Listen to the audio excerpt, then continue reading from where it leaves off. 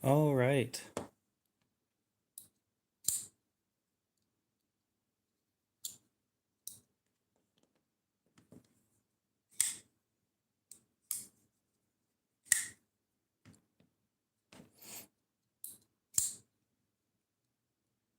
Today we're going to be sharpening my para 3 that I remember I have. Should be an entertaining experience. Marco, what's up?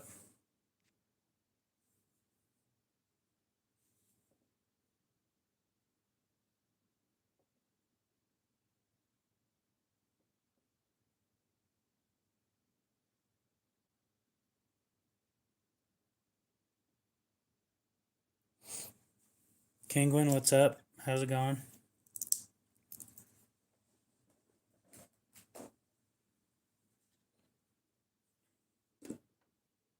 These are options for somebody.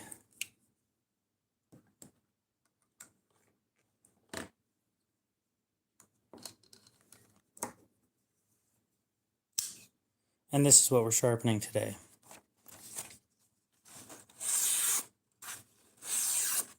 It doesn't need it. Honestly, I should carry it more.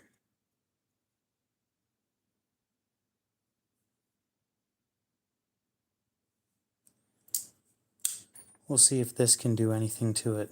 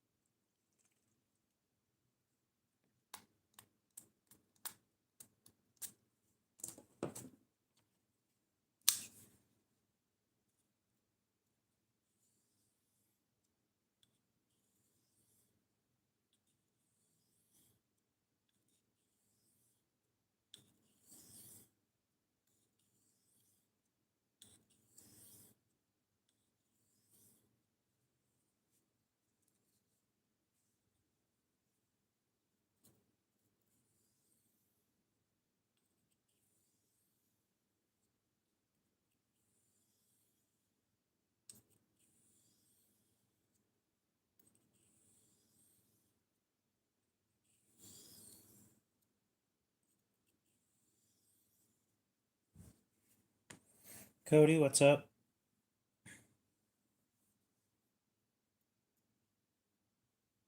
I'm surprised that actually did do something.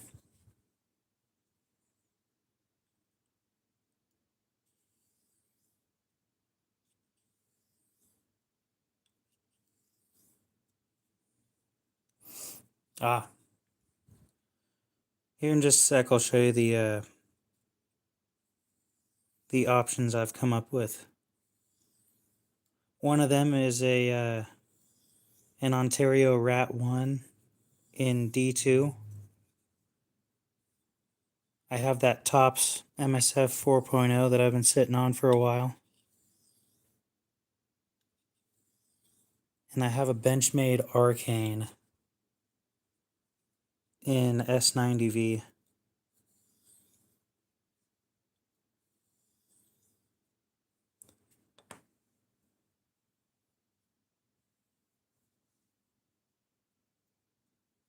Holy shit, that's sharp. Yes.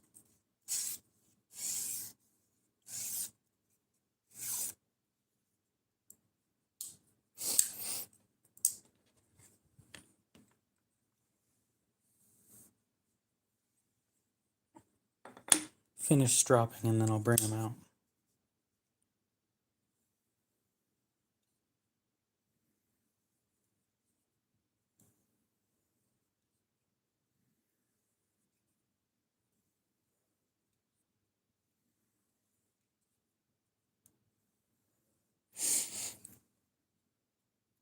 Oh boy. Definitely sharp. Okay. So we got the Rat 1 in D2 for large hands, but it's D2, so it's not fully stainless.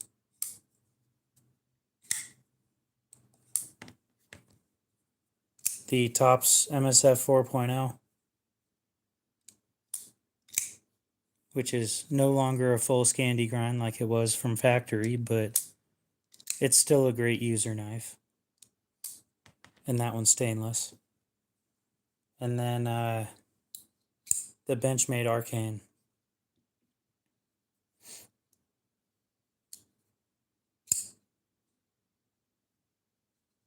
In S90V with aluminum scales.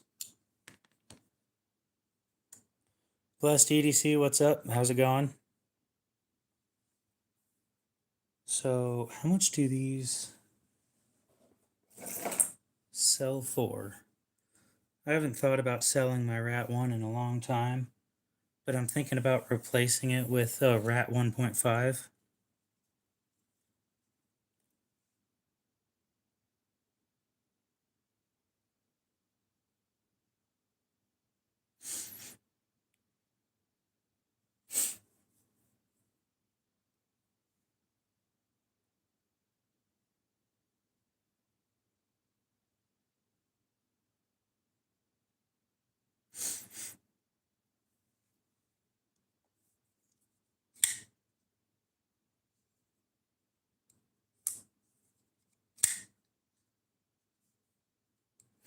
This one will get a little bit of a touch up.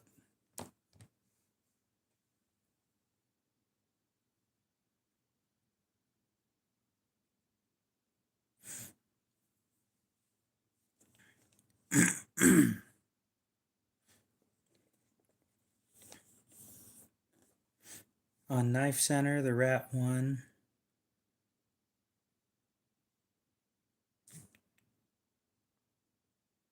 looks like around 40.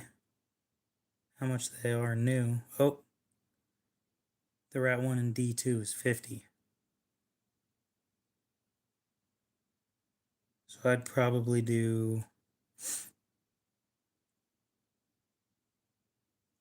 How much are they on eBay?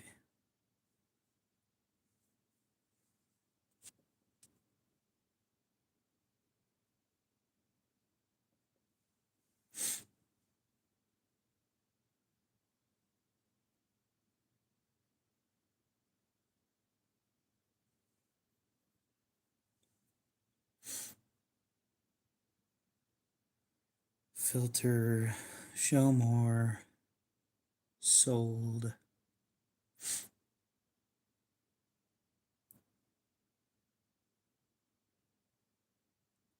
$32, $30. $30's right about what I was thinking. We're looking at used prices, not the new ones. So 30, 80. Jesus Christ.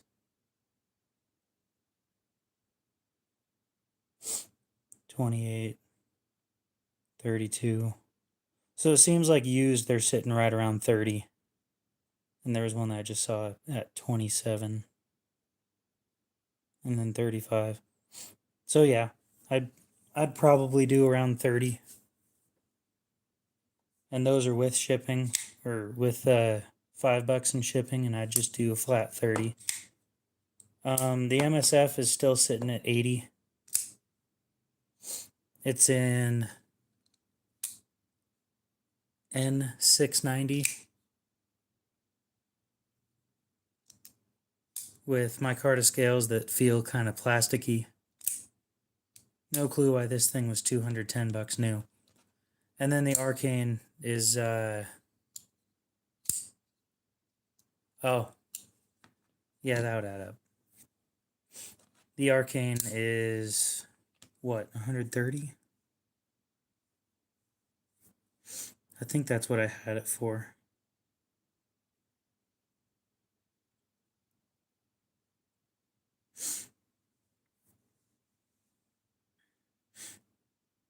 Filter, sold. Damn. Yeah, 130 is about right. 175. 215, and then it goes right back down into the 130 range. And then there's one for 90. But 130 is about right. This one wouldn't come with a thumb stud unless you want to pay an extra 10 for it. That thumb stud makes it really nice though. The rat should, I don't know, so I'll take it apart real quick because I need to clean up some things. I think it does. Yeah, it does. But I gotta take it apart anyway. God, I missed this. I forgot I had it. It was sitting in a box under a box.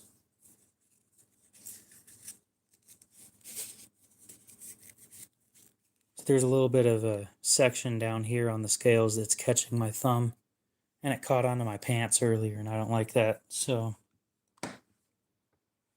I'll be fixing that real quick.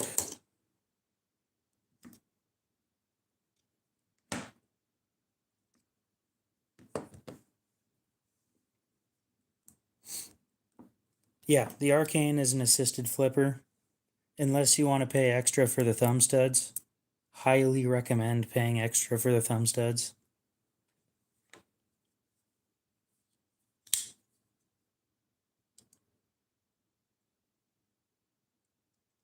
That's not a T8.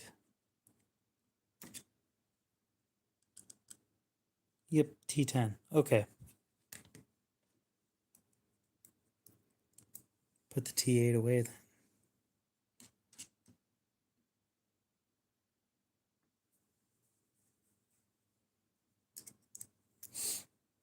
Believe me, I'd be doing that if I could. I know you're telling other people, but if I could be doing it on my other phone, I would be.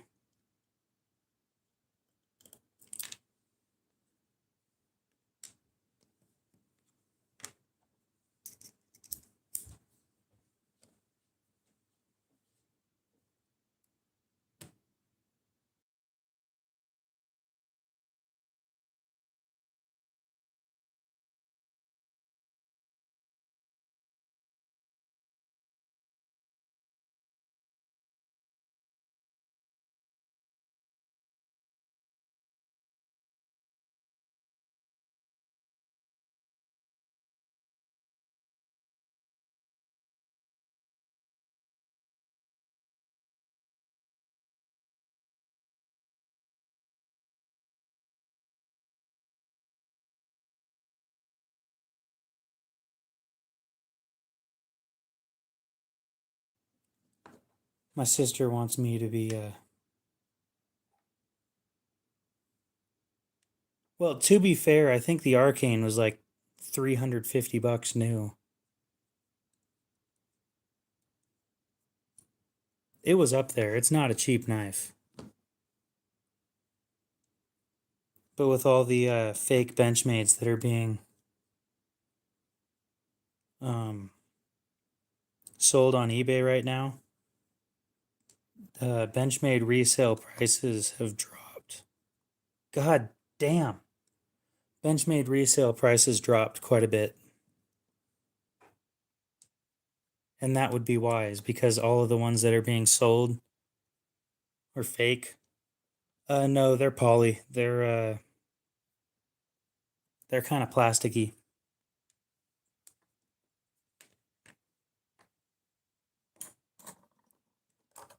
They're injection molded.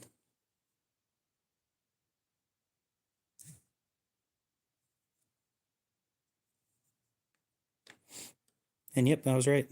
So this one has phosphor bronze washers and nylon washers. So for this,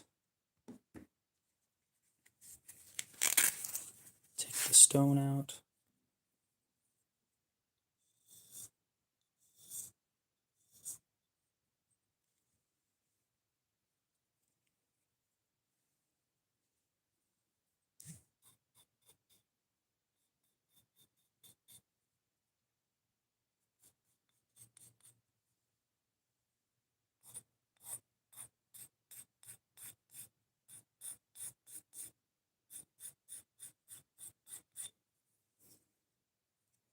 As much as I would love to sell a more expensive knife, yeah, it's FRN or GRN. I mean, same thing, but I think they specifically call it GRN. So, oh yeah, both is actually, it's not like super common, but it happens on a fairly regular basis.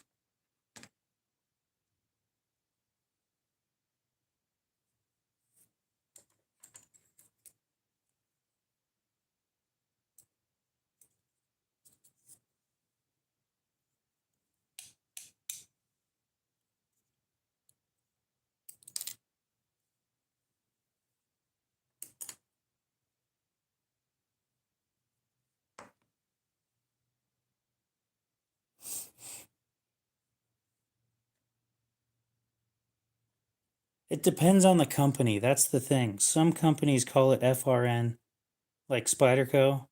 Some companies call it GRN. It's the same shit, but depending on the company, they're kind of picky.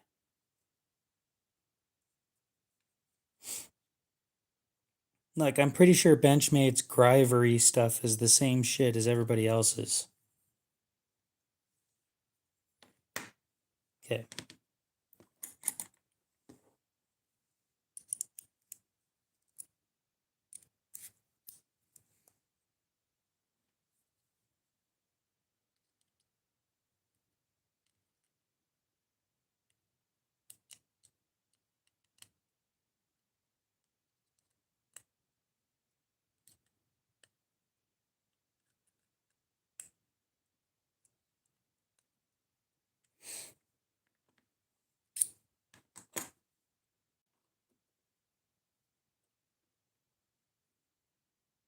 But yeah, that sounds like something I would do.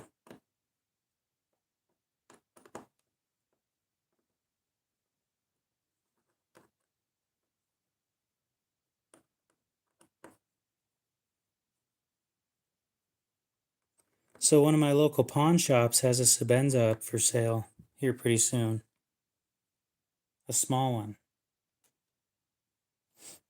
And I like the large one. But the small one's starting to look pretty good.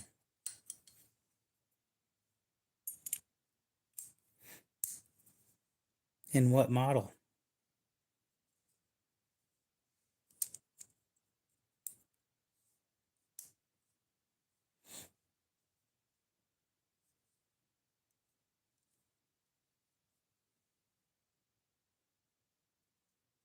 Oh, is that in the Adamas?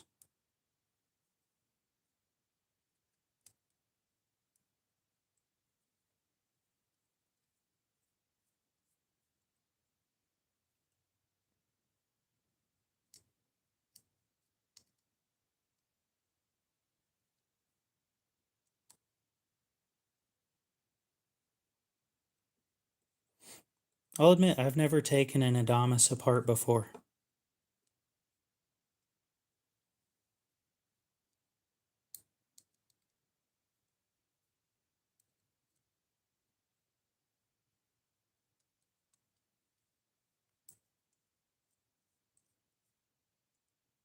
Did it snap?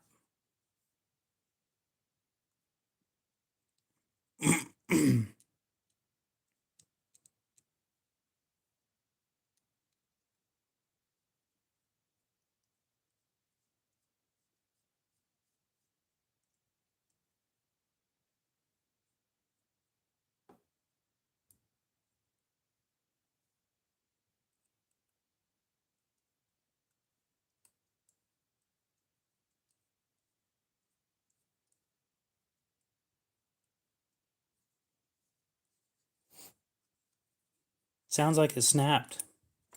How often do you play with it?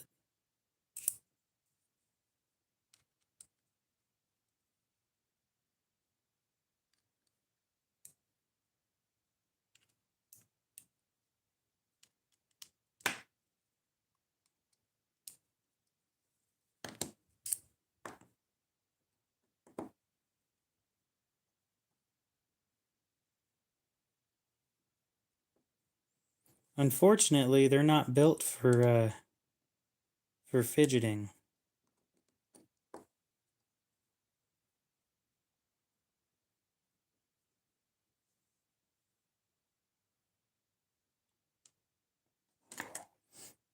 Hmm.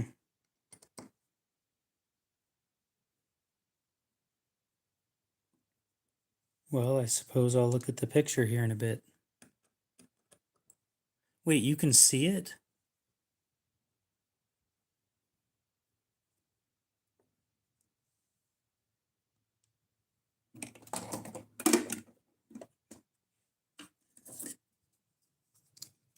I still need to carry this. I know I'm going to enjoy it, but I still need to carry it.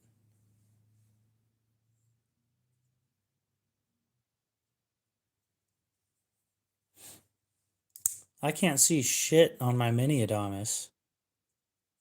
Where are you seeing the springs? Or spring?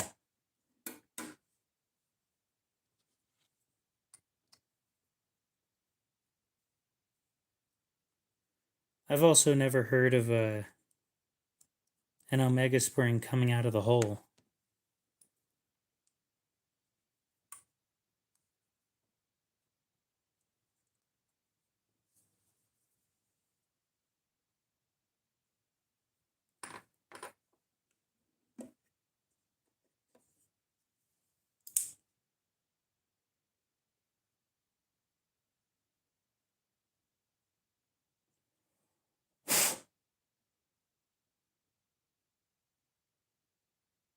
Yeah, I still can't see it from the inside.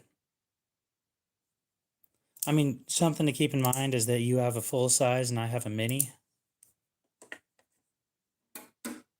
So mine may be a bit different.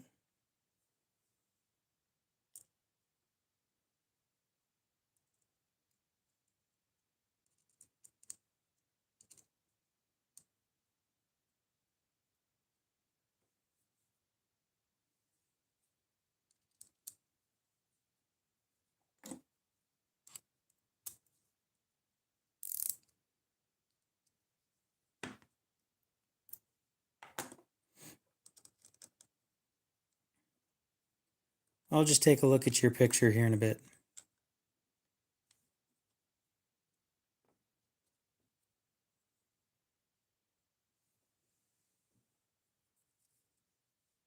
Looking good.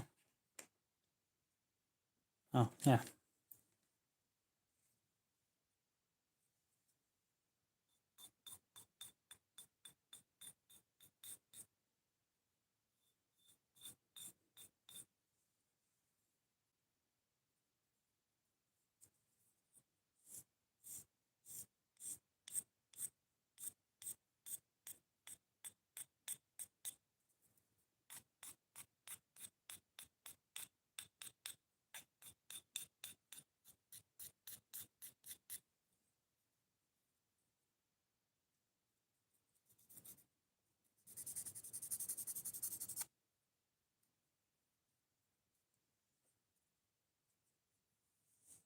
There we go.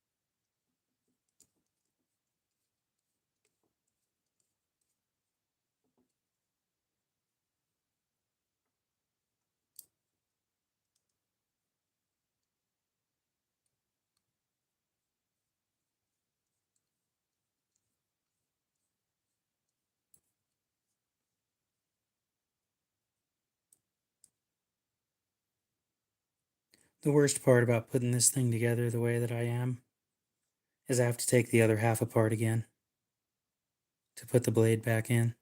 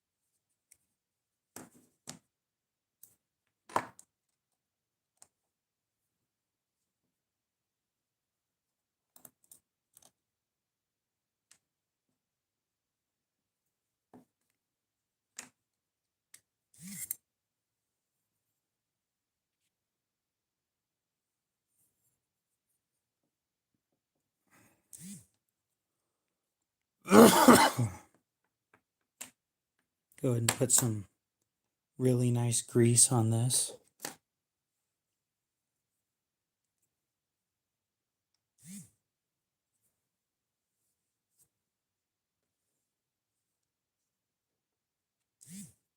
Jesus.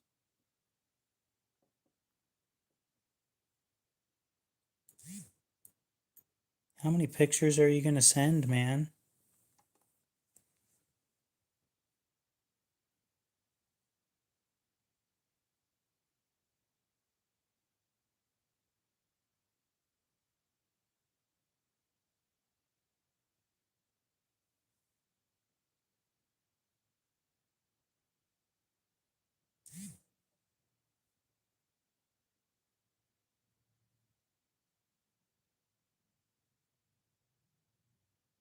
Yeah, I think it broke.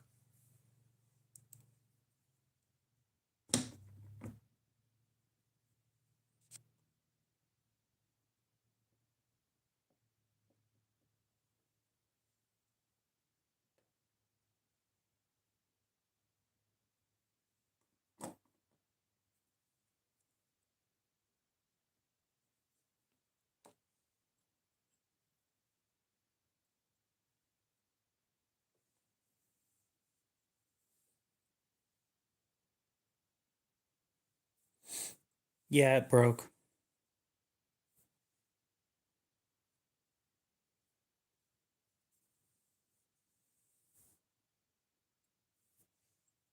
I'm like 80% sure that it's broken.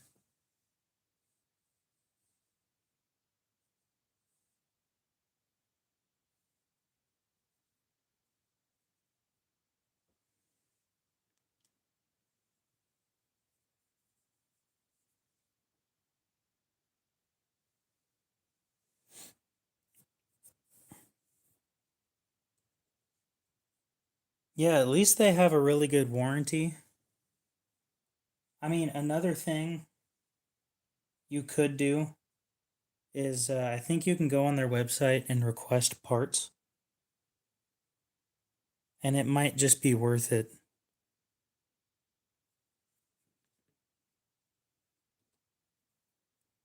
Or you could just send it back and bring up all the complaints that you had about it.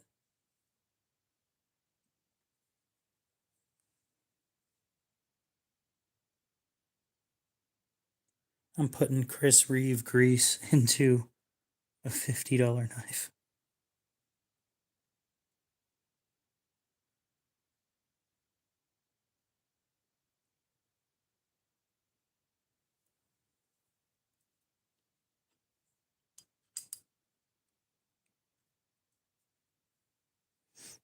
The grease, that tube of grease is $15.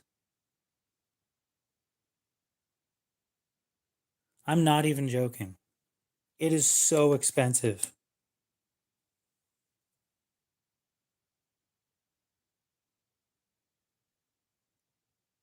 Luckily, I don't use a whole lot of it at a time.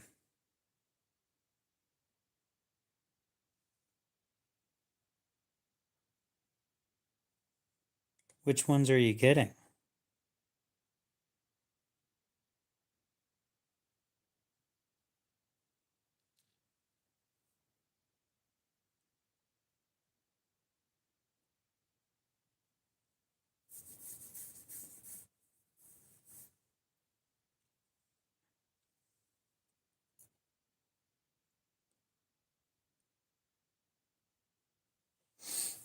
Are you getting the ones from that pawn shop that you were showing me?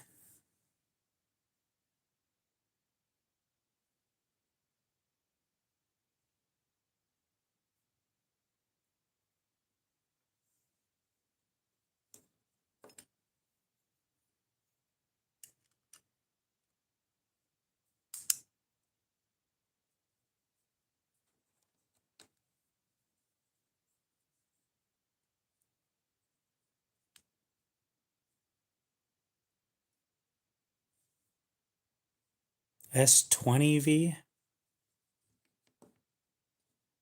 You know, I've heard that steel a couple times, and I'd never thought anything of it. I thought people were misspelling S30V.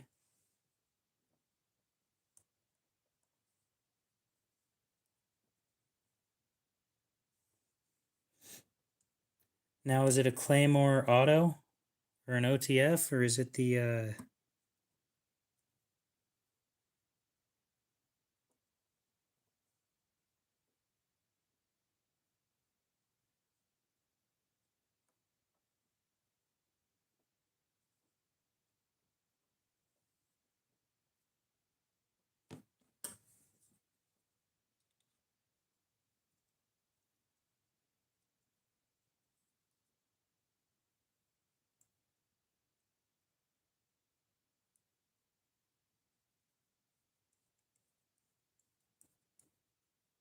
'Those things feel really cheap to me.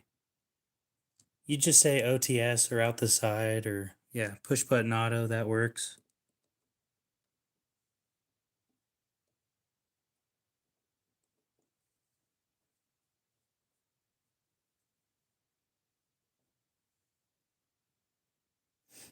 No, they feel cheap because of the material they use. It's not.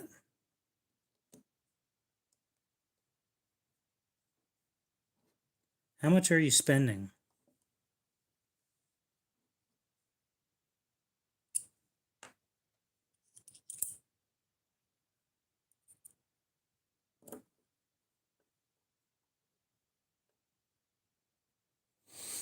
$140.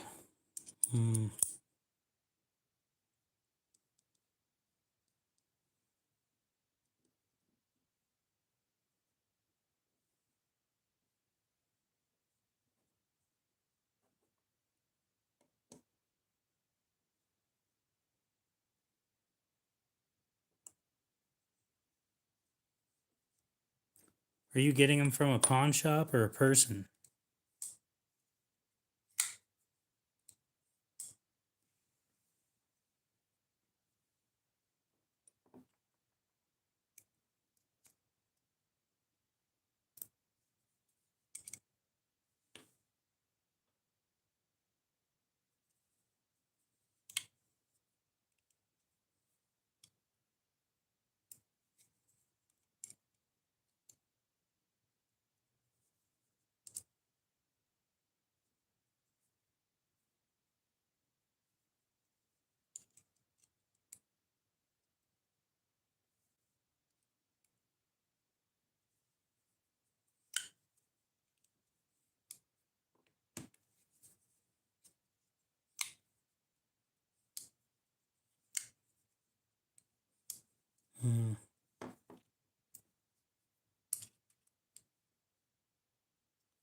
I don't know, man.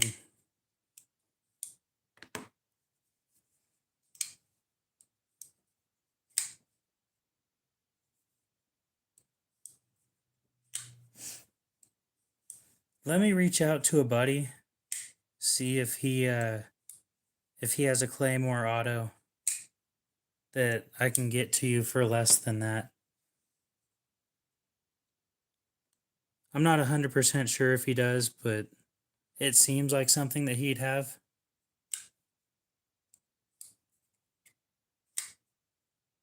Oh.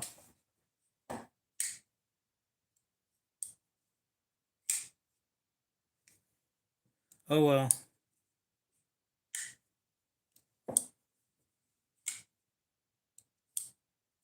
True. Did you put him on layaway for months? Jeez. I think the longest layaway I did was 3 weeks. Maybe a month.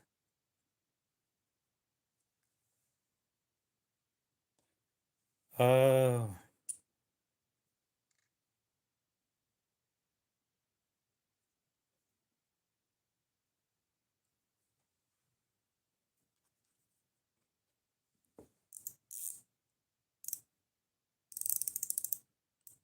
I don't like doing layaway.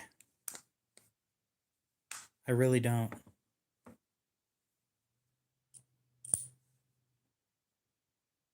I try to have the least amount of debt possible.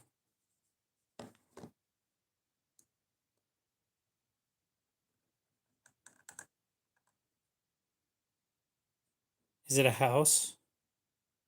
Chris, what's up?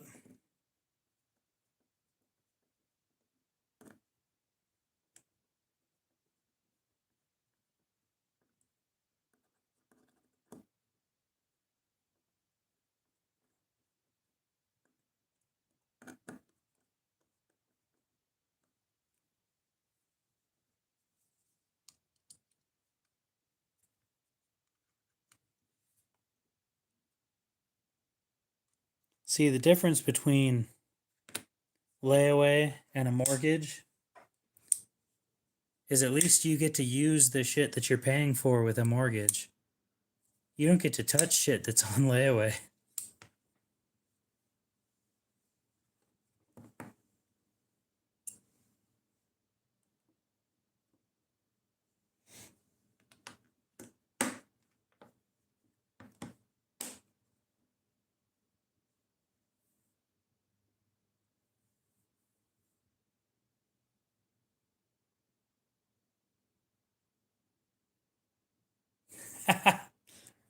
Yeah, I don't sell Chinese clones. I do have 2 clones in my collection. One of them I purchased before I knew that Benchmade was a company. It was really early on in the collection. And then the more recent one was a Strider. That one I did for a couple of reasons, but I wanted to see how they feel, and I hate them, so I will not be buying a Strider. But I also won't be selling it because that's just not how I do things.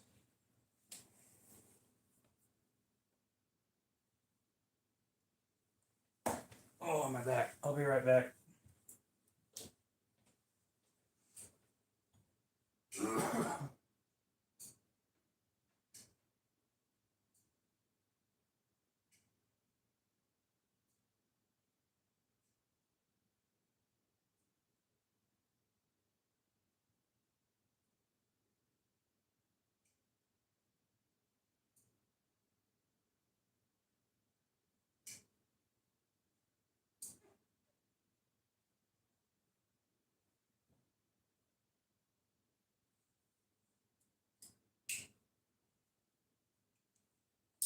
The lock stick on these things sucks. Oh yeah, and I've got the Nkosi clone, but I don't know where that went. That one's like gone.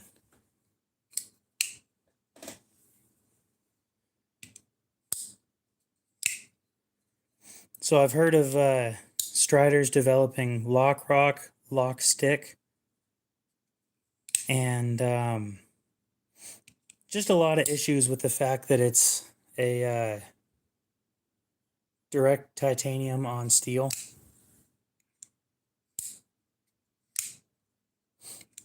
No, I don't. Any clone that I have, I don't resell them.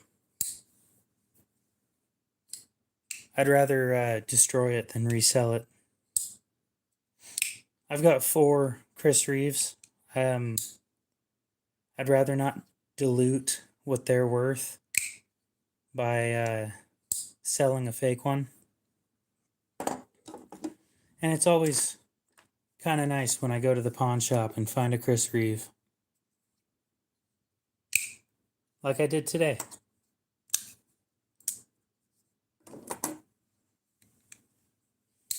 But yeah, I've got a bunch of real ones. I don't really need a fake one. Although I do need to sell a couple of them. That small Nkosi is digging a hole in my wallet.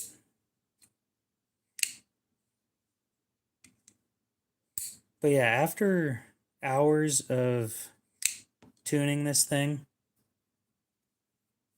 and flattening the inside of this scale, it's finally halfway decent.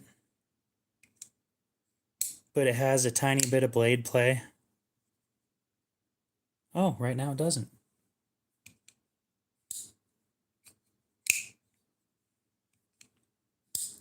It sucks because I had this thing flickable. It was so smooth, but every once in a while the lock would refuse to. It would have lock rock every once in a while. So I decided, well, I'm going to fix that by pushing the lock a little further over after taking it apart. And I did that, and then it got lock stick really bad. And then took it apart again, then worked it and tightened the pivot just right. And it takes so much to get these things perfect. And if the real ones are anything like this one, I don't want one. It's so much hassle for not much in return, especially with how much they cost. You know, when a full custom, this would have been a full custom if it were real. And these would be about, the last one of these that sold in this configuration was $995. Something else I noticed, and the reason why I took the pocket clip off,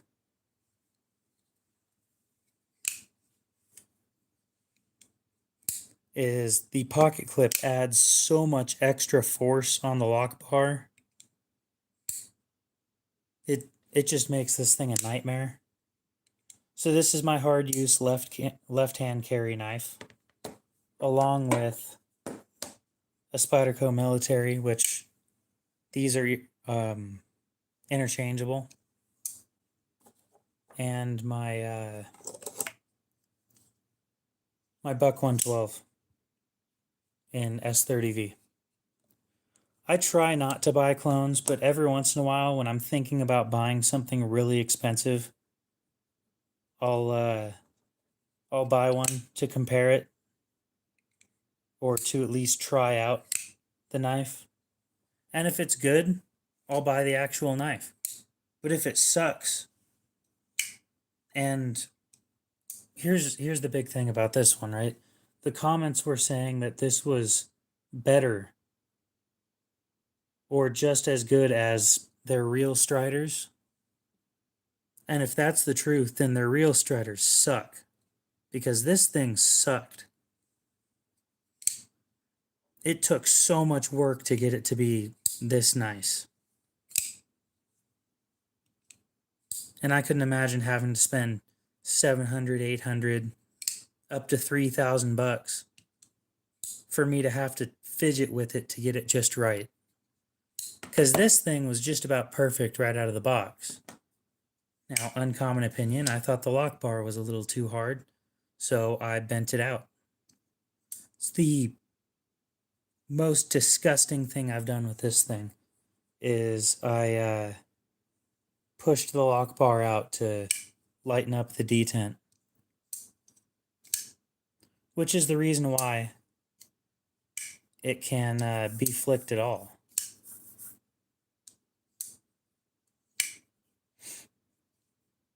And it didn't do much, but it did enough for me to be happy. This thing's a pile of shit. And again, I've said this multiple times already. If the real Striders are this bad, I want nothing to do with it.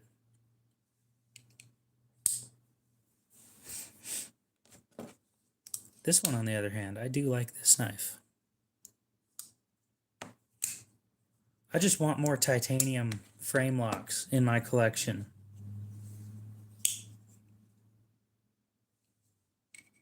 That's the big thing, is I like titanium a lot.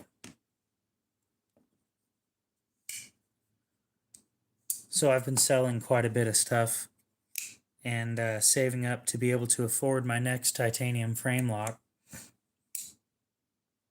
But I don't like the titanium frame lock with G10 front scale or some shit.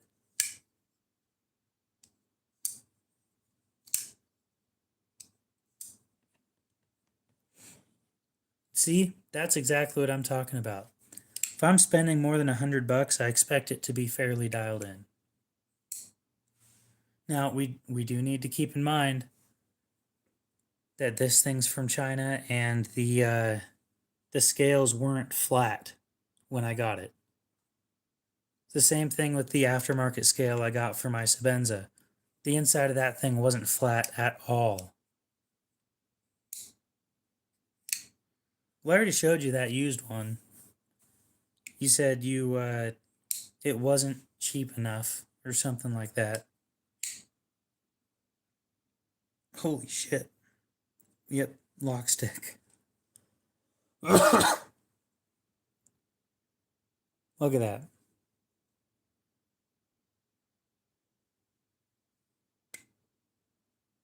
That's how it usually sits.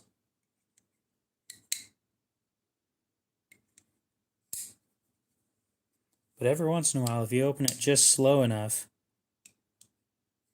it goes as far over as possible. And then it gets some nasty lock stick.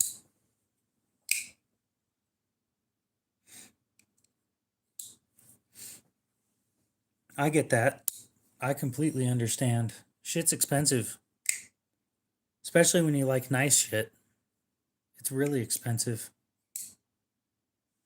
Have you looked into the complaints on those things, though?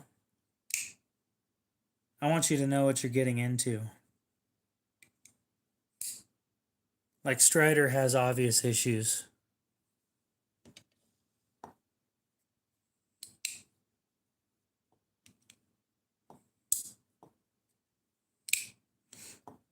Everybody knows that these things get lock rock. And they get lock stick really bad. Yeah, I think they have somebody on Reddit complained about them having lock rock, which is something to think about. I don't know if it happens often. I just know that one person complained about it.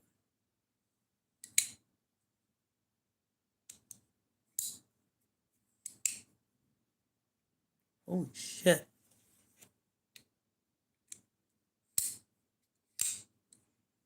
But as a hard use knife, this probably wouldn't be bad. This one's in D2. At least they claim it is.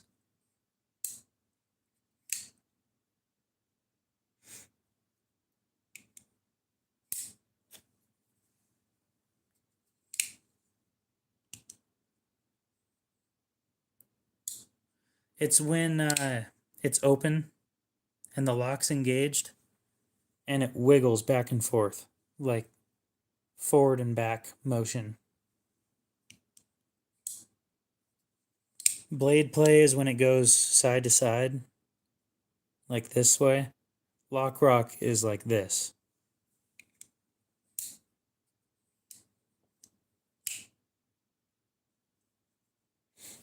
That's how this one was.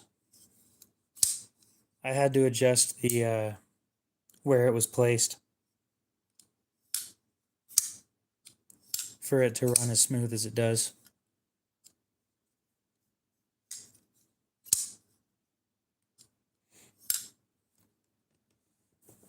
You could, but I don't think it'd be covered under any warranty anymore, if it was to begin with.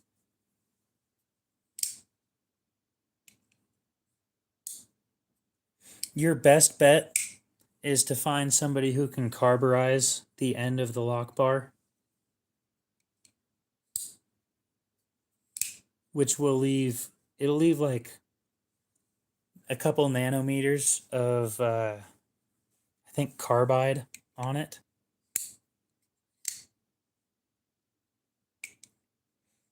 Or the machine to do it's like $250 if you're willing to drop the money on it.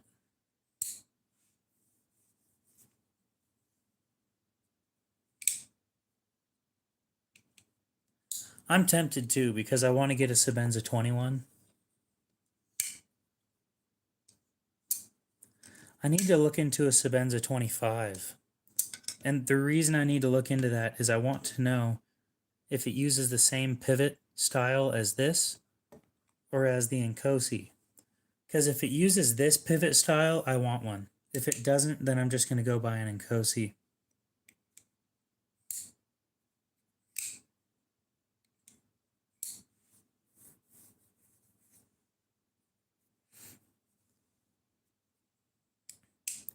You actually risk snapping the frame lock. Every time you take it apart to bend it, every bend that you make risks snapping this section right here.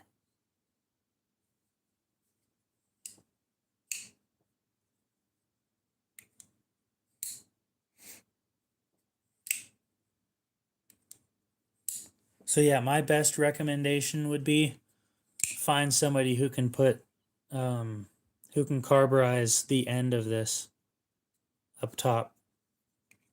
It'll prevent lock stick.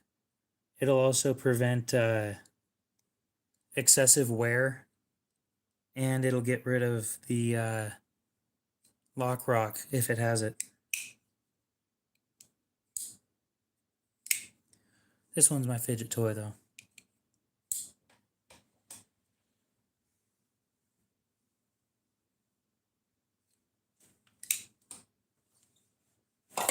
It's the kind of fidgeting that you shouldn't do with a real Strider because of the titanium issues.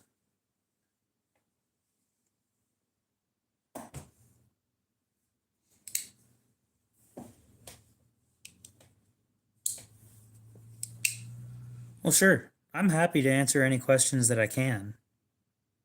Sometimes I just can't answer the questions, but most of the time I have some sort of knowledge on knives.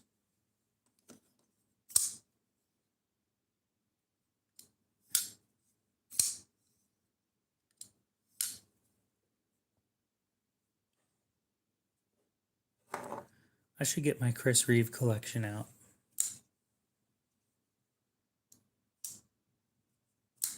I put them all away because I didn't want the boxes getting stepped on. The house is a disaster right now.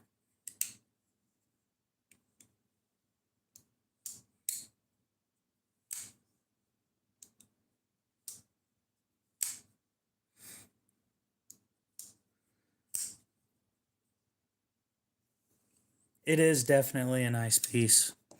It's pretty inexpensive too. $100. 14C blade though. This one has a good heat treat, probably right around 62 HRC, based on how it felt while sharpening. So I'm pretty happy with it. A lot of the 14C that I deal with is like sub 60 HRC and just not very impressive.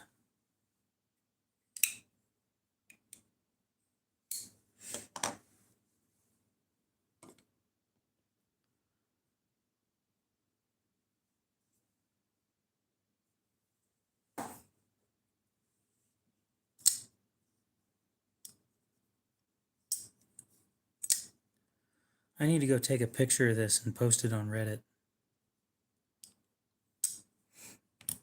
It's a cubitidius, Tityus.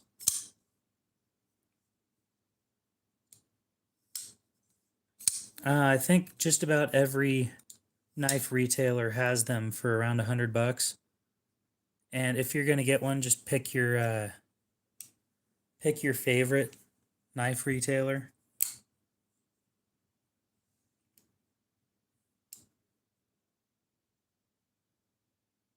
Yeah, your spring snapped, dude. It's not supposed to look like that. It snapped in a weird spot though. Usually when the Omega springs snap, they snap at the bottom of it. And yours snapped. Let me grab. Yours snapped up here. When they usually snap down here. So you'd feel the difference, but you wouldn't see that it was broken. Yours, you know it's broken because it's not showing. It's sitting back here. Well, that's unfortunate. Lucky for you, that stuff's covered. And if you're willing to be without it for a couple weeks, again.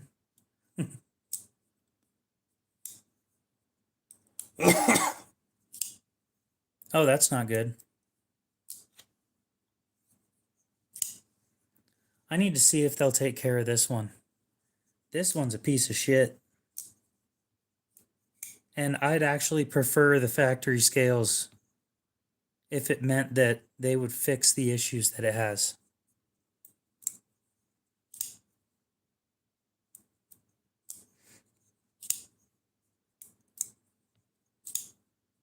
Like, I don't care how cheap it feels anymore because I know it's a good blade steel. I know it's a decent knife. The problem is there's so many issues with this specific model, and the only reason it's working halfway decent is because I put Chris Reeve lube on the blade.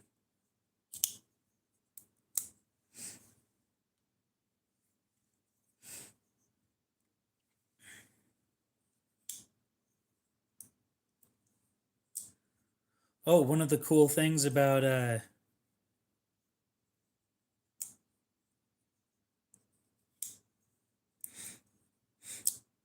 one of the next purchases I'm making is a Rat 1.5 in MagnaCut because they heat treat their MagnaCut pretty good.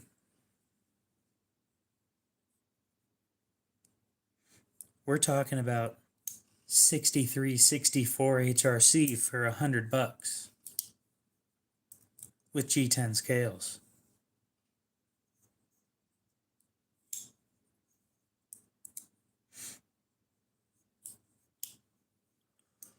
I'd just send it in, to be honest.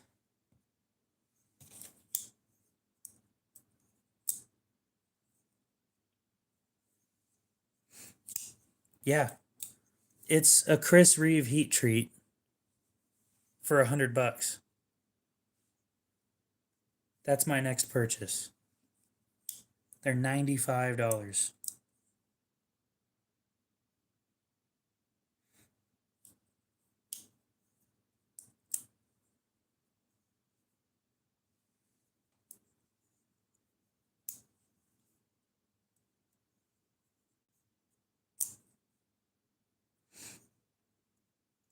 I think you can order spare springs from them for free. This is a good looking knife though. 3 1/4 inch blade. So it's not huge, but it's not small. It's like right in my sweet spot of everything I've ever wanted, except it doesn't have titanium scales. And I can overlook that for the fact that it has a good heat treat.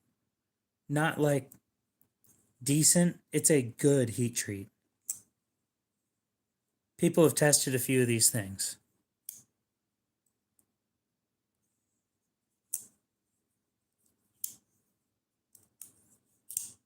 Well, why'd you swap accounts?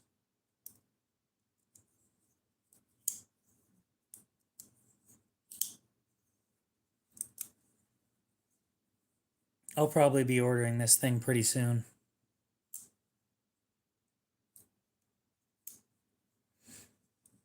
Ah. I'd be pissed if I lost my YouTube account because I got a new phone.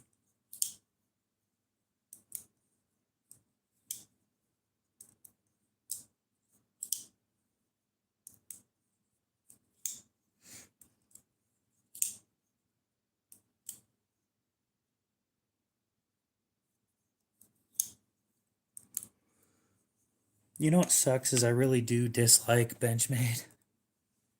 But I have so many of their knives. I do have a favorite of theirs.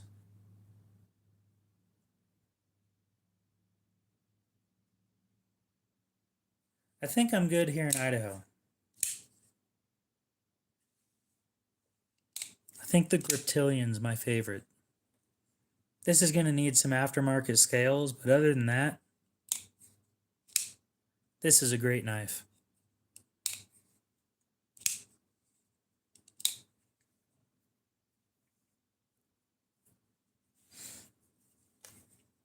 How much money do we have on the table? I used to do that all the time. Need to sell this too. Now this is a heavy use knife.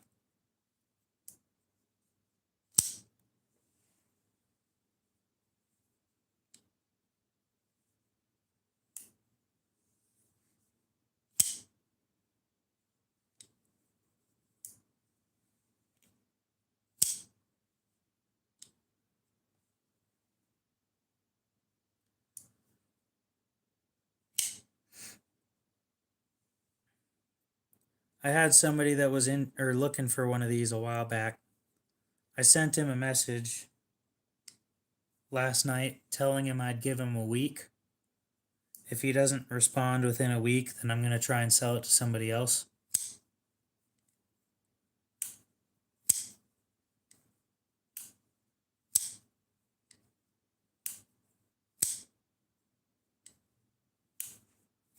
I'm wanting about $250 for it. They're kind of hard to get. Brand new, they're selling for $400. It's not brand new or anything, but overall it's in decent condition.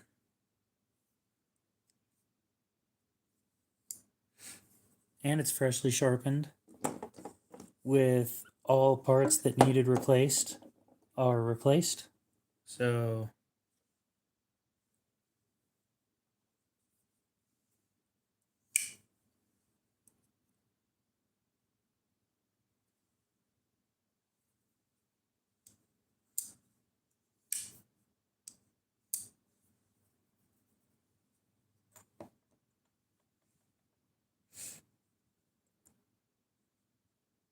what is $20 able to get you? I wouldn't mind a scapegoat, but I'd prefer a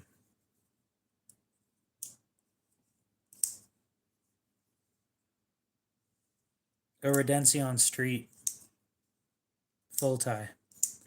$20 would get you this.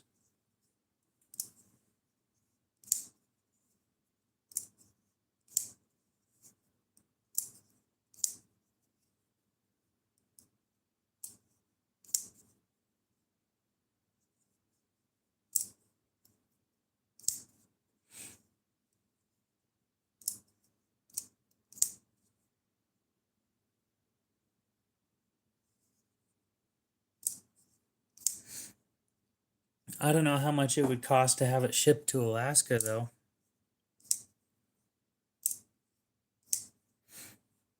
But I'd try and keep it to as close to 20 as possible, with shipping included. If shipping's like $8, I might have to raise the price by like $1.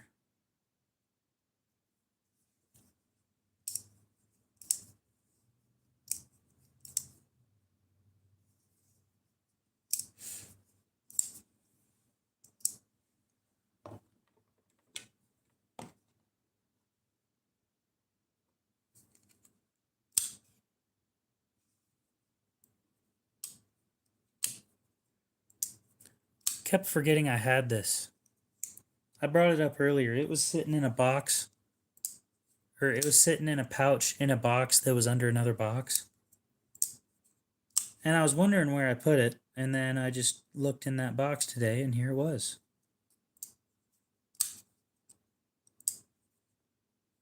I need to get some titanium scales for this one too. Get me some Flytanium Lotus scales. I don't know if I would trust Amazon with any knife purchases, because they don't give a shit and they will resell the fakes. So when somebody buys one and then they take the real one and then put a fake one back in the box and then return it, they just stick it right back on the shelf.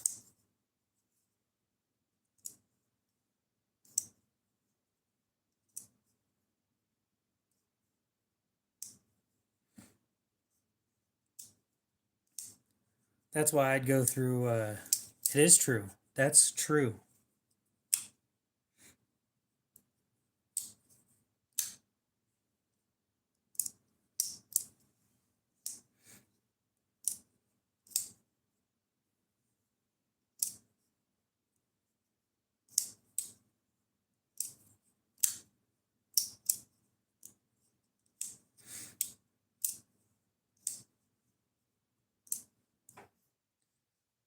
I think I've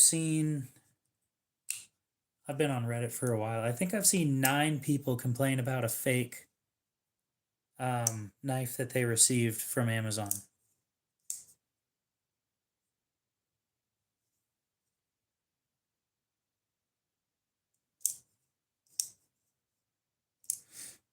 So that's why I don't buy knives from Amazon anyway. And the ones I do, I was just thinking about it. I forgot what I was going to say.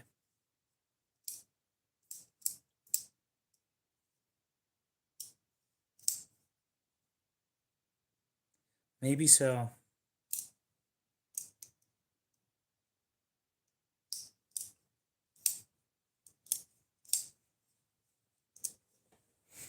You got no credit? I don't take credit cards. I take Cash App though.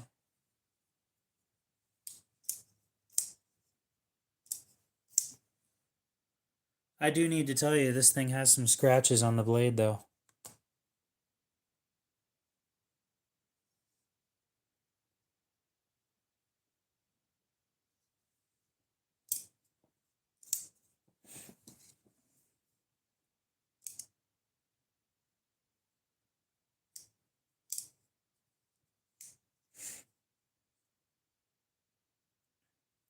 Hey Cody, have you heard of an account on Facebook called, I think you commented on one of their videos. I don't remember what the account was called, but they're advertising counterfeit knives on a website called Gel Shadow.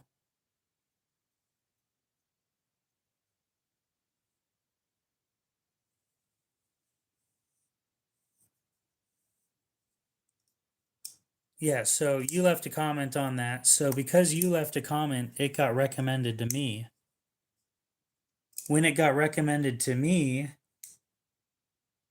I watched it like once or twice.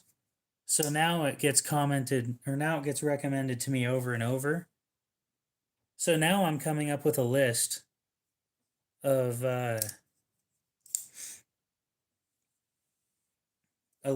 links on their website that lead to counterfeit products, and then I'm going to send a mass email to multiple knife companies to see if they can send them a cease and desist. Maybe get the website shut down.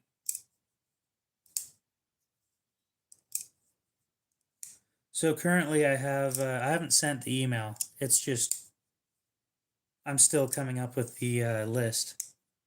But I have AKC, Benchmade, ProTech, Microtech, K-Bar, Cold Steel. They have a lot of fakes. Midgard's Messer. There are so many fakes on that website.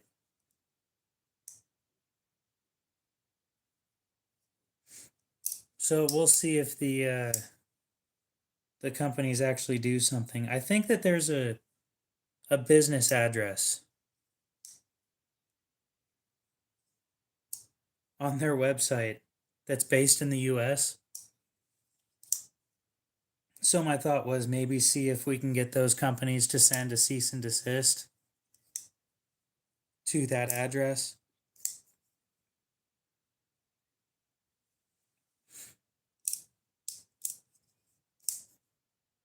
We'll see what I can do. Might just make a video on it. I only have Cash App. It might be an empty lot, but we'll see what we can do. It might be a P.O. box.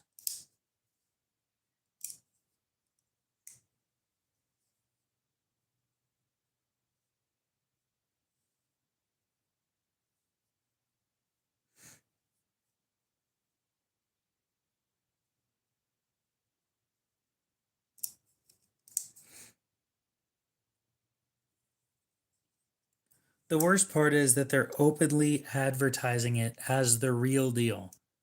That's my problem with it. I understand that you can, they're fake, but they're advertising them as if they're selling the real thing for $40 when the real one's $300. It costs them about $15 to have them made.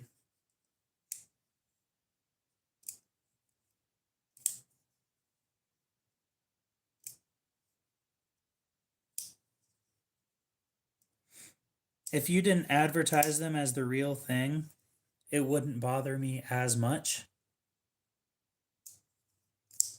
But because one of the videos I watched literally said that Benchmade is charging you too much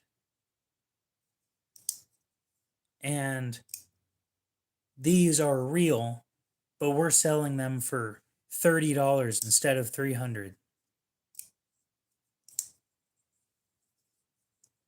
One of their videos literally said that Benchmade themselves is charging you too much, but we'll charge you less. Palmer, what's up? Haven't seen you in a bit.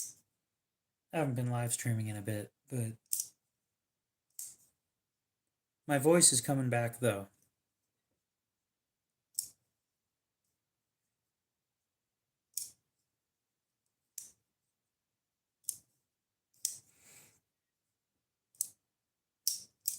I do my research on the Benchmade ones. I can tell if they're fake or not. The Bucks, no clue. I wouldn't have a clue.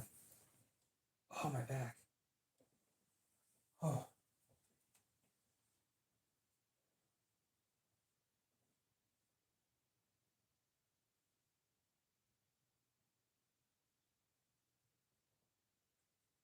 Meow. What's up, cat? I'm gonna let you in here for a minute. Come on, just a minute.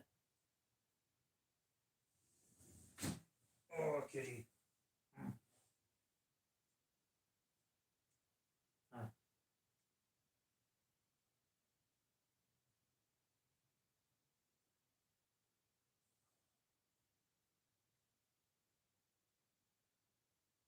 What's the kitty doing? Oh, kitty. No. I want you leaving this area.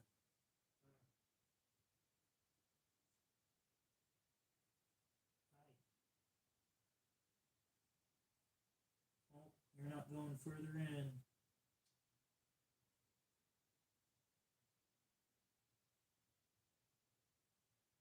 I'll go take care of your water here in a minute.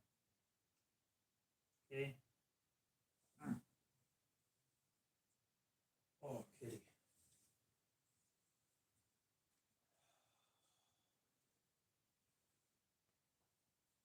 Would you quit stabbing me, please?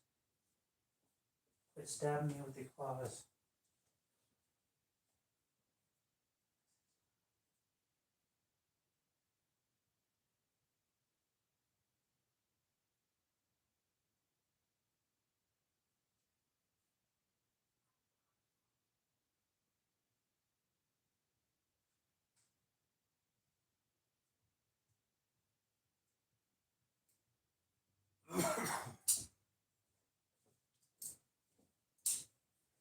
Well, now she's gonna stop meowing at the back door at least.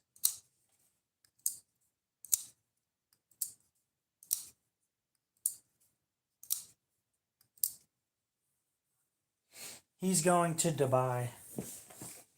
Or Dubai.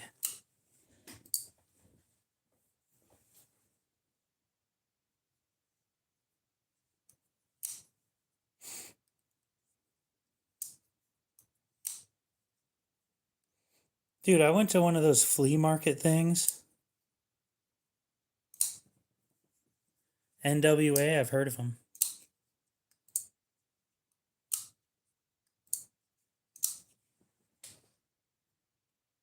I went to one of them flea market things and I found the most beautiful knife. Y'all know my profile knife. The profile picture knife right here. What the fuck?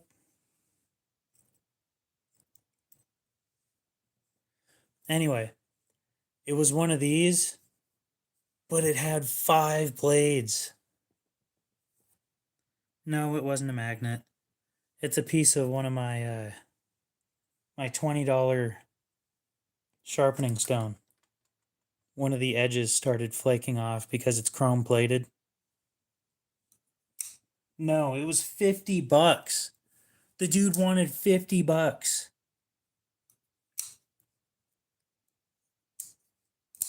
$50 for that shit.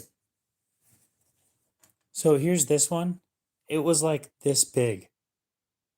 Not even kidding. It was like this big, the size of a small pie. Or maybe that's not the right way of going. If you guys went to Costco a few years ago, the Costco muffins, it's the size of one of those. It's huge. And yeah, $50 was too much. If it was like 10 or 20, I would have bought it. I would snatch that shit up because I had to show you guys. It was hilarious. The best part about it is instead of opening up straight like these, all these blades open up straight.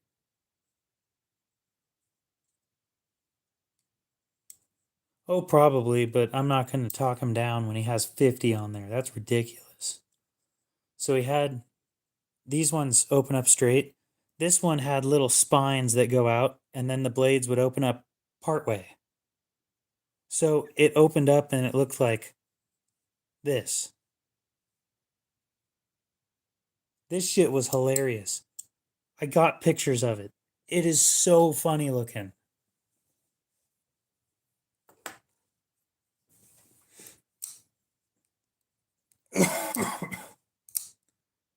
Well, I didn't want to talk to the guy because he was selling a whole bunch of fake shit too.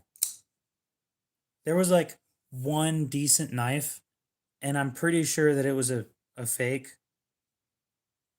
So I just didn't really want to talk to the guy. I'll send you pictures later. I might post it on Instagram too. I know I posted it on my story on Instagram, but those don't last very long. No, I didn't even talk to the dude. The dude was really scummy, the way that he was talking with people. I don't talk to people like that. I tend to, because it kind of irritates me. I have a 1 plus. Dude, I sharpened this shit last night. It is so fucking sharp.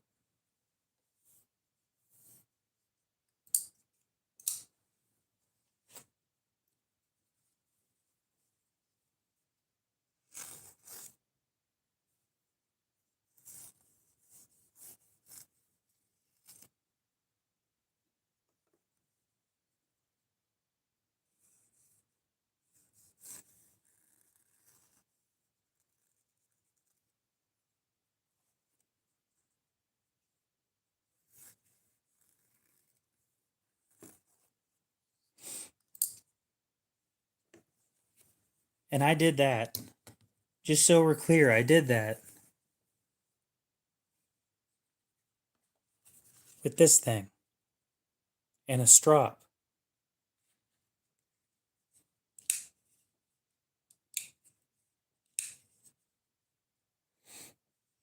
Well, I already told you I have a 1 plus. I don't have a Samsung or an iPhone. So this tiny little I spent $7 on this stone.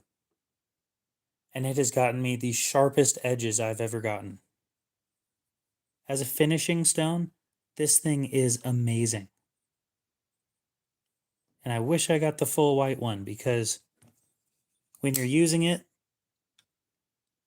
it's just so much easier to see a shadow underneath the blade when you're looking against white instead of against black. I'm definitely getting another one of these stones. I should probably get like 2 or 3 because,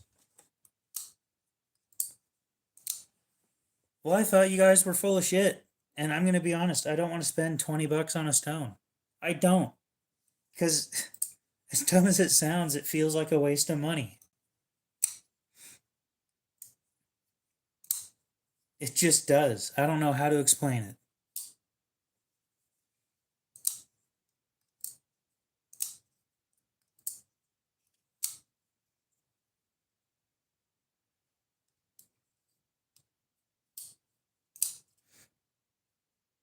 God, I missed carrying this.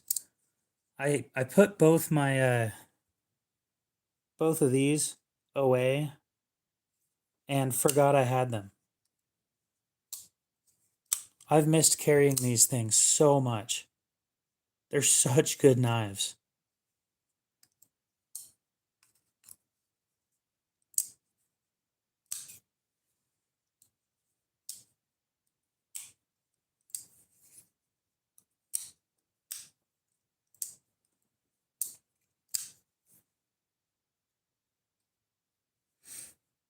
I'm going to use this more often. I want to see that patina show up more. And the only way I can do that is by carrying it.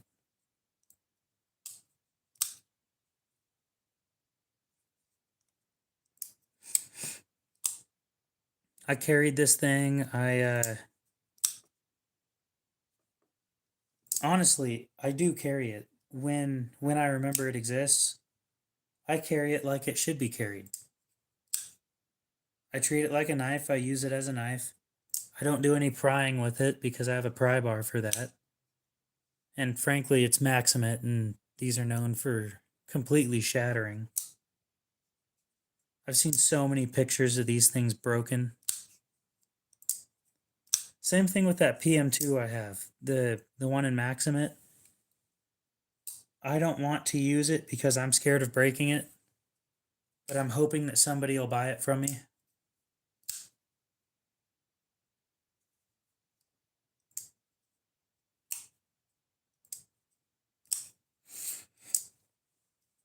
If you already know how to sharpen, the small stones are pretty easy to get a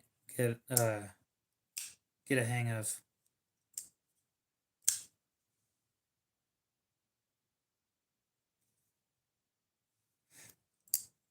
I think it took me about 2 hours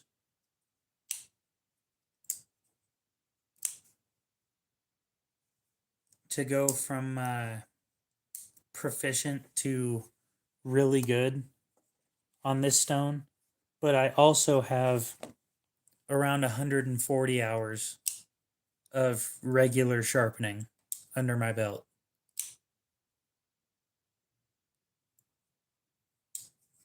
Oh, I get it. Holding a consistent angle is hard.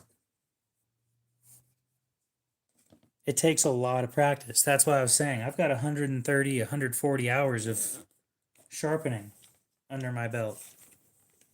Most people don't sharpen that much. And I'll be honest, I've slowed down.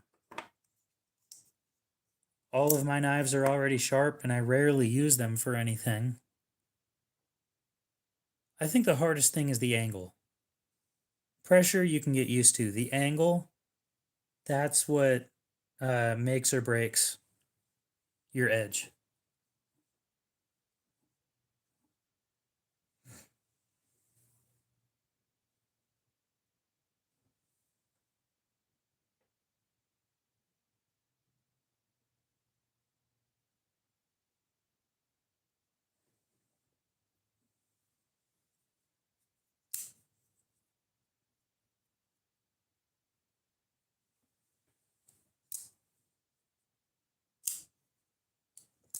I think I've got like 30 or 40 on the table.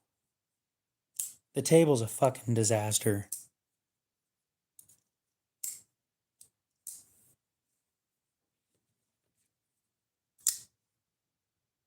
I might be getting rid of this thing soon. I finally found somebody who's interested.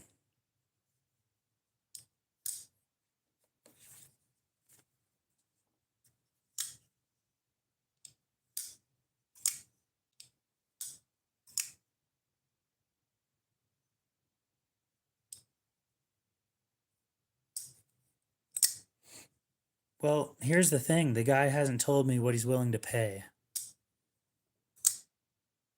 Currently, I have it priced at $675.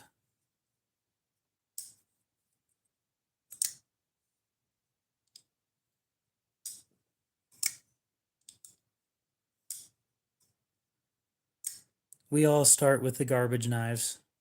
It's okay. I kept a couple of my garbage knives just to make sure that I remember where I came from. From a pile of shit. That profile picture knife, I keep that because it's iconic at this point. And I'm pretty sure you guys would be shit, I've got more than 7 knives on screen. See, y'all are missing a lot of shit because I have my phone pointed the way I do. If I go up, like, this is just knives. Knives. There's a shit ton of knives over here. And then just trash for the most part with more knives. It's all knives. This is just the stuff that you guys don't see and why it takes so long for me to find something up here. That's why.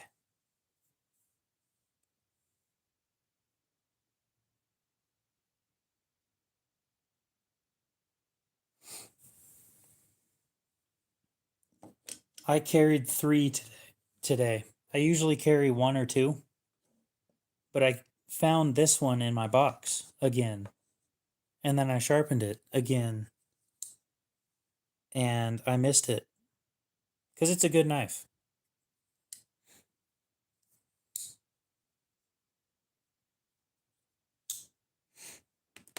Be sure to price check around, because you want it to be just $100, at least as close to $100 as you can get, because then you get free shipping from most places. Be sure to check their website too, just in case. You might get a better deal somewhere.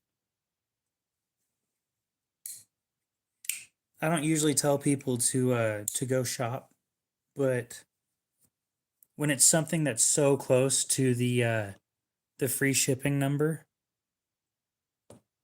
then it's you want to get it for as cheap as possible while still getting that free shipping. And this is the box they come in.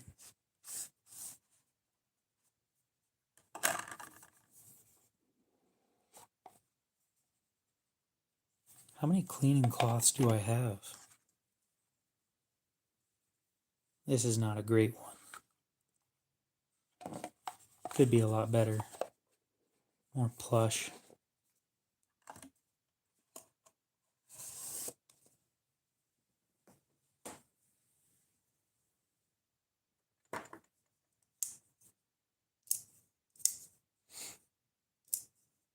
Yeah, I just use that US General box at the moment. I had it clean a while ago.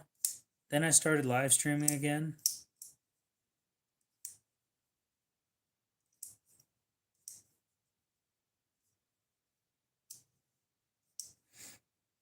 Yeah, I always recommend, I don't usually say it because it just, I don't think of it, but I always recommend looking around at prices. You never know.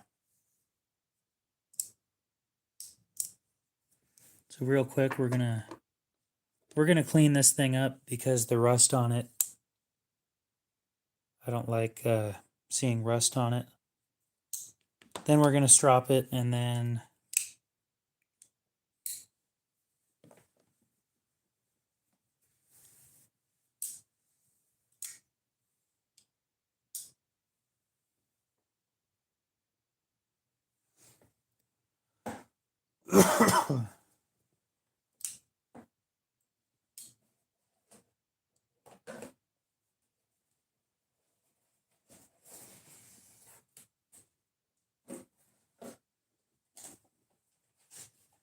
does anybody know it's a mini sod buster? Does anybody know anything about cases, warranty?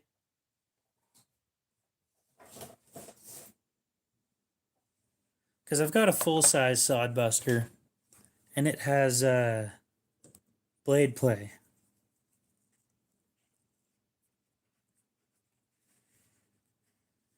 And I'd rather not destroy the scales trying to press the pivot to make it tighter.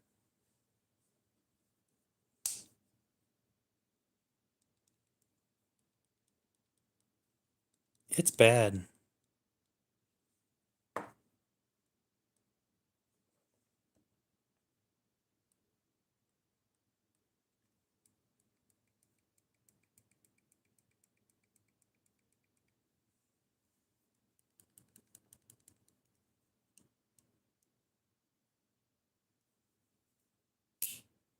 And I know why it's like that. It's because somebody was prying with it.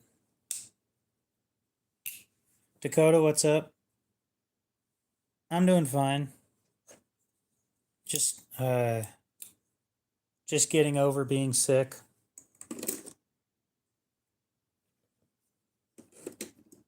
Thinking about having dinner soon.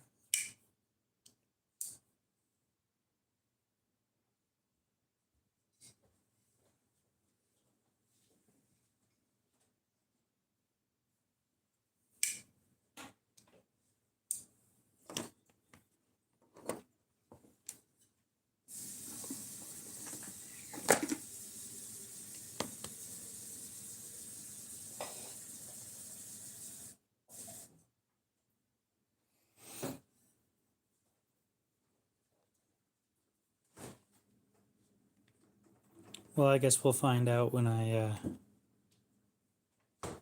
send them an email. If I send them an email.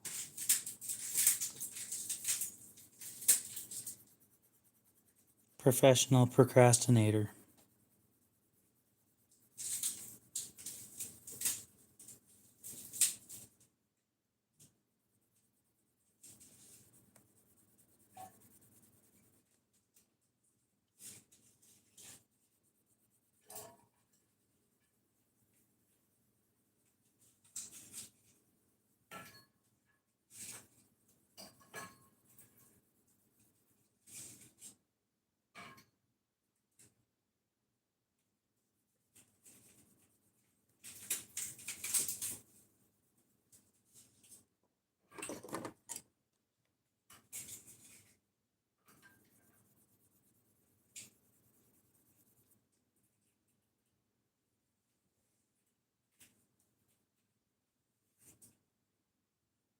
Oh, yeah.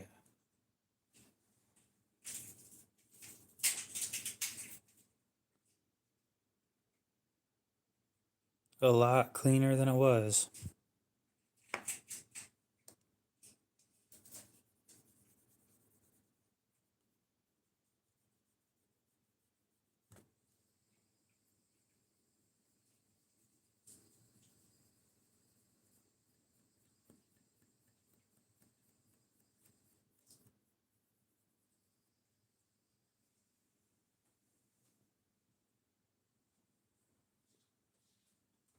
We'll do it sometime next week.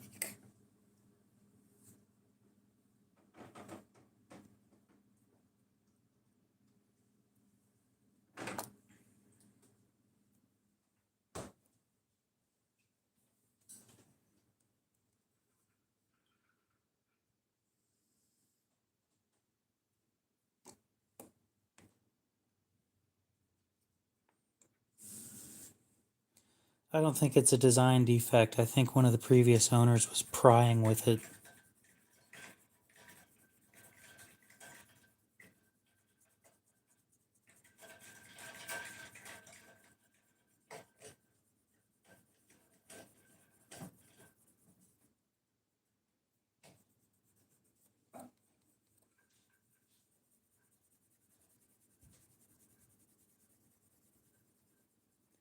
I got to be really careful with this thing.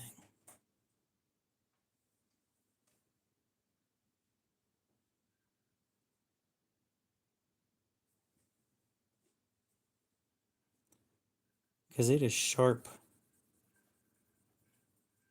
I know, because I sharpened it yesterday. It's stainless polish.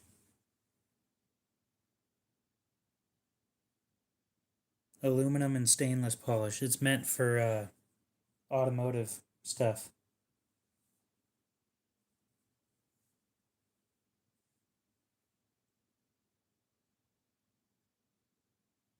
I was just tired of all the rust.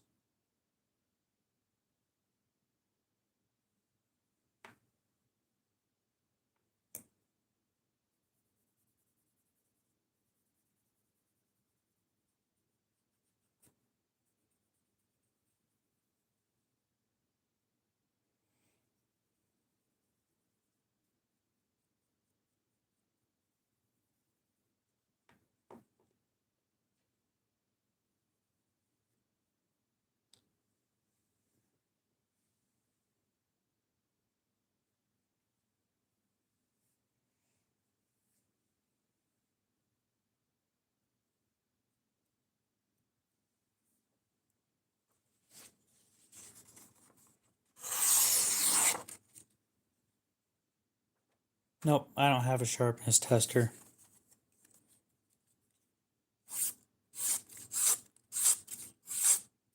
I should. I should resharpen this. Up towards the tip isn't very sharp.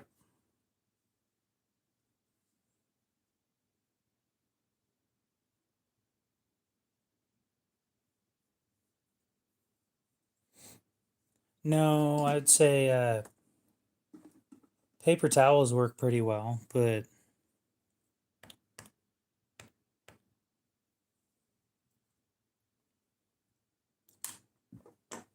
okay. I do strop. I do between 4 and 6 passes on the strop once I'm all done.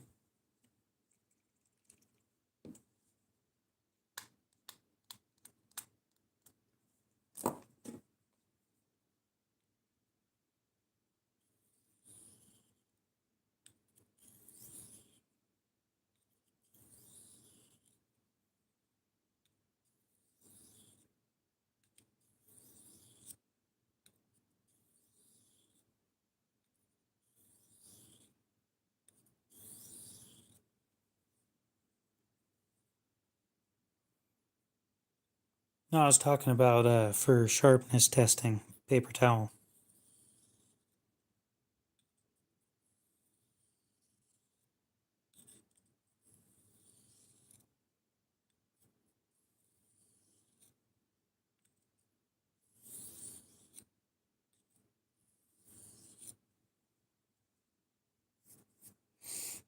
I have never cut myself sharpening like this. Nope. I'm waiting for it to happen. It's going to be a bad one.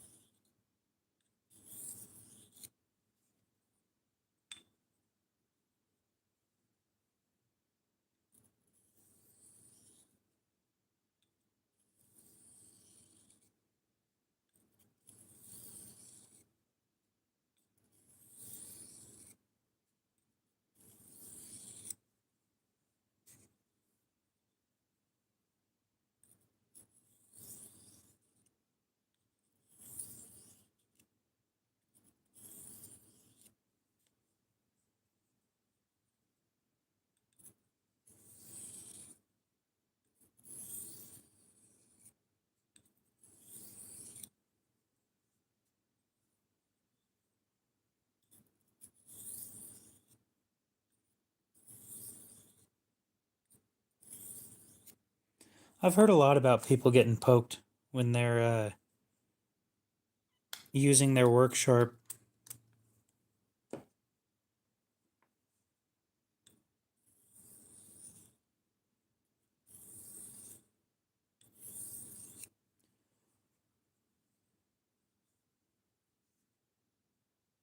Yeah, that's probably what would happen.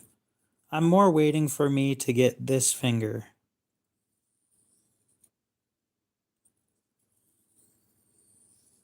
Because it's about 1/8 of an inch away from the blade. Now, I'm not pressing super hard or anything. I just do a lot of passes instead.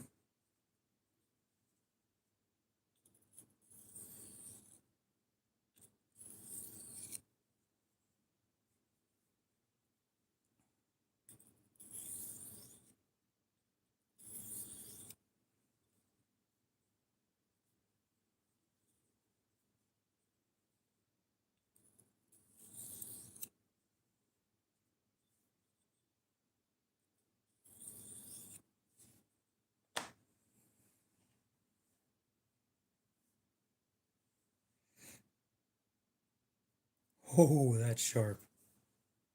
Ooh.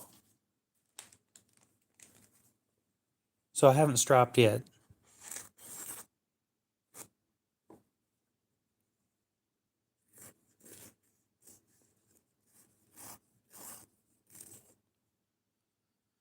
That shit's sharp.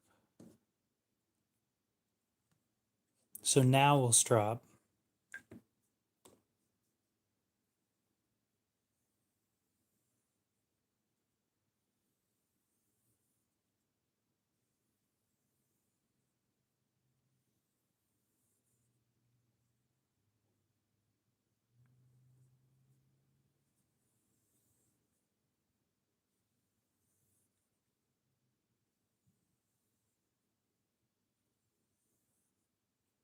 I'd hate for this thing to get closed on a finger. That'd be brutal.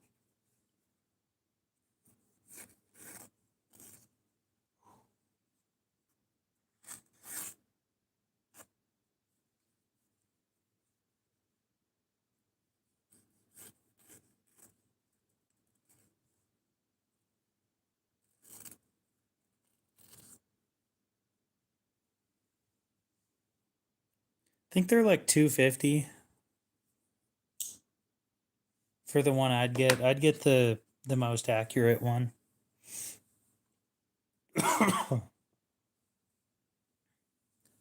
The most accurate one that Bess offers anyway. I'm sure I'd be regularly hitting under 100 on those things though.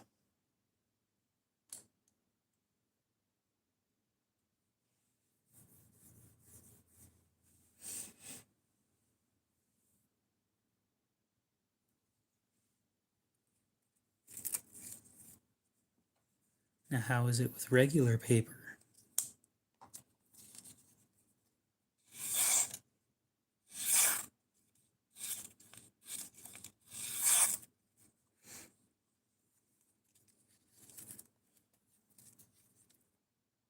Damn.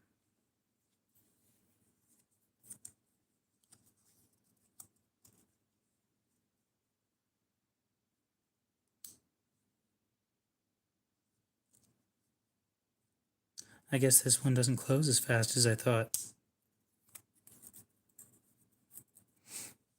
A lot of those really bad cuts you hear about are from slip joints that people don't respect. Put some respect on this thing's name. Let's be real here.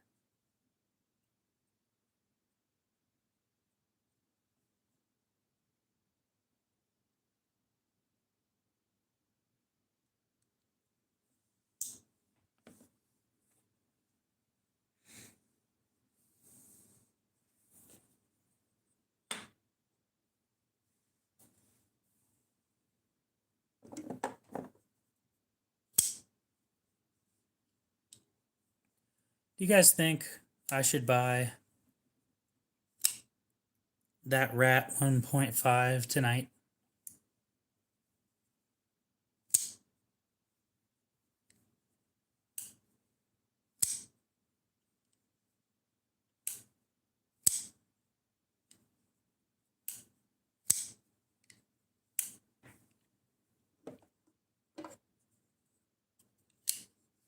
This one sharp?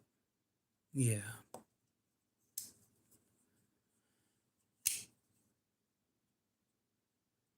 You know, I remember one dude, I was watching a whole bunch of knife sharpening videos to help teach me how to do this stuff. And one video I watched was a guy saying how he tests his sharpness. And instead of doing this where you feel if it catches easily, because that doesn't work very well. I mean, you can feel it when it catches, and a dull knife won't catch very easily. But what he does is he goes like up and down like this. And if you can't convince yourself to move your fingers, because your fingers know that there's something sharp there, and your brain is saying, don't do that. If you can't convince your fingers to move, then it's sharp. I don't usually test like that. Yeah. Polished edges are different. So this one's got a polished edge. And they don't bite into meat as easily as a toothy edge. They feel different. Something else that feels different is steels, the high hardness, high carbide steels, like Rex 121 and Maximate and stuff like that. They feel like they won't cut you, which is weird. It's hard to explain, but they feel like they aren't sharp even when they are. So if you're new to knives or anything like that, any of these high hardness, high carbide steels, I wouldn't play with them.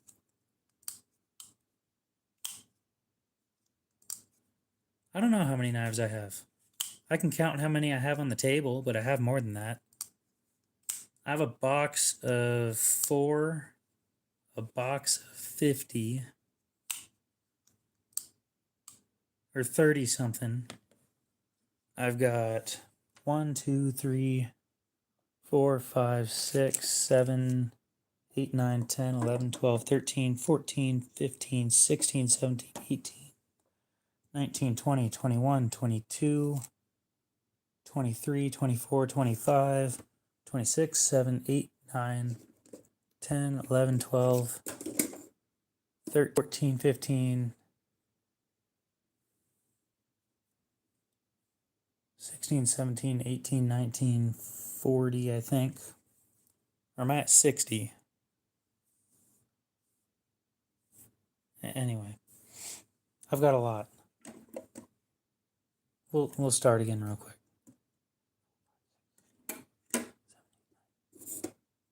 10, 11, 12, 13, 14,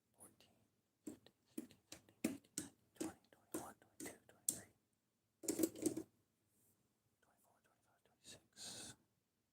19, 20, 21, 22, 23, 24, 25,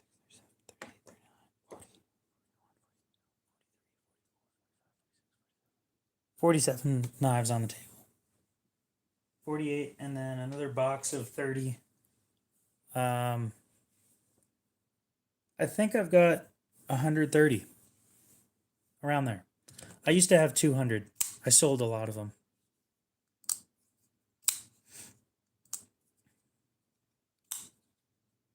A lot of them were rather inexpensive, so I started selling them to afford the more expensive ones that I enjoy.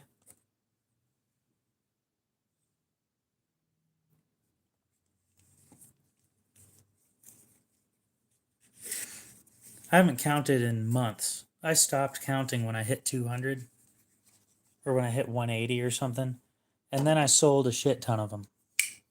But when you have expensive knives like these that you enjoy saving up for, or that you enjoy carrying, you tend to sell a whole bunch of shit off to be able to buy them. So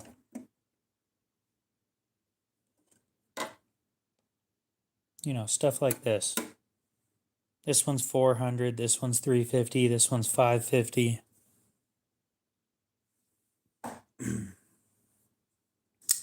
Trying to find somebody to buy this one for $675.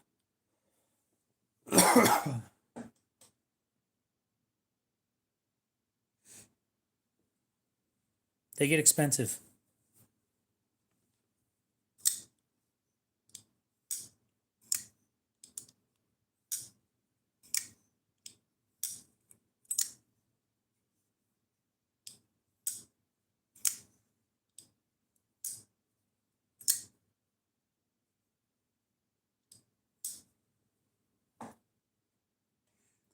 Well, I think I have under 700 rounds of 22, and that's about it.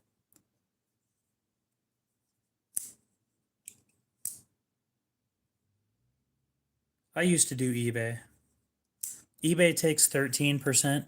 I do Blade Binge now. They take so they take 7.5%. However, they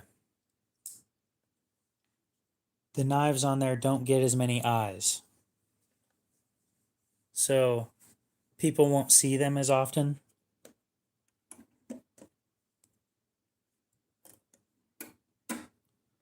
If you stick them on eBay, like everybody on eBay can look at them, but Blade Binge is their own separate thing. And not as many people go on to Blade Binge as eBay. That's just how it is, because not everybody knows about Blade Binge.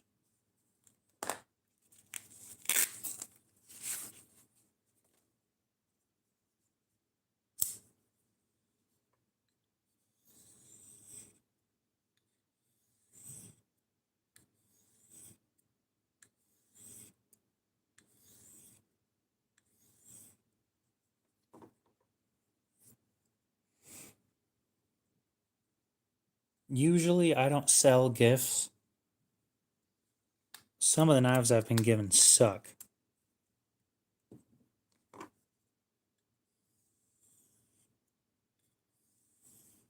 I've sold a few gifts.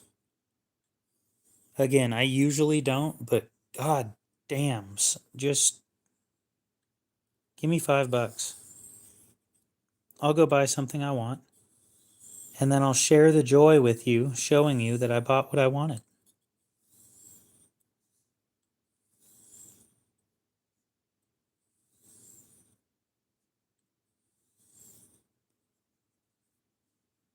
Because I'm going to be honest, I think that's the right way of doing things when it comes to, like, they've seen my collection. They know how expensive some of my pieces are.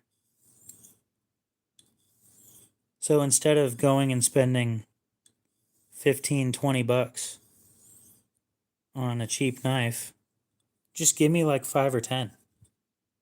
I'll put that money to use where I think it deserves to go. And then I'll show you the badass piece that I bought that you helped me buy.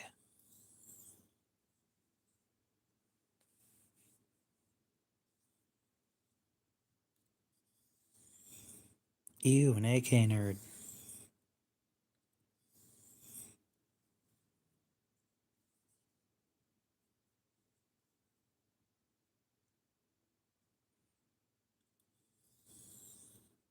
And you're old? Damn.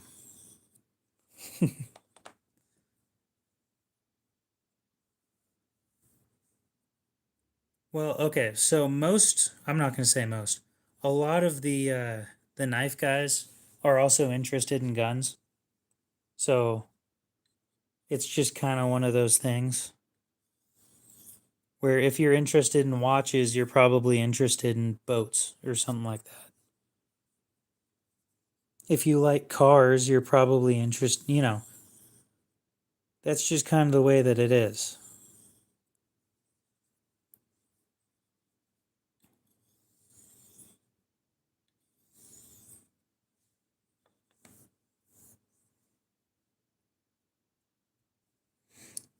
Yeah, I can get down with the watches. I don't like pens and I don't like flashlights. I carry a flashlight on me, but oh, you son of a bitch. But I rarely, if ever, use it.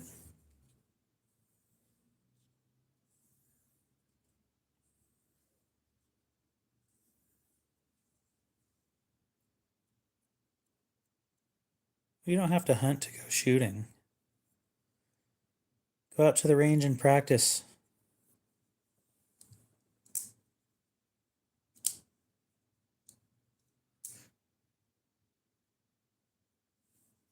I mean, Cody, if you like seeing inside of dark, slimy holes, that's up to you, I guess.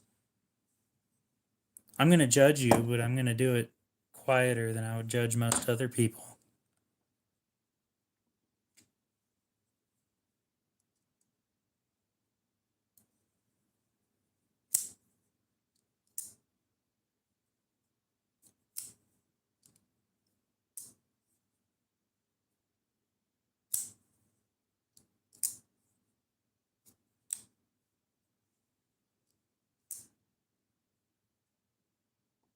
Hey, he's the one that said fetish, not me.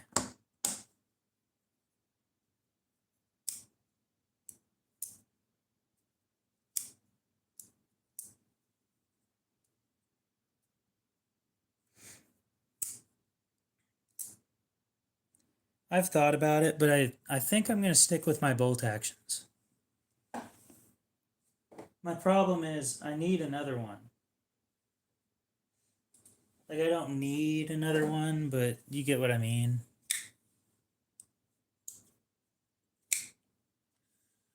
I have 2 flashlights.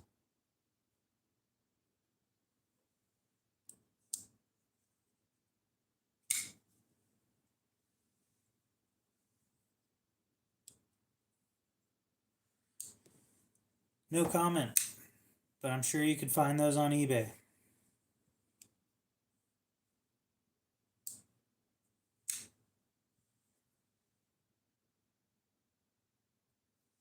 Damn, this thing's actually sharp.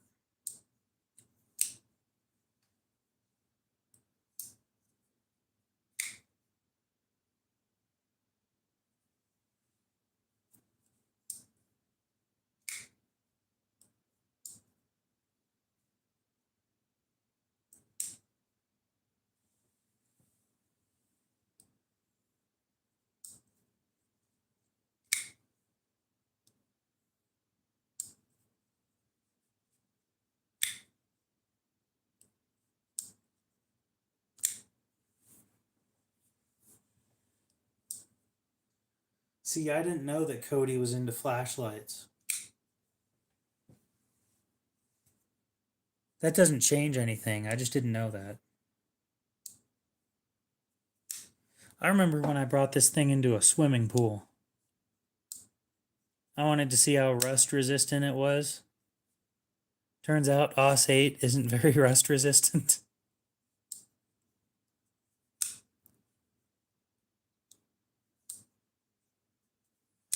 I don't have anything chambered in 7mm.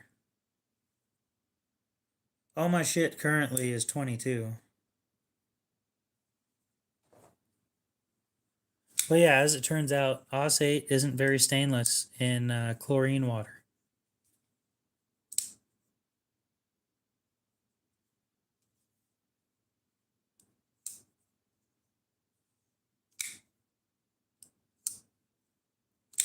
Don't worry, Cody. You'll learn how to spell one of these days.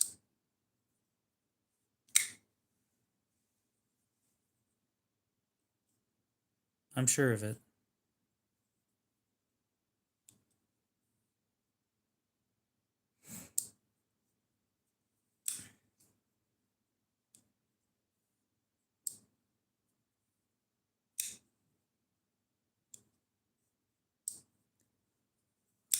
Come on, you got this.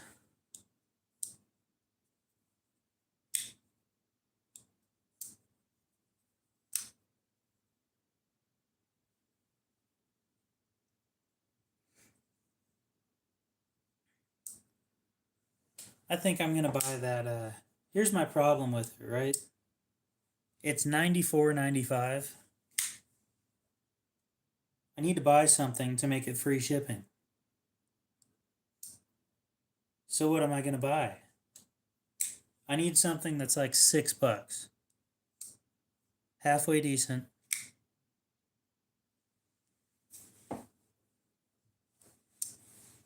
Because shipping, I don't want to pay for shipping if I could just buy another knife. I said another knife, not accessories. What kind of accessory whore do you take me for? So here's the problem, guys. I already have the grease that I like. I don't use oil anymore. I use this stuff. Well, sure, but it needs to be something like a knife. Preferably something sharp. I was thinking about getting a Higo. The problem is the one that I wanted isn't in stock, and I don't want to wait 4 weeks to get it.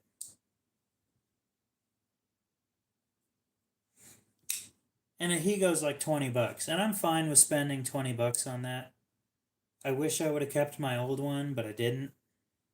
Sold it for like $10 or something at the pawn shop. But I do wish that I would have kept it.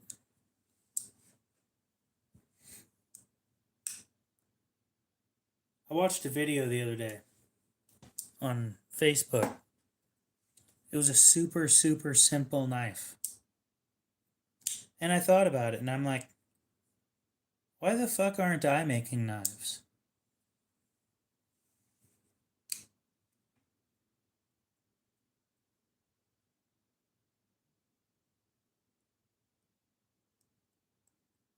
Dutch, what's up? How's it going?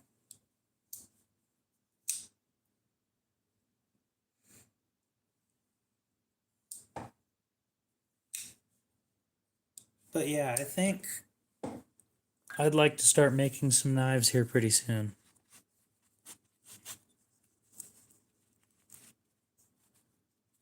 The current struggle I have is I'll need a way to cut out blades and have them heat treated. And I don't have a way to do either of those. So another interesting thought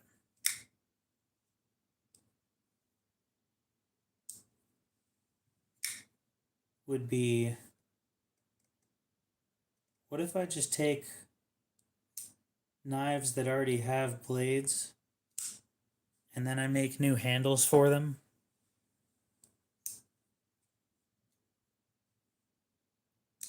Or I just go out and start making Higo no Kami's myself. But yeah, I want one of those because I want a friction folder. Don't get me wrong, the bug out as a friction folder was kind of fun, but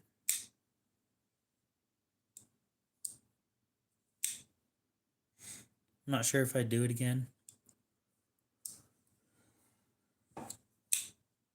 I want one though.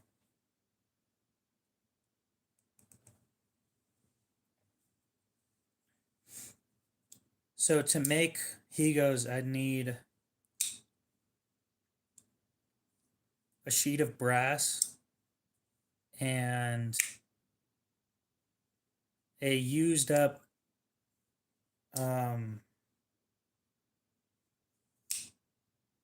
Diablo jigsaw blade.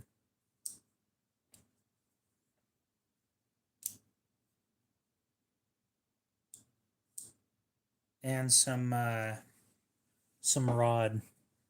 Some steel or brass rod. I'd probably go with steel for the pivot.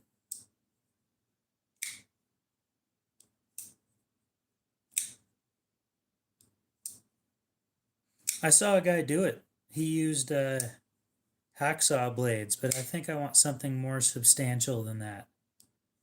So my thought was about the best blades you can get for a jigsaw or whatever. Not a jigsaw, but I am 24.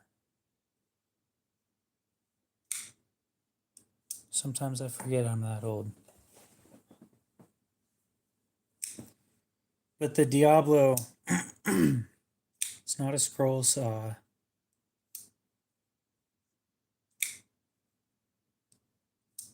My truck's older than I am. Yeah, that's a smart thing. And I don't understand why people do that. If you're under the age of 18, don't say how old you are. Nobody in here needs to know that you're under 18.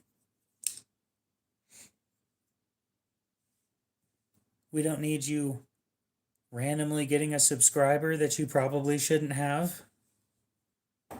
I'm sure you get where I'm going with that.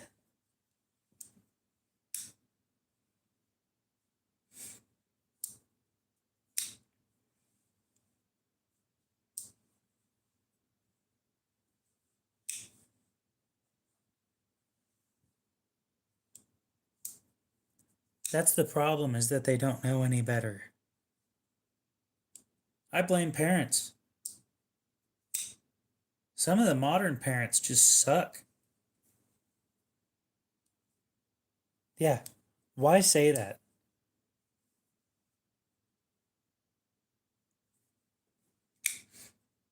Now, don't get me wrong, how do I explain this without sounding weird? The Australian government taking away social media for people under the age of 16, I think that's like borderline. I don't think that, and I want to say this the right way, because I think social media is a bad thing.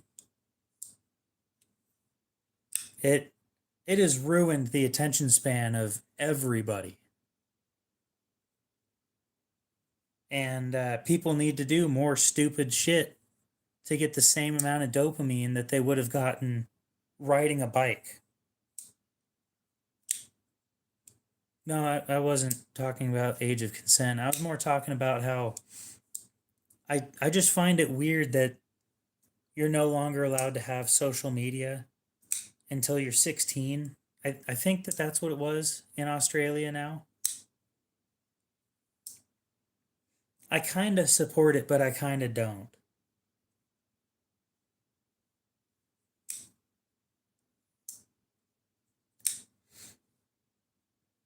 And the reason I support it is these these kids won't have the ruined attention span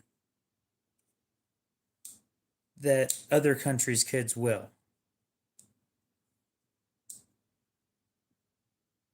However, I don't know. I had a point. I like months ago when this was happening, when this was all going down, there was a point that I had. And it was a really good point, but I forgot it. And I don't think that it'll ever come back. Oh well.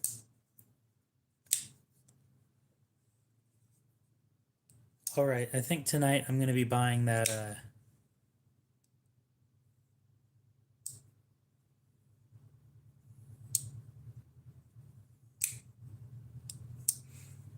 I think I'm buying that Rat 1.5 tonight.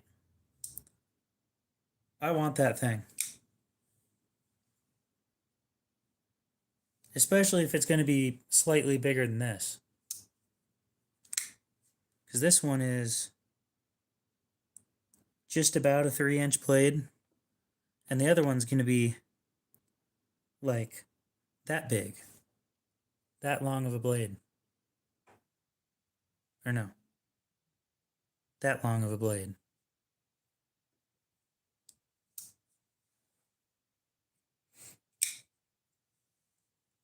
No, other countries won't change. I can appreciate. Oh, here was my problem. It's that the government is getting involved when the parents' children should be doing it.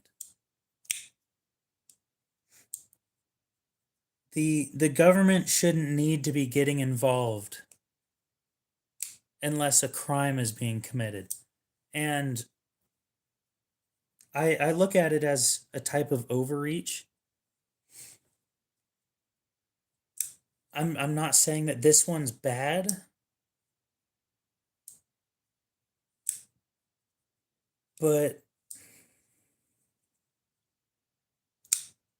like this is going to be a net positive, but the next one might not be. You know, the next thing that they decide making decisions for parents may not be a good thing.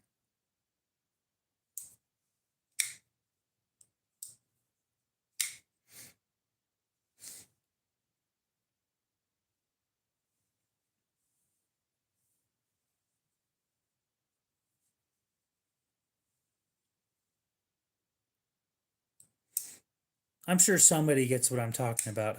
I just find it annoying that the government had to get involved in it.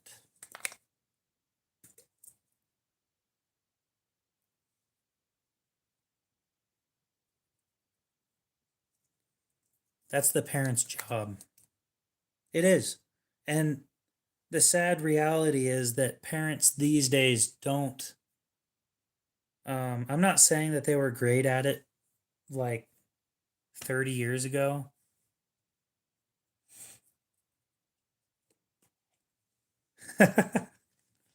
So it is a knife channel, and I'm happy to talk about knives all day. But it was a conversation that come up, and you know we kind of just go where the conversation takes us. I don't have a problem talking about most things.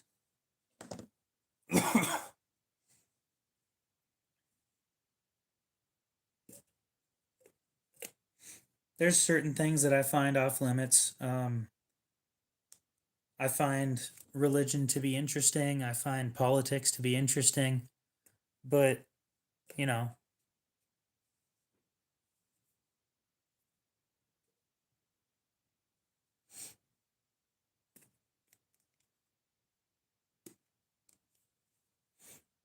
well, they're real problems, you know, they are.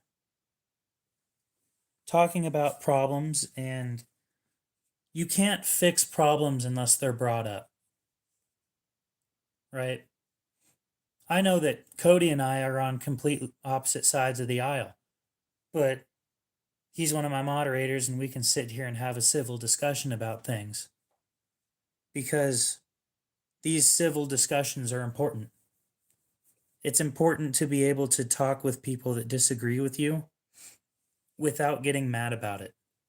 And that, with people wanting instant satisfaction on things, nowadays they choose to blow up instead of having that conversation. And also, the conversation can be hard. You know, it's not easy to talk with people that disagree with you. So, like, that are so far disagreeing with you. But if you don't have those conversations, then you'll never see their side of it. Oh, it's extremely uncomfortable. I find talking about politics can be extremely uncomfortable for me as well. But they can be important conversations that help bridge issues.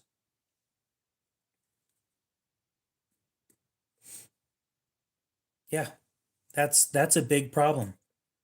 And one of the reasons why they do that, I've learned, is well, at least in my generation, they never got their ass handed to them as a kid.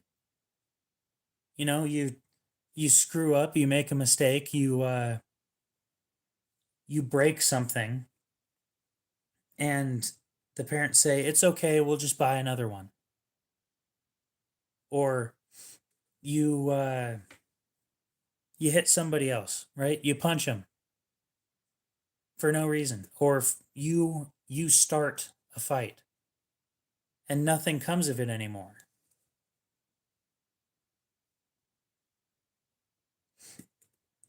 Well, here's the other thing. And this is why I like live streaming and talking about politics at the same time.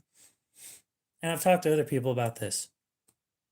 It forces you to think before you say something because I'm the only person that can talk. You're able to type, but it forces you to think about what you're typing, right? You don't get to just shout over me because I'm the only person here that can talk. It gives you time to think about it and I think that having time to think about things is important because, as I was saying earlier, people want to just, they want their satisfaction now and they're not willing to wait for it.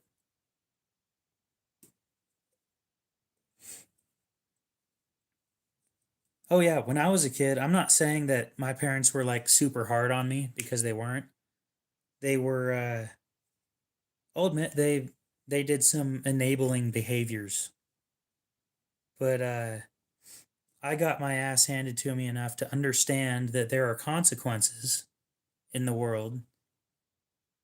And when you make a mistake, it's not going to be a, oh, don't worry, we'll take it, we'll take care of it for you. That's just not how things are. I couldn't watch that movie. I tried. It was free on YouTube. I tried. It got so boring so fast. I might try and watch it again, but I understand the premise of it, and it is so close to reality.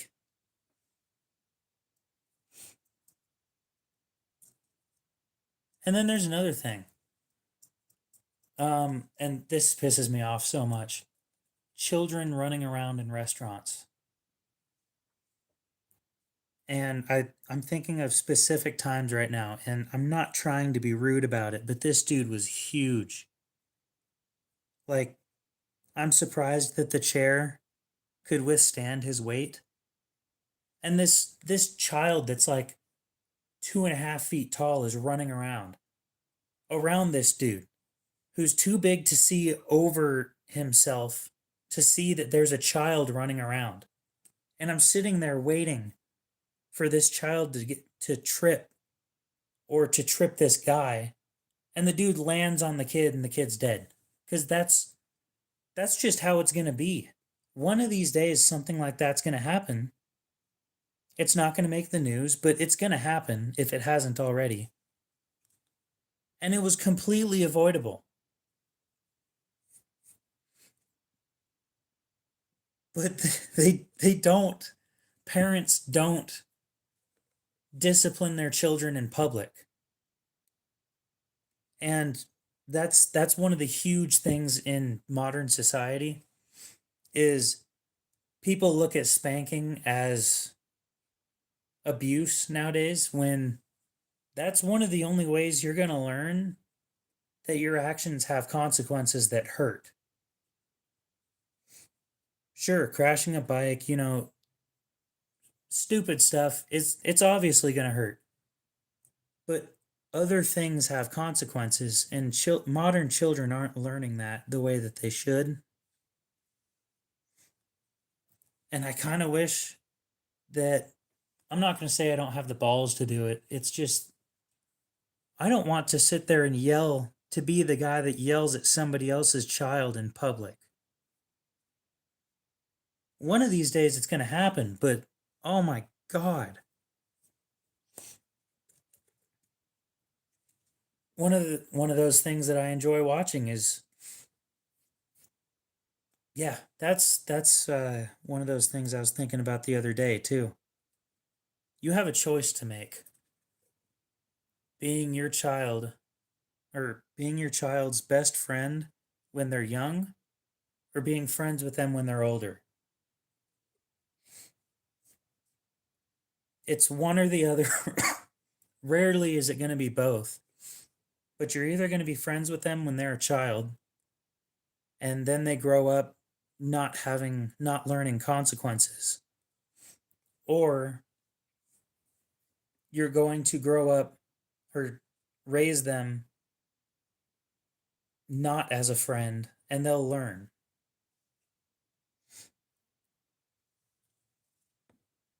And that's just how it is. Yeah, if you do it bad enough, if you raise them bad enough, you're not going to be a friend either way.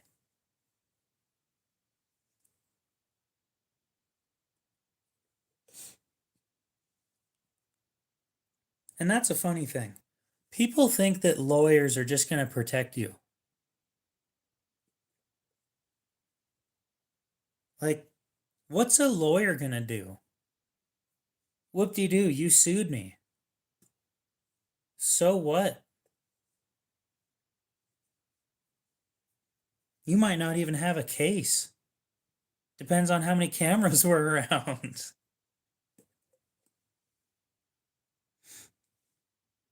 But the modern people seem to think that a lawyer is going to protect them from everything. A lawyer isn't going to do shit until after shit's already happened.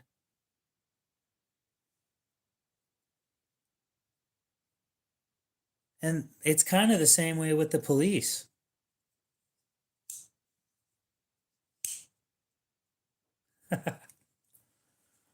No, we've been talking. Look, I've been doing this live stream for 2.5 hours.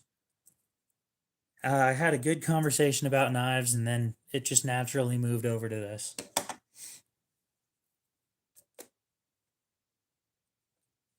I'm not going to push it back to knives. It doesn't have to be all about knives. Although while we're sitting here, I should have some on display.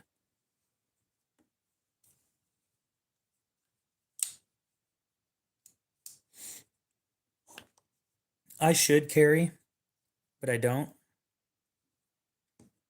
And it's not me looking at it. This is horrible. My excuse is horrible, but it's the truth. It's not me looking at it as that will never happen to me, because that's not how I look at it. It might, and it would be unfortunate if I needed one and didn't have one. However,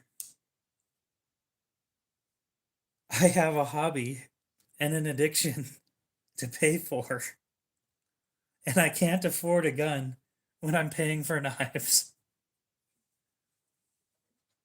Like I said, the excuse is horrible. But I'm not going to lie and say it's something else. That's what it is. I don't have any hinderers. I do have a hinderer design ZT that I enjoy. But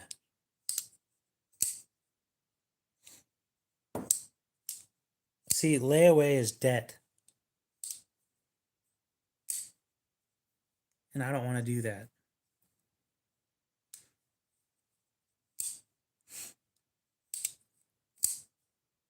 Oh yeah. I love Hinder designs because of how beefy they are. They are great. Unfortunately, and as stupid as this sounds, I told myself I was going to keep this one, and then I might just go turn around and sell it and then buy a Hinder or Eclipse.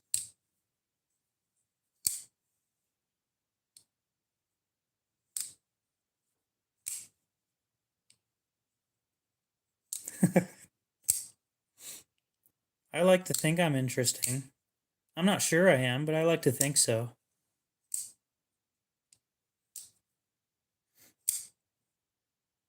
Yeah, I think I might just ask one of my buddies if he's interested in buying this from me. This sucks.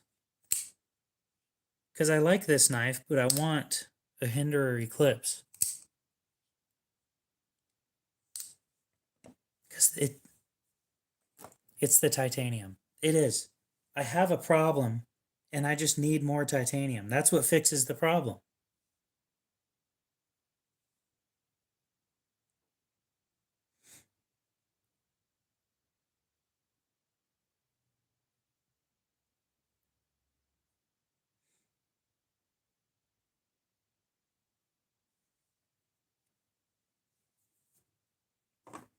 I don't know whoever said that money can't buy happiness, but they're full of shit. This thing makes me pretty fucking happy, I'll tell you what. Now let's find an Eclipse that's full tie, plain.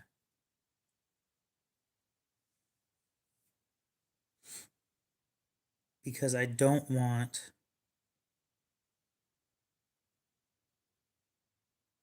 I don't want G10. I really don't.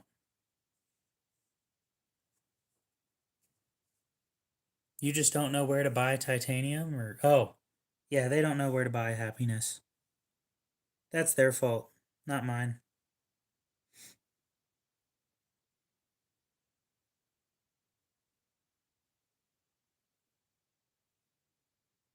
Well, there we go. Bam, right there. And it's only 610. Only.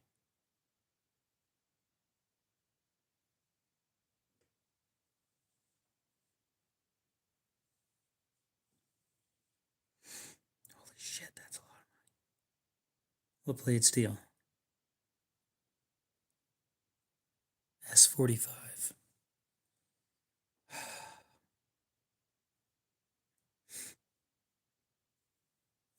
Can I not just get a plain?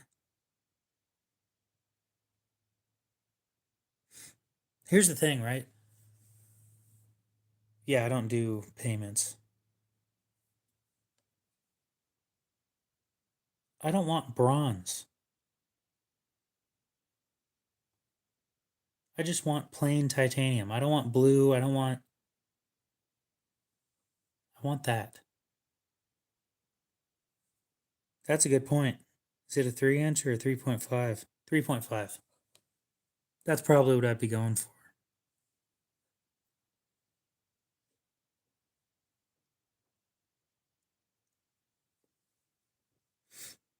I just want plain.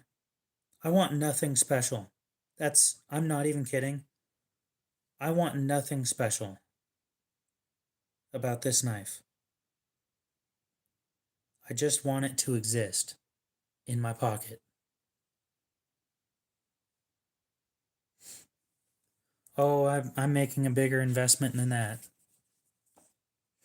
Here I think within the year, I'll have some prototypes made. If I keep waiting, then I won't have prototypes made this year. It's going to cost, let's see.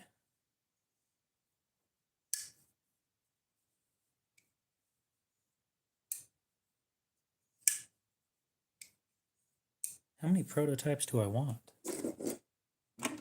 How many prototypes should I have made?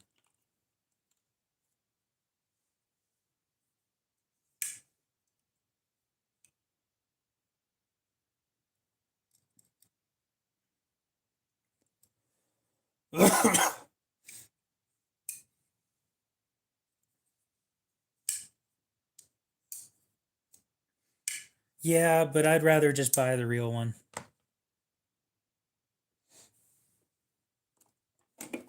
Don't get me wrong, I'm sure I know the clones are cheaper and stuff, but I want the real deal.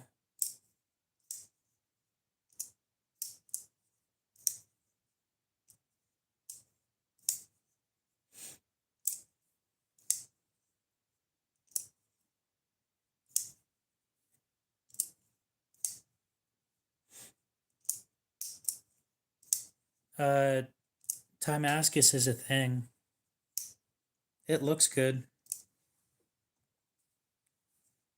You can't titanium doesn't like oxygen, and to forge weld something like titanium, it would take an oxygen free environment.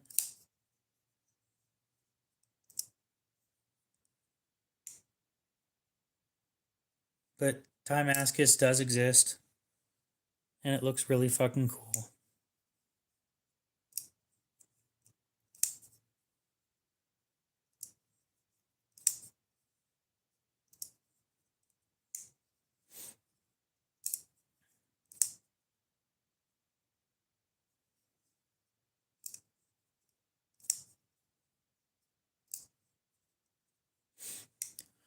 Titanium sandmine might, but probably not. I know you can do that with carbon fiber, though. Who was it that was doing those?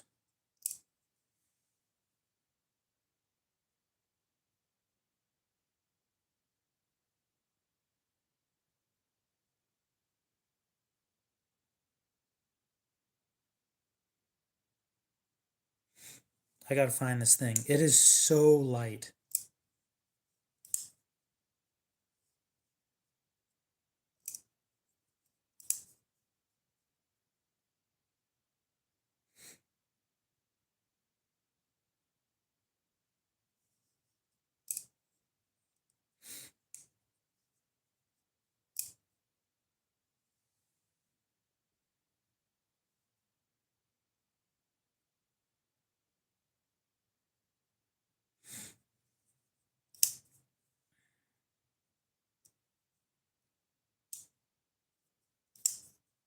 Oh, come on. They're like really fucking expensive, though.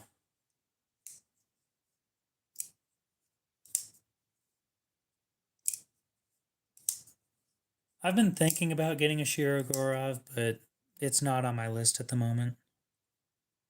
Next up on the list is the Rat 1.5 in MagnaCut.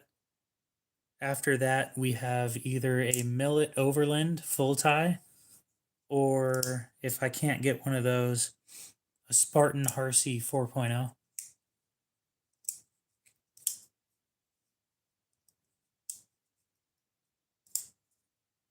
Some of the cheaper Almar knives are titanium.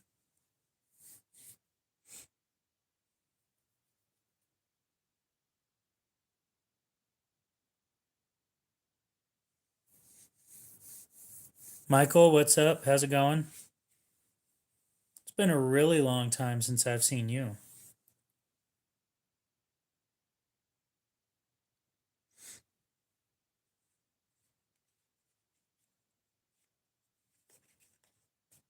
Months.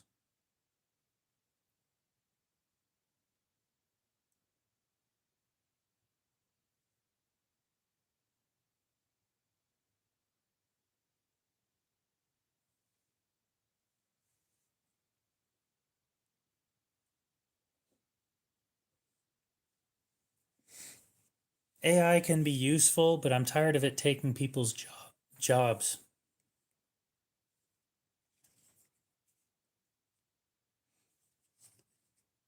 Oh, I didn't know he was dead. That's unfortunate.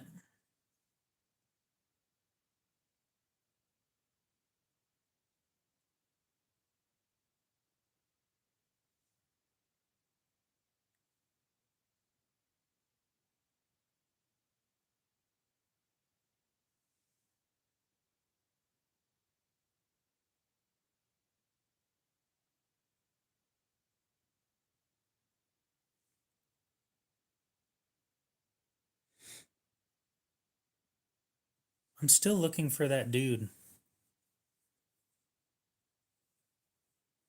Damn, dude. Explains why you haven't been buying shit from me. How's the night shift been treating you?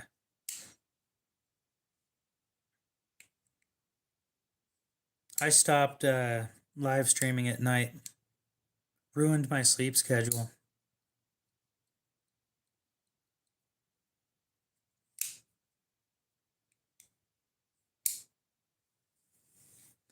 So that doomsday clock is bullshit, by the way.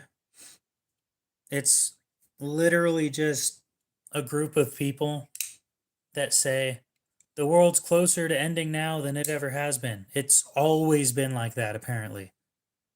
I looked into it a little bit. It's just complete bullshit. It's so dumb. Basically,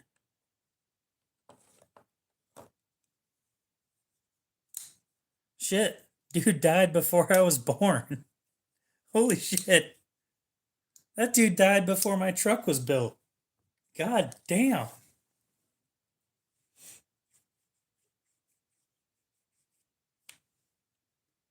Yeah, it's just complete bullshit. I wouldn't worry about the the doomsday clock or any of that. It's pointless. It's just something that's you're going to think about it for too long and it's not worth it.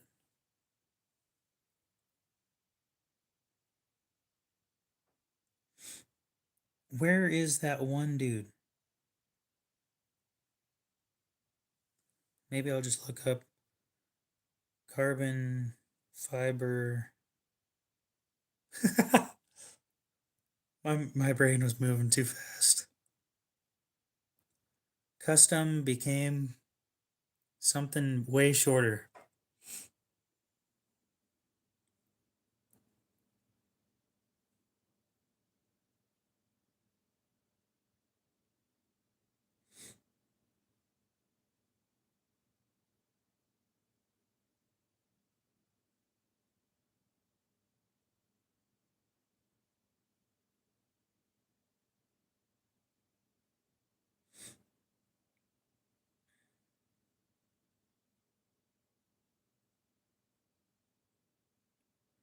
Man, this shit sucks. The dude makes. Okay, I want to make this very clear how lightweight the knife that I'm talking about is. It's the size of this. This is 5 ounces. It has a 3.5-inch blade. Okay. This one's 5 ounces, and the one I'm talking about weighs under 2. Under 2 ounces.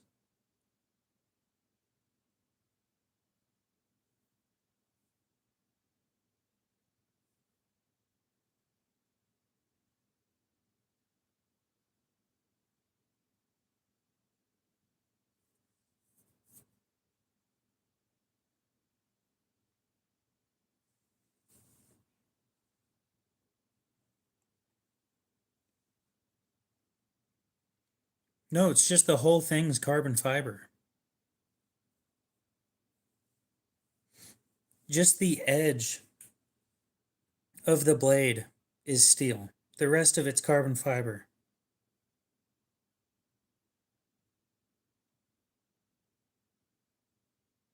The company name starts with a V, but I don't remember who it is.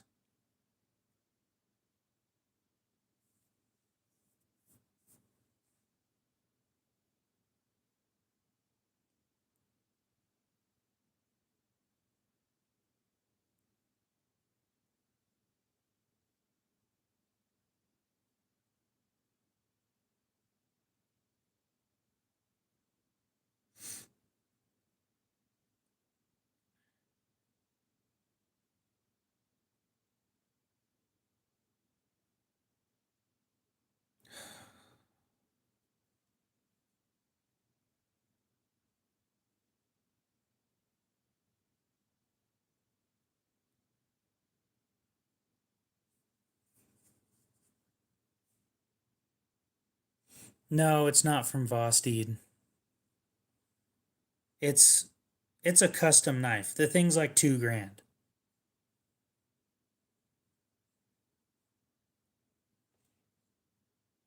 They're not cheap at all.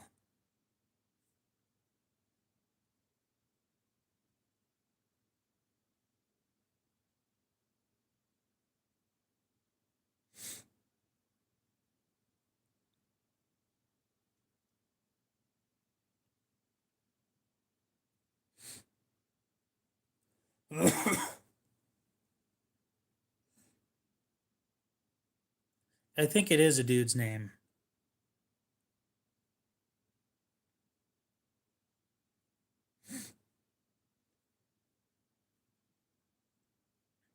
Do I have Reddit on this phone?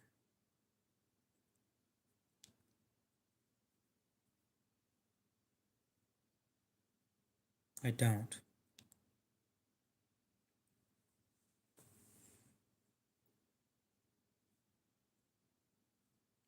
I don't think that's it. It's not Voxnez. It's custom. It's not a production company.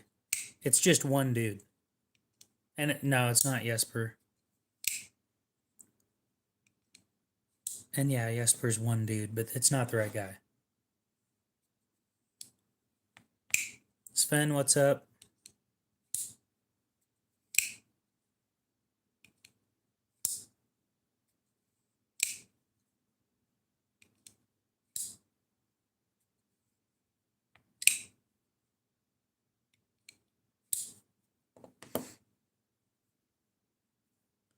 No, Voxnez did make customs.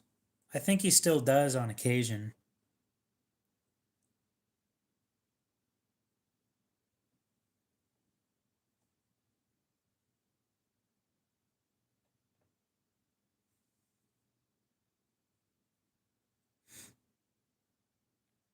I'm going to go on to Instagram. I think VC, that sounds familiar.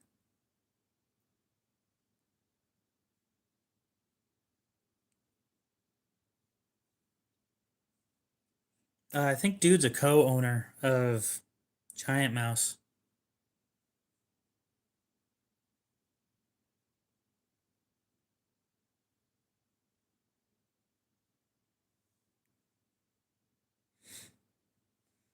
Yeah, I think that this is the guy. Yep, that's the guy. These things are sick, but they're so expensive.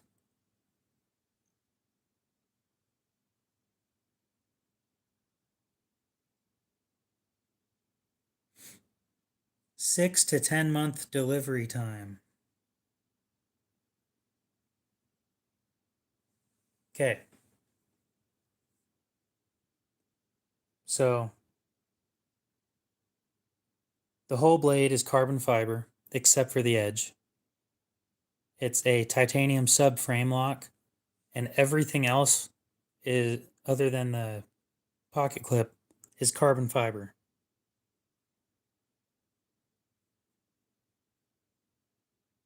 It's got a little titanium inlay with the serial number.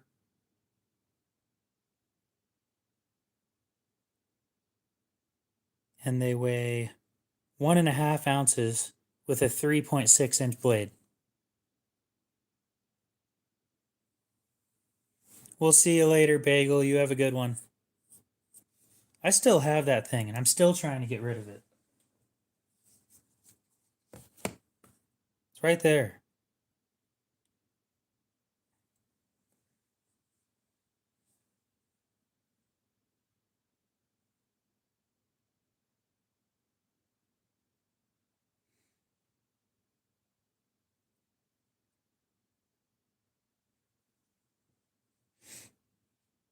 One and a half ounces. It is the same size as this and weighs 1.5 ounces. That is a huge deal. It weighs less than a bug out. and it's bigger.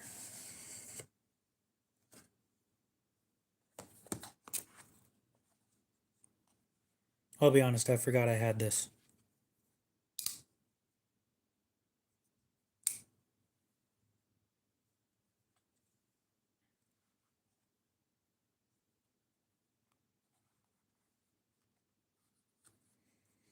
I don't usually look at Boker, so I haven't.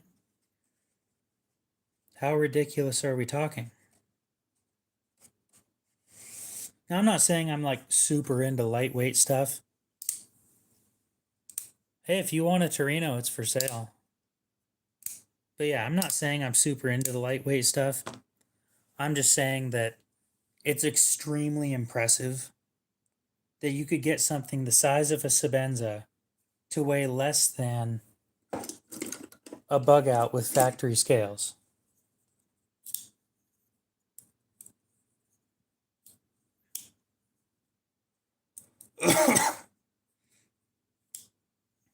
It's VC knives or VC Edge custom knives.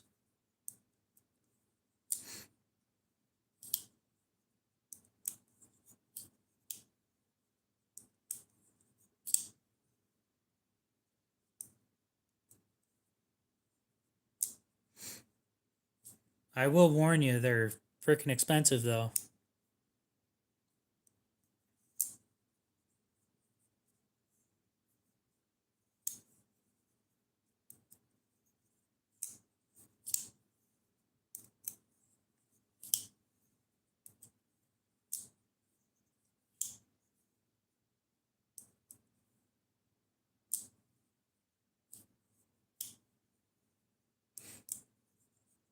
Which Chavez are you talking about?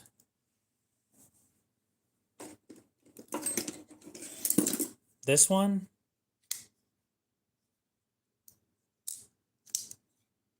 I carried it for a little bit and then I ended up finding something else, which happens all the time with me. This thing needs sharpened again.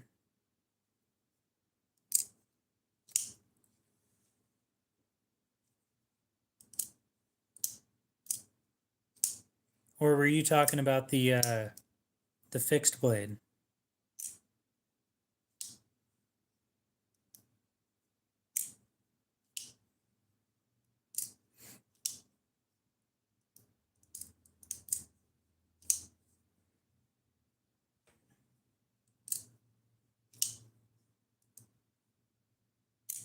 Yeah, it was this one. These shouldn't be over $100. I think you're looking at a different model. 15 point. It's a pound. Holy shit.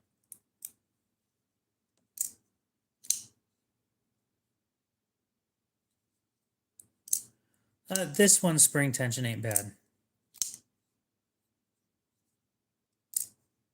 I thought I just broke one of the springs. No, these aren't 180 to 200. They still should be around $80. I think you're looking at a different model. Genuinely, I think you are.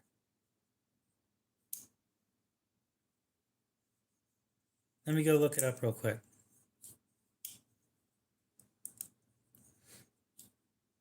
No, that shit was hilarious. I thought for sure that I just snapped one of the springs in there. It would be the first time I'd ever done it.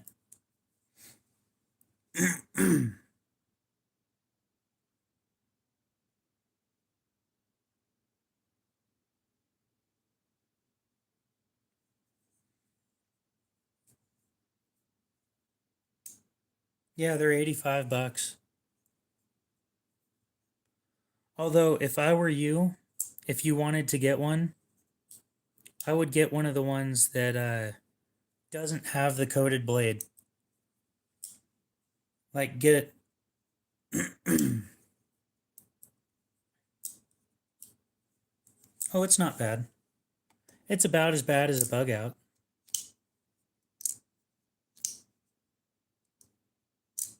Sometimes it'll get stopped right there.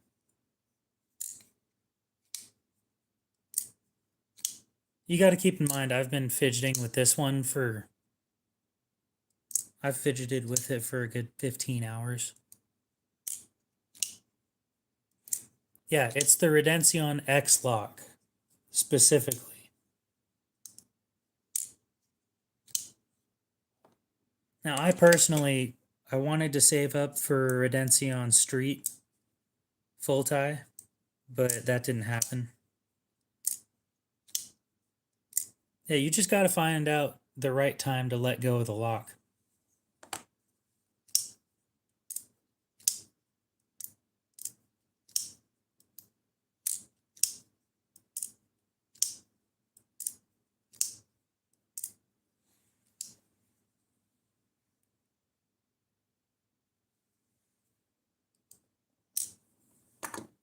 You know, I did forget that I had this.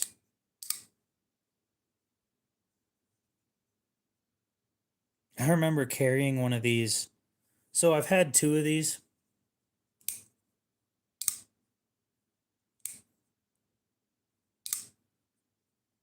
Where are you trying to buy them from? So I had two of these. The first one I brought to a steakhouse, and I was cutting a steak, or I was cutting some really good chicken tenders that they had there.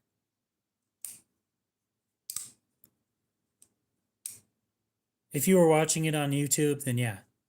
Dude, we blow everything out of proportion because it gets views and it keeps people watching. I mean, I try not to do that, but you know, that's just kind of how internet personalities are. Who did the OEM for these or for these?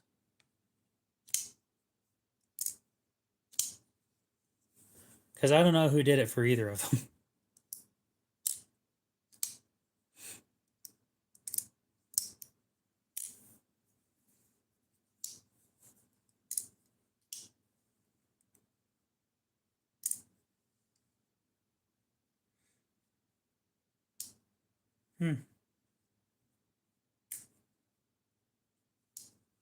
Yeah, I'll be honest with you.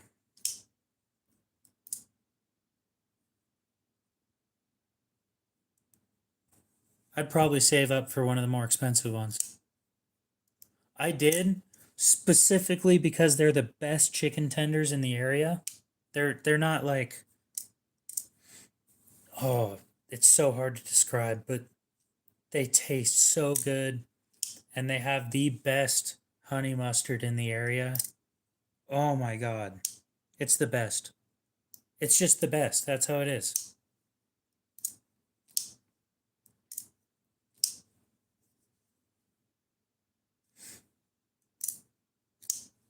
This thing has been sitting in that box for a couple months because it's another one of those ones where like you get it and then you just forget you have it because I have so many knives.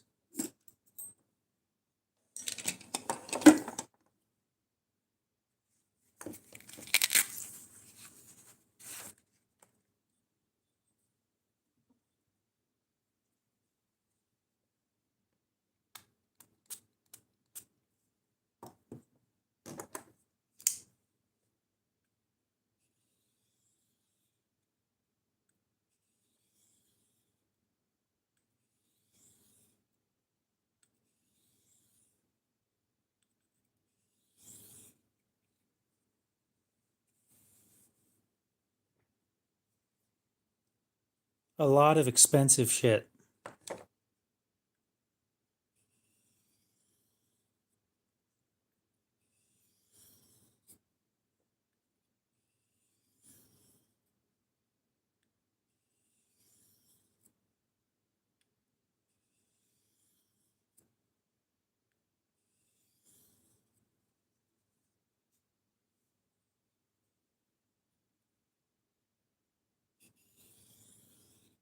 I had to sell that Adamas at a loss.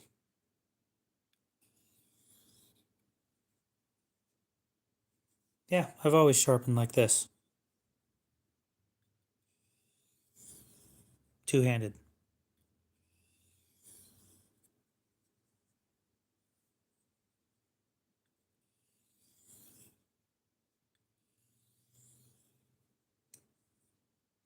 Yeah.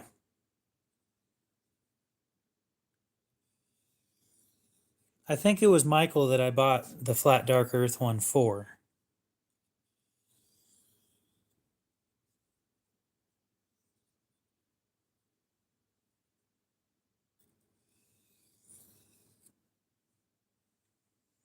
Taylor, what's up? How's it going?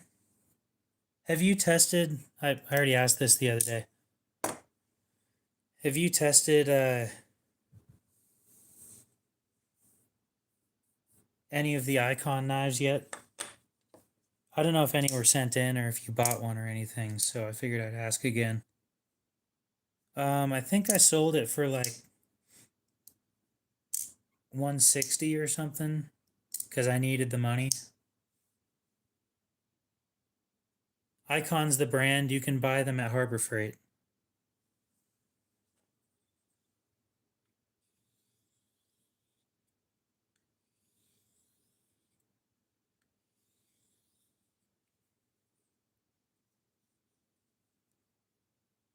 Nice.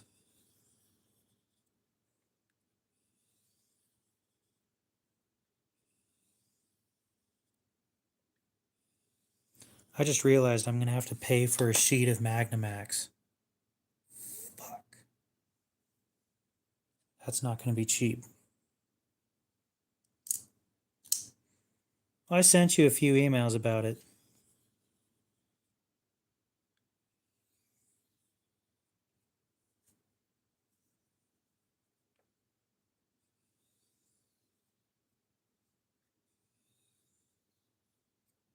I think I ended up losing like 40 bucks on it.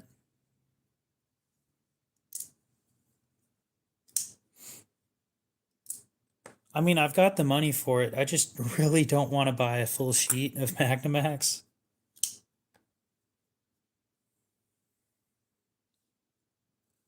But if I want my prototypes made in Magnamax, then guess what? I'm probably paying for a whole sheet.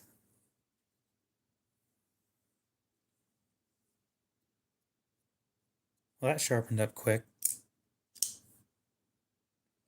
Yeah, I was wondering where you went.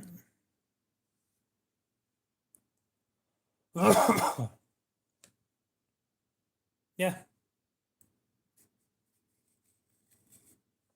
I've been designing the knife for a little over a year.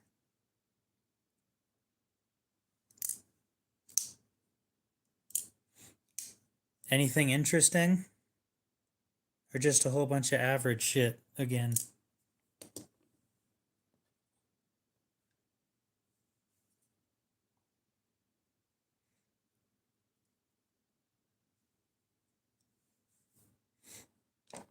Oh, I only check my email once every couple months. Average shit. Yep. Figured as much. I do have an OEM in mind. If they'll fucking respond to me. They kind of suck at getting back on emails. It sucks because they're like 45 minutes away. Might just have fucking Chris Reeve do it. See if they'll do prototyping. Probably be like 10 grand.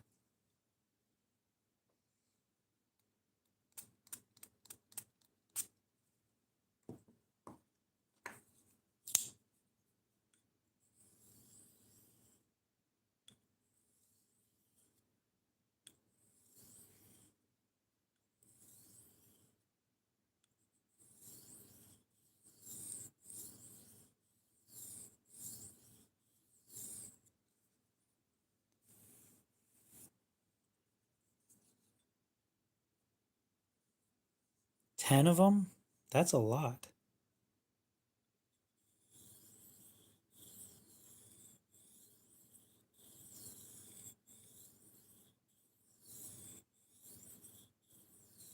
Oh, that's one of those companies where you were talking about helping them out with heat treat help, wasn't it?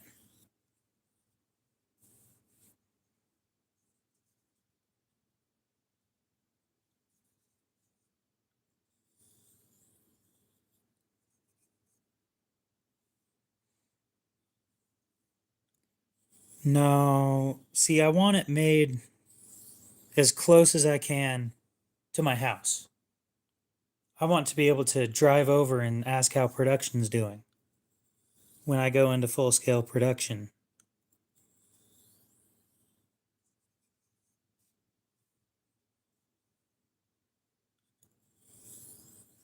Well, then who sent you 10 of them? It's a Smith's um, Arkansas stone. It was like $7 or $8 at Fred Meyer. It's a really good stone for the price. I've been pretty happy with it. Very solid results.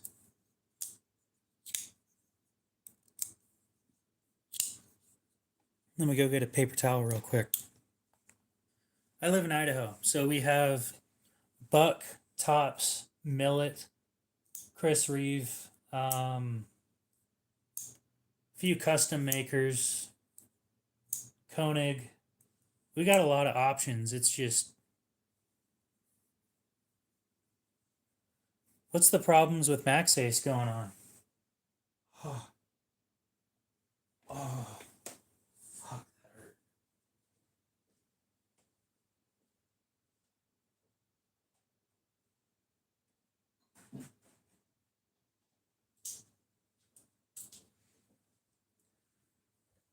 Is there hardness testing shit? Damn. I mean, that's not, I'll admit, I need to be completely honest with you. That's not terrible. I have 3 manufacturers within 50 miles. Oh, we have, I always forget about them. Piranha. They're made in Twin Falls.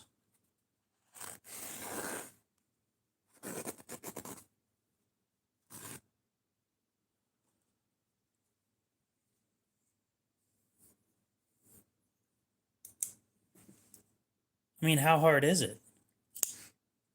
Well, that depends. Because the ones that I know of, they seem fairly simple.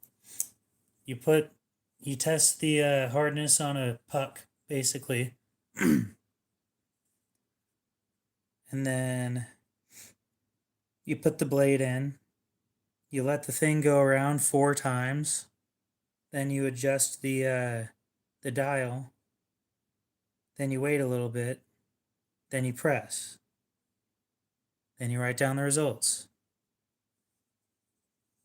Thing is, I've never touched any of those.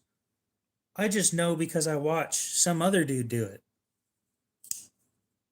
I don't know all the things you're supposed to move. I just know generally how it works.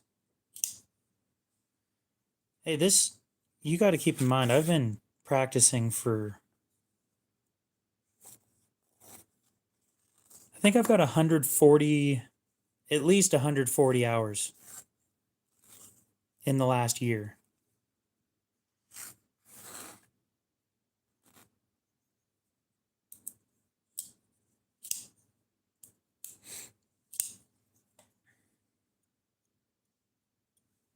Now, so the weird thing about MagnaCut, it's one of the weirder steels that people don't really talk about this. Um,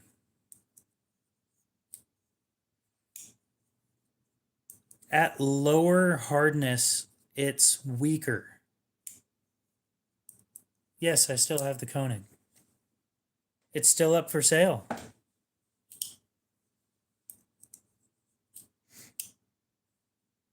I do have one dude that's interested in it, though.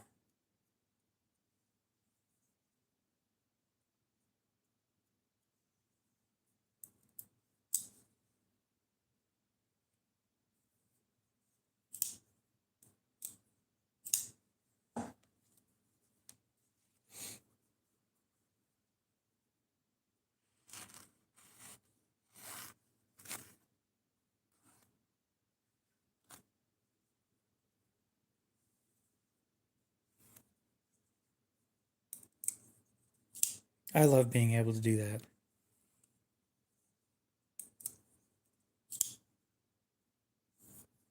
I didn't even strop it. I just That's straight off the stone.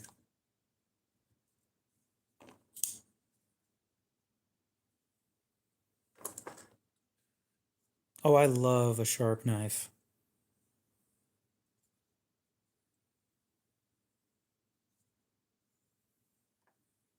Yeah, after I started finishing on this thing,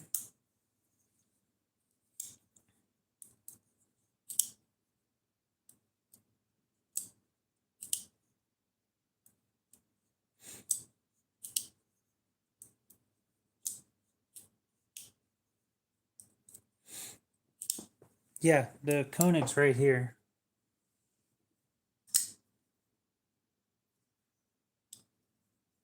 The price is way down from what it's on Blade Binge for. Direct sale, it's $675 right now.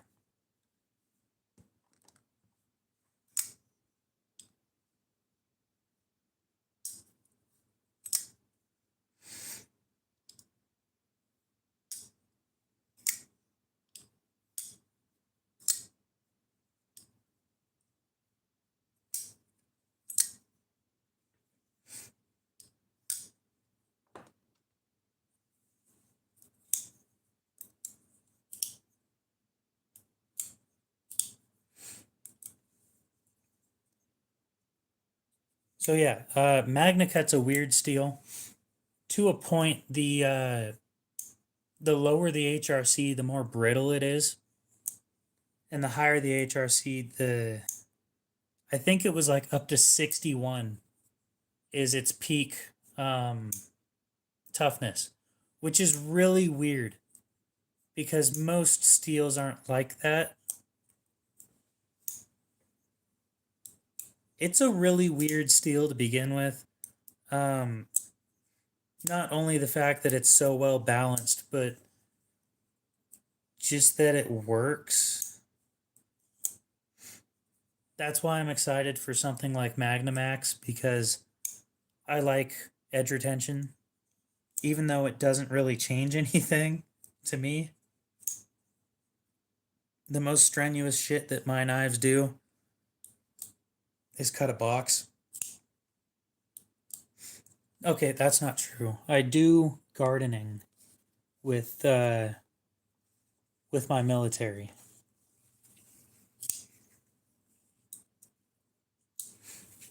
It is. It's a big deal. Um, People don't understand how big of a deal it really is that it even worked.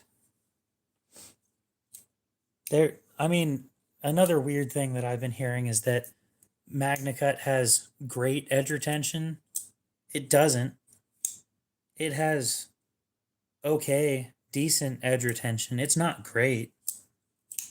People seem to think that it's the end all be all of blade steels. It's got good toughness. Yeah, the fact that it doesn't have enough chromium to be considered stainless, but it's stainless. That is so weird. But it doesn't have the edge retention that people think it does. And the reason I say that is it's, I mean, he claims it to be at a 5. Other people claim it to be a little bit higher. But it's not like,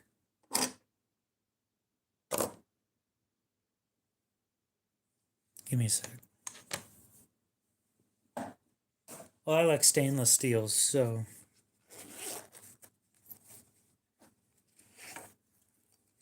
it's not going to stand a chance against this. It won't. That's the truth. But people seem to think that it has great edge retention and great toughness. I mean, it's good at everything. It's good. It's not great. It's not the best. People seem to think it's the most stainless shit out there too. That's the funnier thing. With Spyderco making their Salt series out of MagnaCut, MagnaCut isn't stainless. It rusts. It really does. Especially depending on on the blade finish. If you've got bead blasted, that's another weird thing. The stain resistance also depends on the heat treat, which you wouldn't think it would, but it does. And I find that weird. If you have a bead blasted finish on your MagnaCut, it will rust.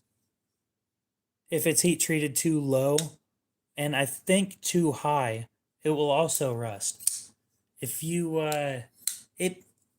it's more temperamental than people think it is, which sounds really stupid when talking about something like steel. It's picky. It is. Oh, that's definitely, when it's bead blasted, it's definitely because of the surface area. Also, with too many pockets for moisture to sit. 14C like this isn't the same. It does patina, but the patina wipes right off.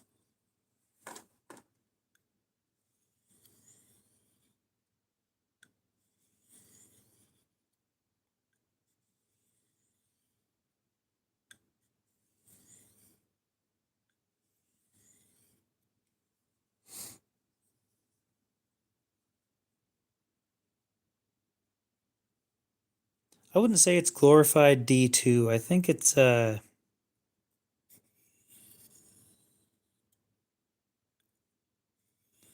154 cm, but a step up.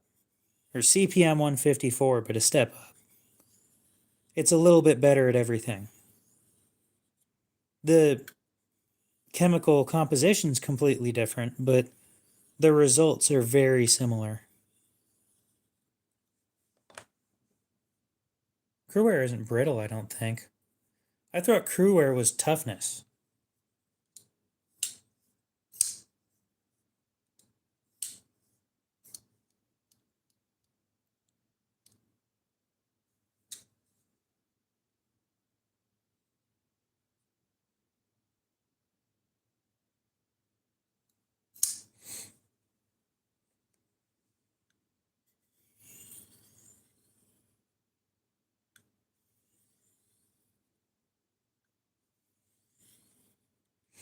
You know what weird and obscure knife steel that I enjoy?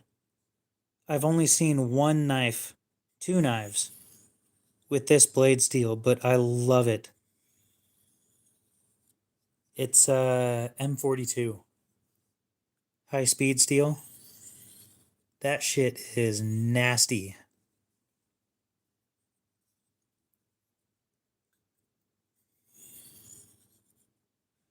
Yeah, I kind of like this thing.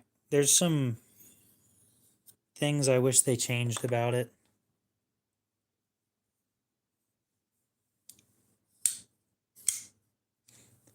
There are two knives on AliExpress with M42. So this is one of them. You're going to need, to be happy with this knife, you're going to need a couple things. One, you will need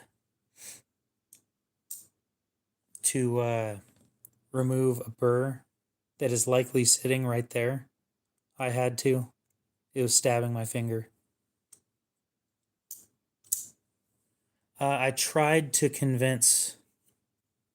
I was talking to who makes it?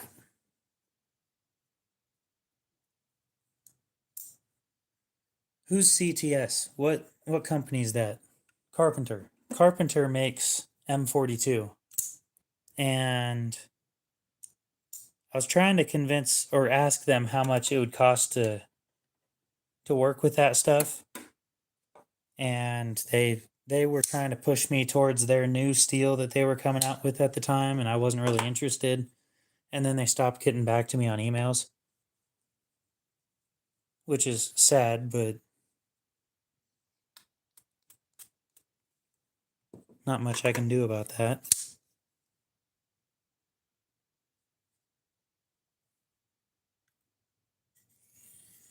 I won't buy from Demco.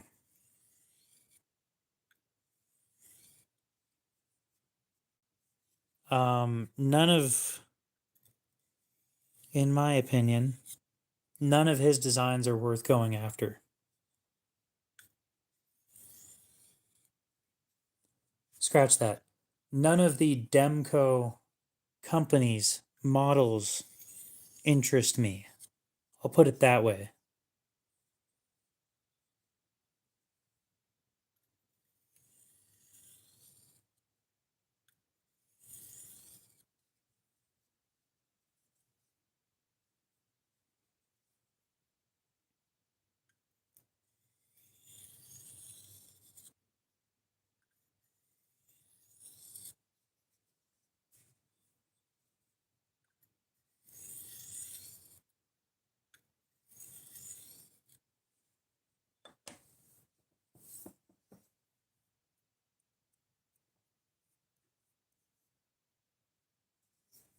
Weird. Coming up with a burr that won't go away.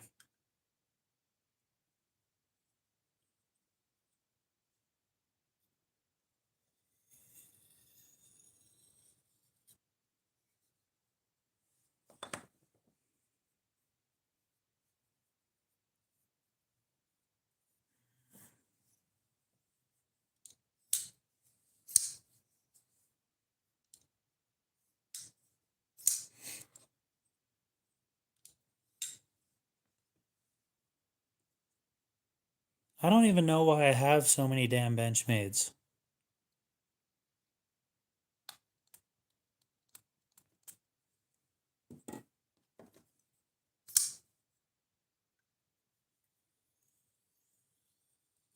They're getting desperate if they're sending you coupon codes when you complain. That is that's next level. Wow.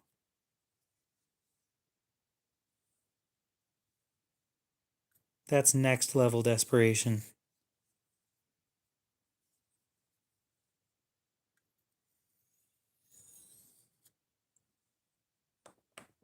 More than one code? Shit, would they all work at once? 25 to 30. Dude. Maybe I should go complain to them.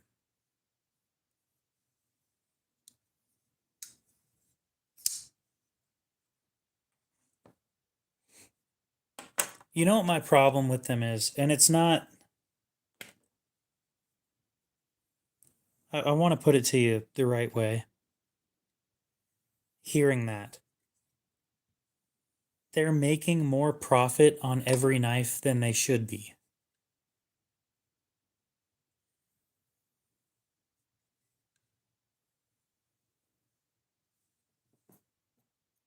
They're not raising prices because things are getting more expensive.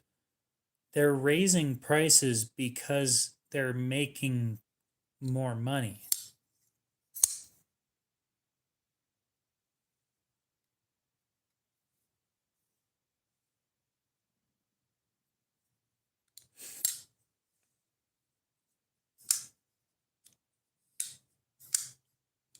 Now, I'm not going to say it's a 400% markup.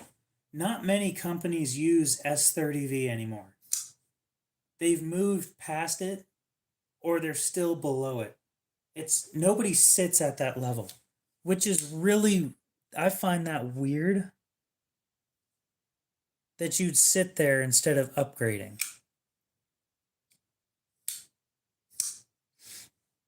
And the reason I find it so weird is the base model American made Spyderco's, I think they're S45 VN now, except for a few specific models where they're still using S30V. I think they've sold over 1 million bug outs. Even if you, I think 1 million would be enough for a square mile to be finished. I'm not even joking when I say that.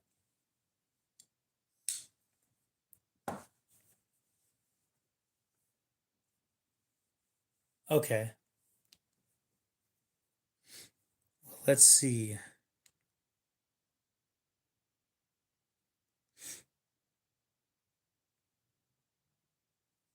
We'll go with 3x1.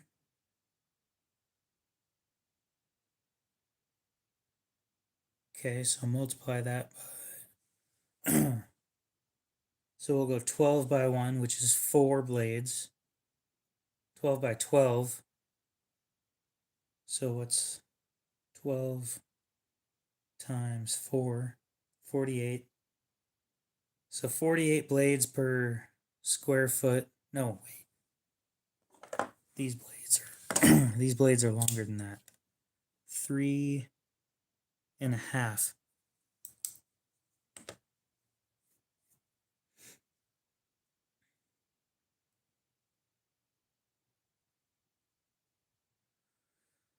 3.5 divided by 12.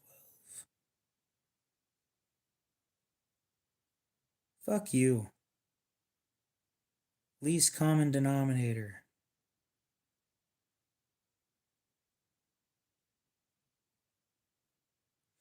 Of 3.5 and 12.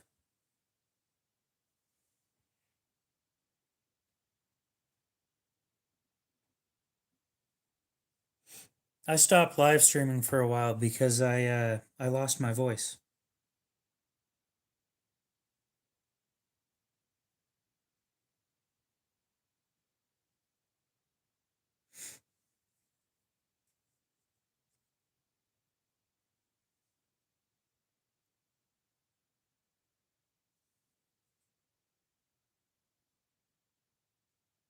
Are you fucking stupid? I don't think the least common denominator for 3.5 and 12 is 2. Okay.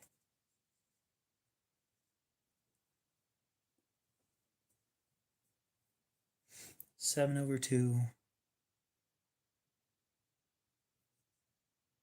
Okay.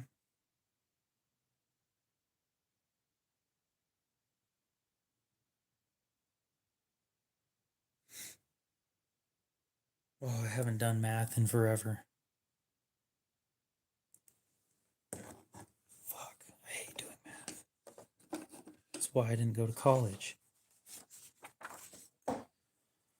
All right, pen.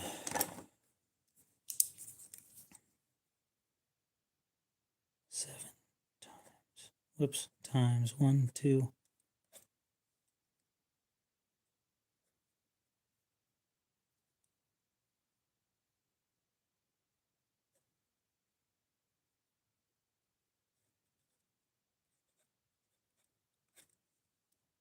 Okay.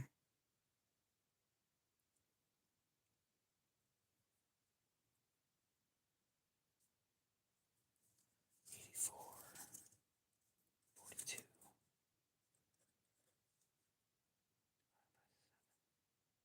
6.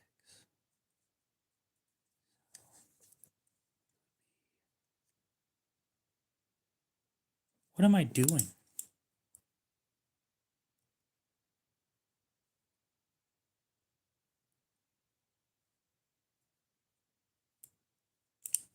$42.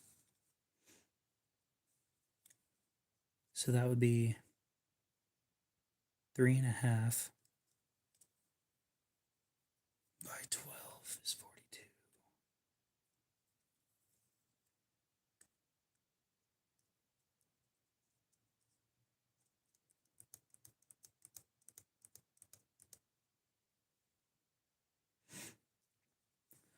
$42 by 1.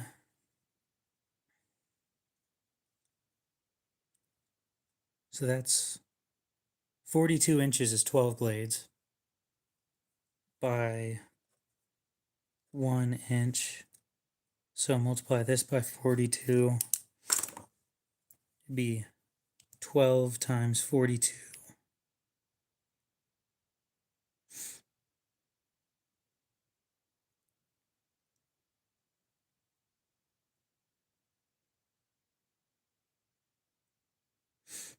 $504 blades per patch of 42 by 42.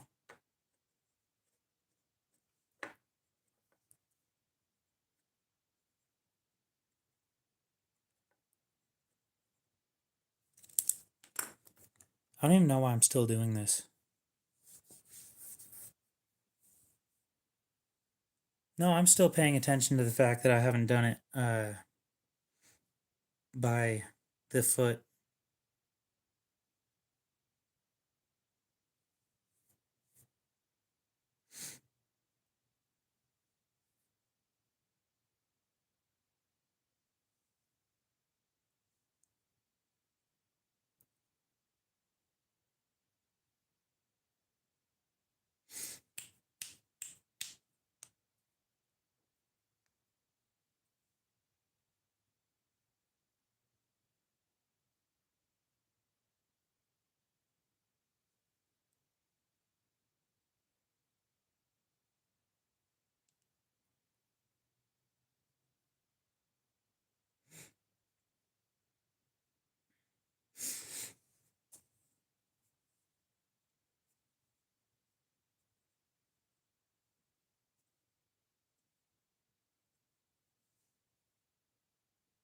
I'm not reading his shit.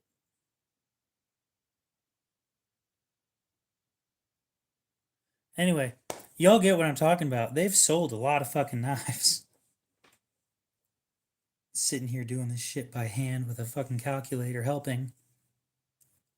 There's a reason I stopped going to school. I graduated, but fuck. I hate math so much. Holy shit, it's 10 p.m.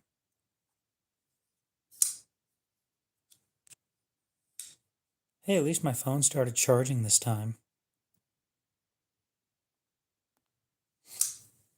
Oh, Michael wanted to see the stuff that's for sale. I forgot.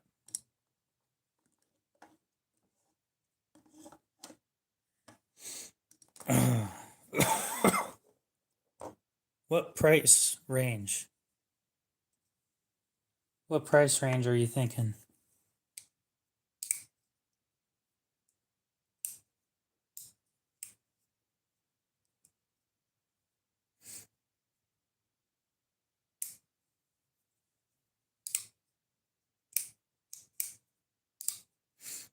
No, I could see them doing 4x8 sheets. It's easier to move.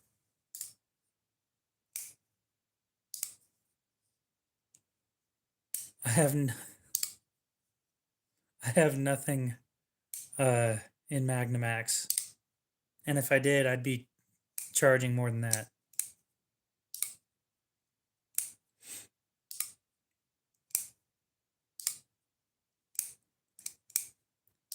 Well, I have a small Nkosi Tonto for sale.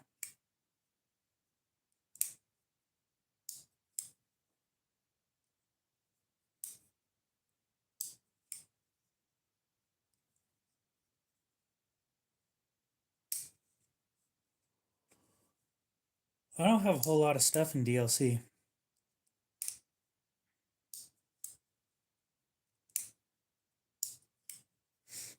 I'm not going to be getting a bunch of new stuff for a while. I need to get rid of a lot of old inventory. So, old inventory's on sale, kinda.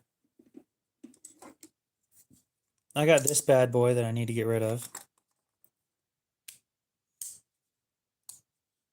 Nope. I have neither anything in Zerkatai or Damascus, or Timascus.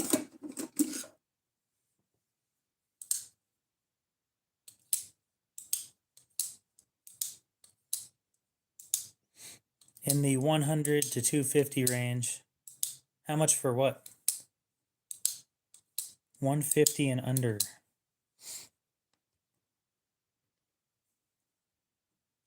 Let's see here.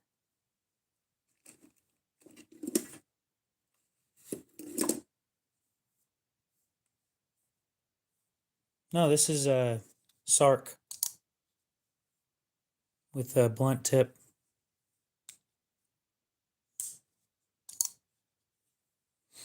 Oh.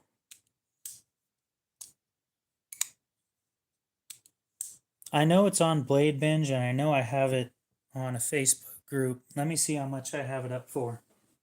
I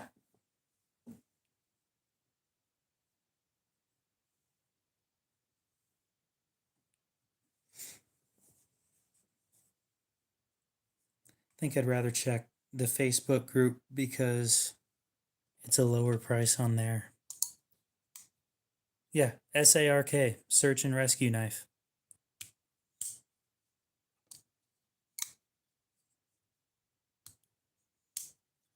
It's got a little bit of lock stick. The liners are made out of titanium.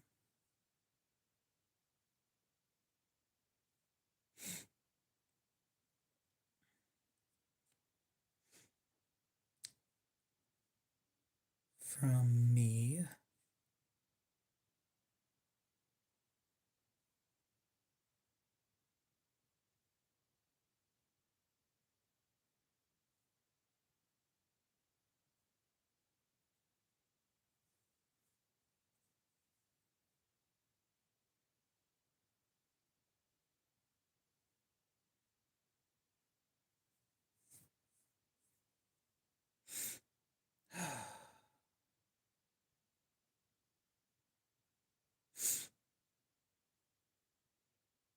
All right, fine. Fuck it. I'll go look it up. Yeah, it's 154 cm. Well, I want to give you an accurate number, and I also don't want to sell myself short. So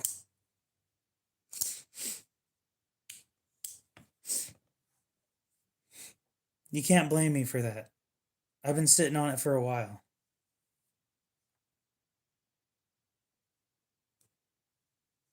Yeah, SARK. And yes, they do make them with a sharp tip. This one, they didn't, obviously, but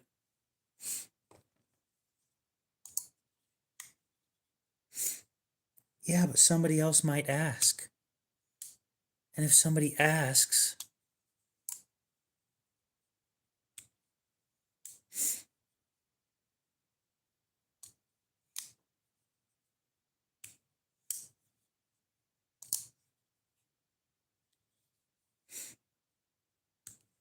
the Blade Binge website sucks.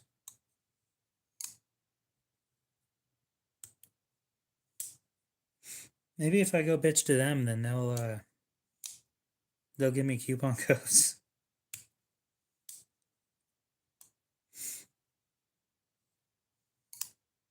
Listings.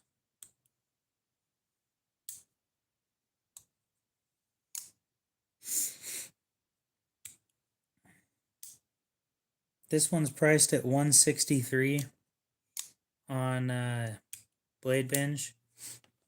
I'd take 150. Well, I'm sorry, but this phone is 10 years old.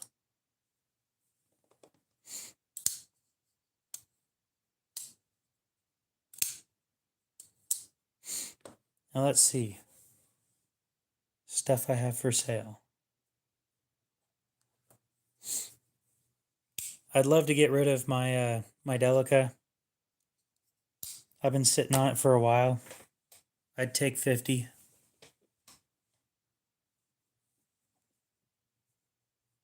I mean, this thing's brand new other than it doesn't have a box. I didn't sharpen this one. And I'm doing my best to not sharpen it because I really don't want to. I know how to, I don't want to.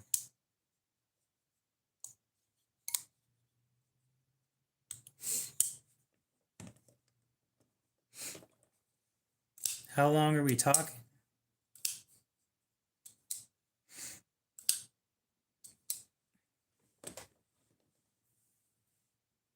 Yeah. It's got some scratches on the blade though.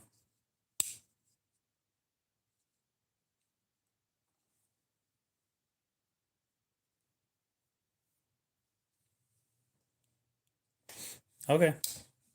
Oh no, I have a shit ton of knives. I was just pointing out. Like this one's 250. Yeah, it's VG10.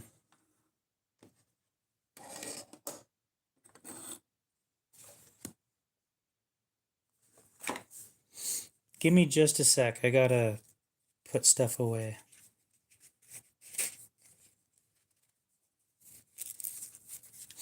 And I can pull some stuff that's for sale out.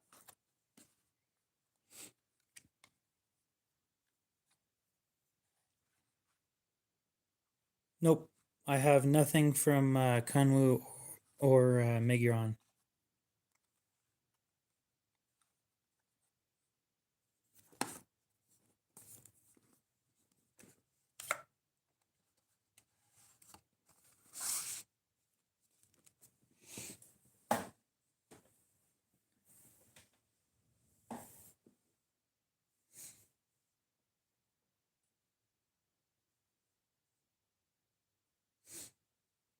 Dang. I've run myself dry on a lot of shit.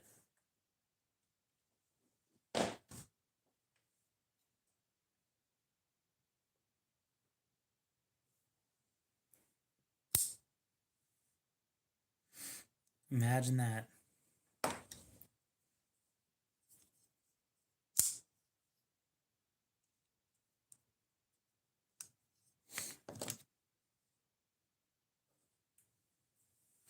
I have 2 bug outs for sale.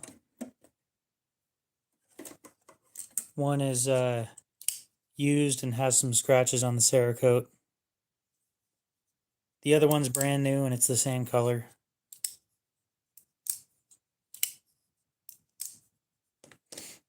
I'm trying 30 on leaks. I'm done buying them though. I'm not going to say most are USA made. I'd say most are made in China, but how much for what? You need to tell me what you're talking about because I got a lot of shit on the table.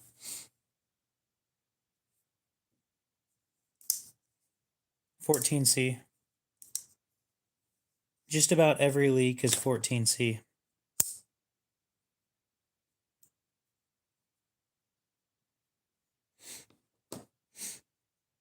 I was telling you about them earlier, I think. This one is 120. And then the brand new one in box is 130.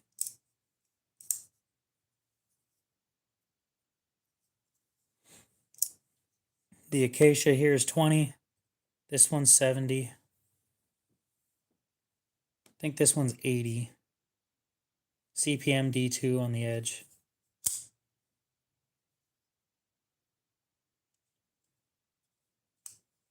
That would explain a lot.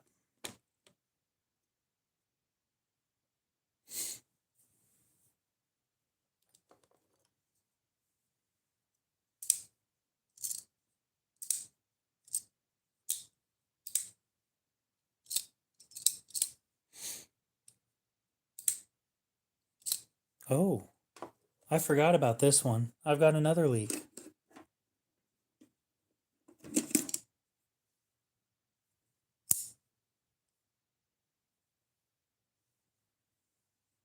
And this one is a composite with D2.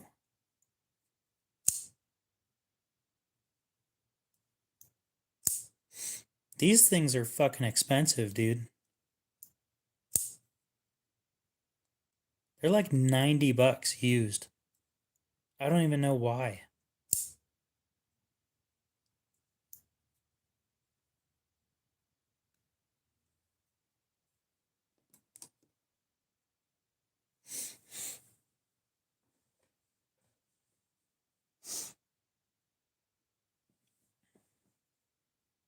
What else do I have for sale?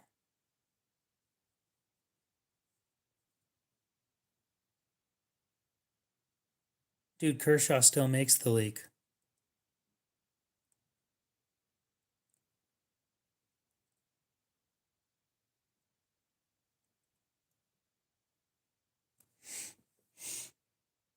Do I still have The olive drab one? I do. Oh, that one is 80. It's a Sentinel Strike 2. I thought you meant the leak. This shit's old. 07.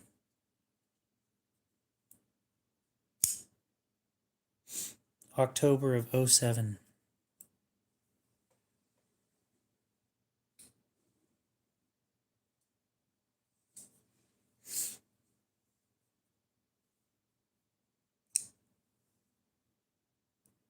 Now, I think I'm going to,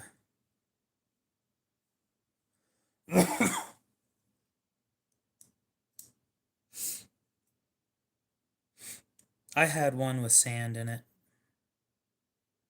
You got to keep in mind, I've owned 15 leaks. I kept buying them thinking that they would sell, and then they never sold well, so I sold them to pawn shops. Because I needed money to go buy more knives.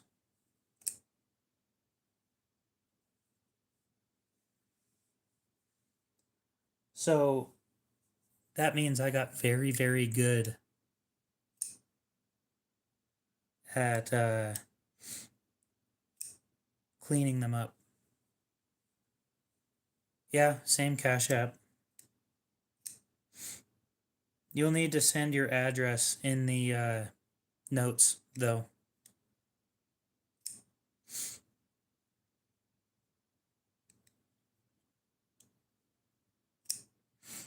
That's how I do stuff now. Makes things easy.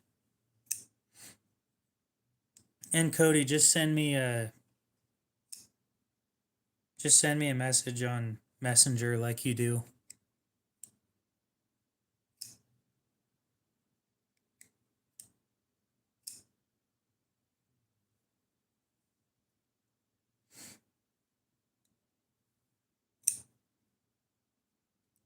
It's really funny and really sad at the same time.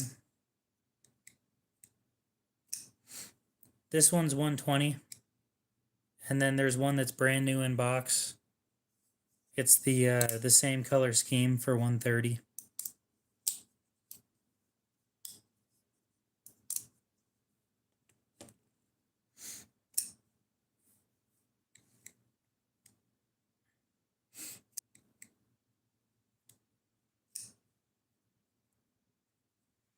Anyone want to guess what knife I'm playing with?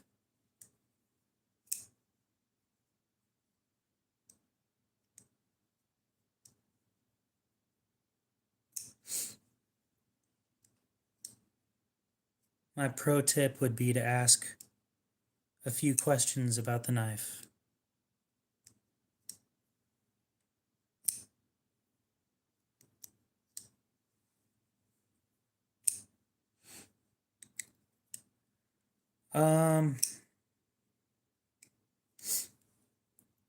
Let me find it.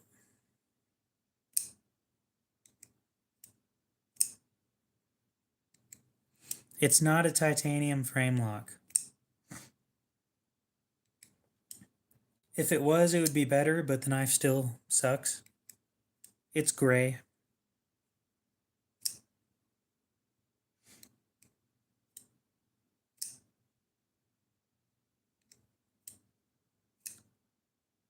I'd do 190 on the two.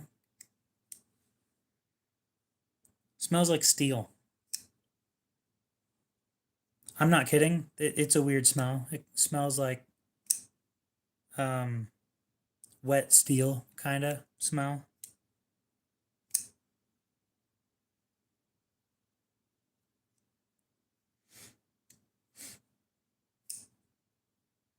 It is not a liner lock.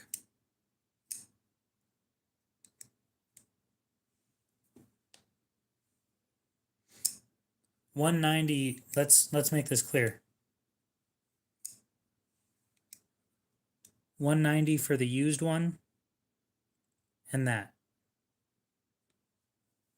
I can't drop the price on the new one.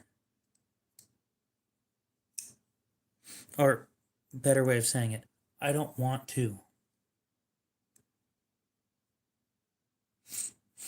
Because I think it's priced somewhat fairly. Oh, and I'm supposed to find out the color of that.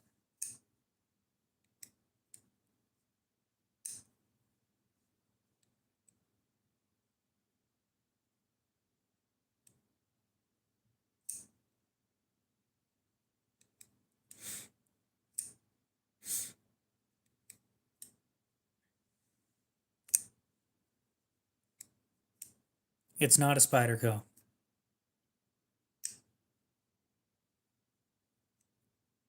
It's not a Strider. Oh, that's a clone. Everything else on the table is real. That's the only one that's fake. As you guys can tell, it's small enough to fit my hand.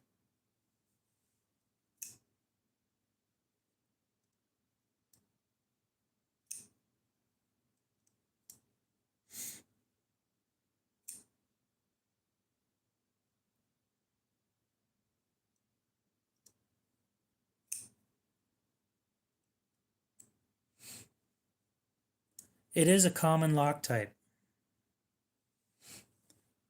It's dark olive grivery. It's not a button lock. This one is the dark olive grivery. 535 TN11.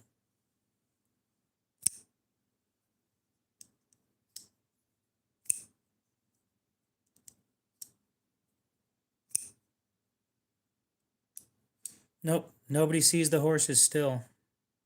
They didn't last time either.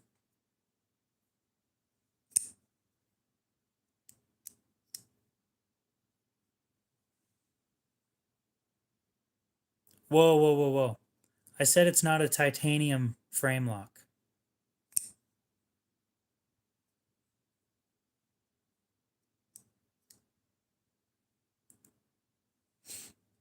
You didn't clarify that.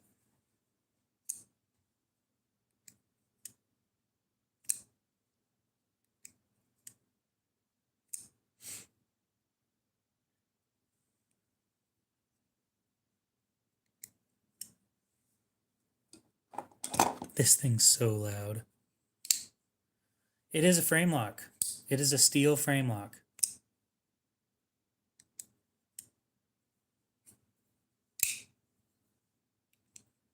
That's the fake Strider. This thing's so loud.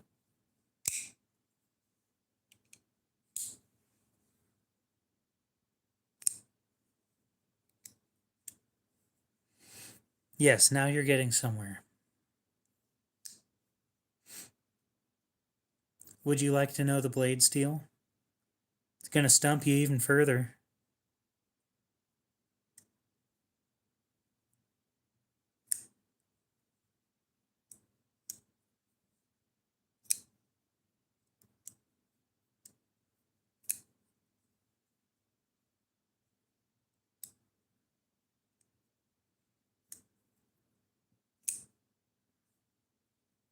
The blade steel is 12C27. You guys should probably start trying to guess the company, or at least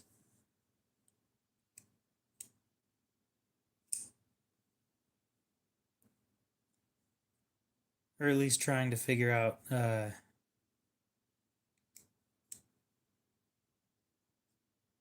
It is not a Lion steel.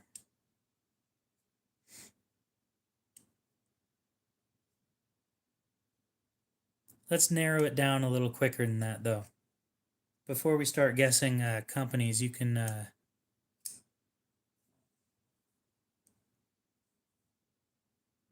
wonder where it's made. It's not an Ozark Trail.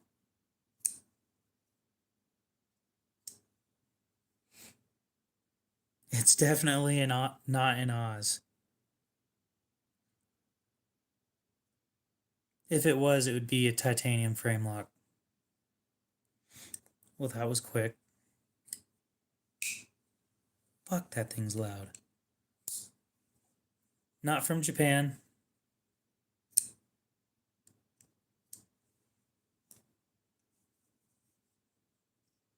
Where'd the other phone go?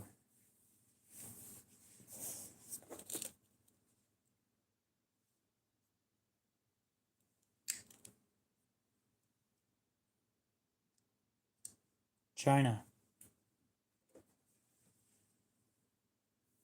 It is made in China.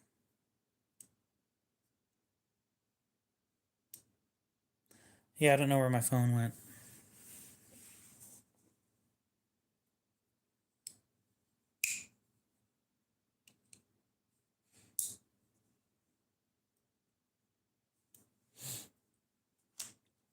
For anybody new, you guys are trying to guess what knife I am flipping.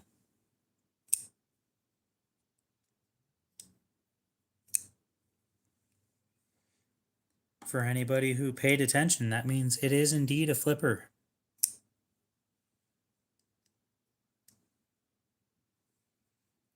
So far, we have it is made in China. The blade steel is 12C27. It's a steel frame lock with a flipper tab.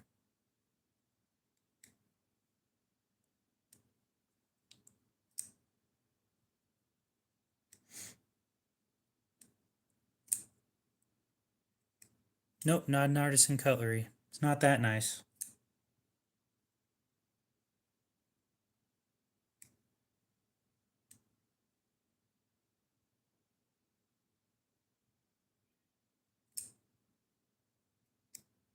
Yep. CRKT, it is a CRKT.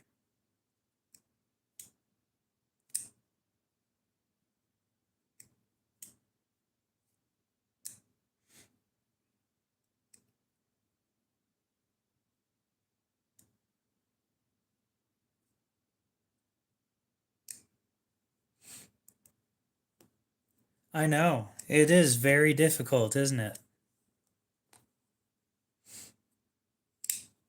It's not a Pilar. That's a decent guess, though.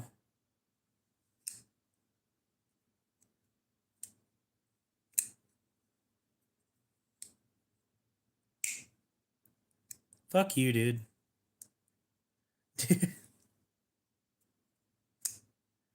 Yeah.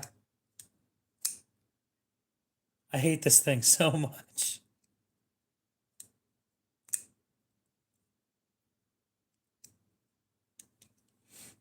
No, it was a minimal X. Got it quick, too.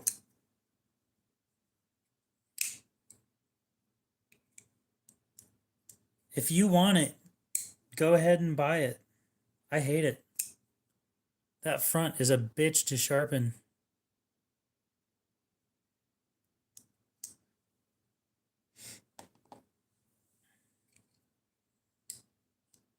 You get a congratulations.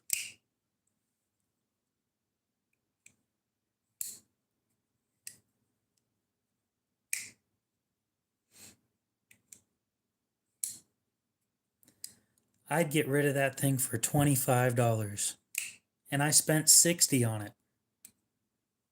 I have regretted that purchase every day since.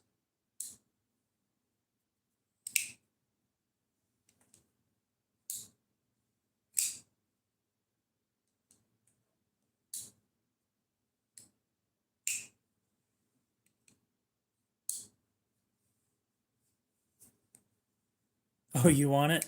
Okay.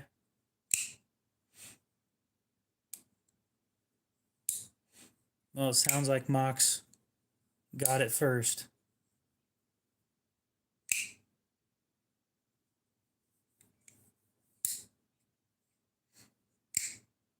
$25 is... God damn, I'm losing a lot of money on that one. Oh well.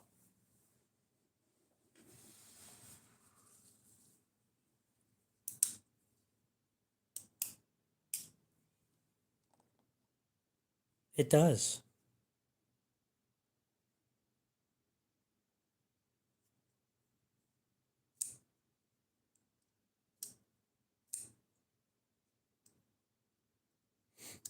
Yeah.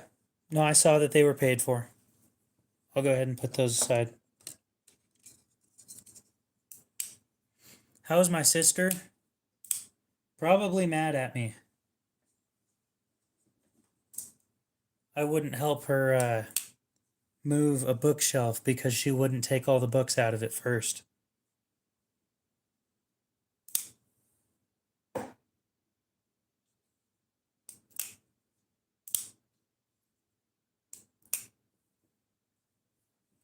I hate it because of that front edge.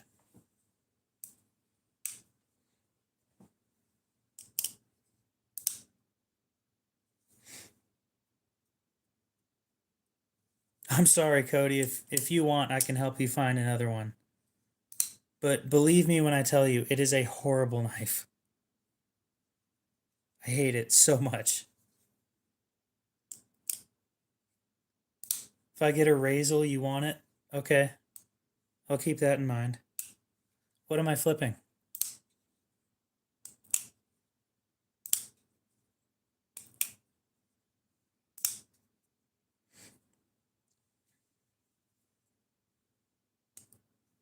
There's one question that would, the moment you guys get an answer to it, you'll already know. You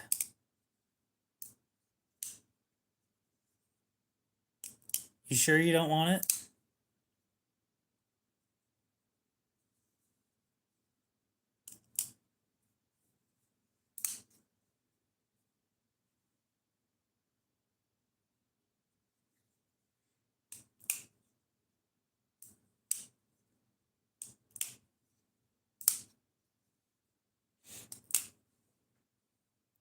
This one is a Rat 1.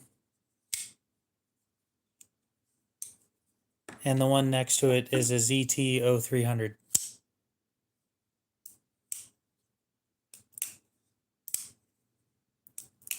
You hear an axis lock? Okay. Yep, no problem. Well, I just told you I hate it because of that front edge. I don't want to sharpen that. That's why I hate this.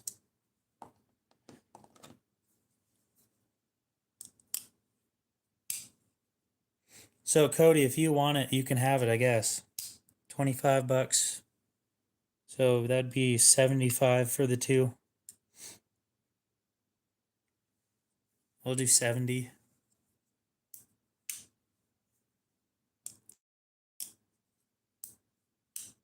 So anyone want to guess what I'm flipping?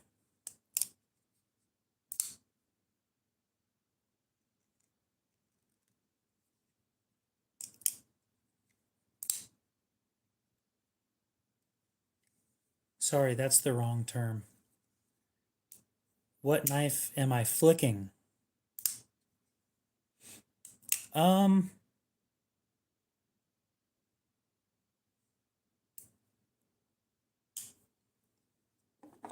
This one isn't for sale, and this one's on hold for somebody at the moment.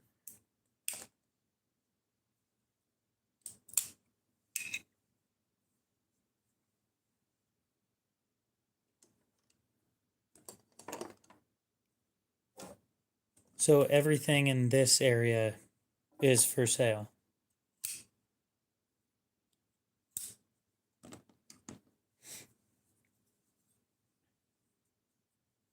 So what knife am I flicking?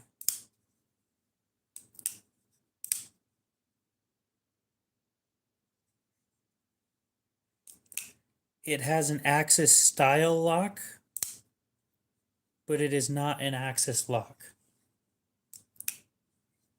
It does not use... Ooh. I'm not going to say that. That would have given it away.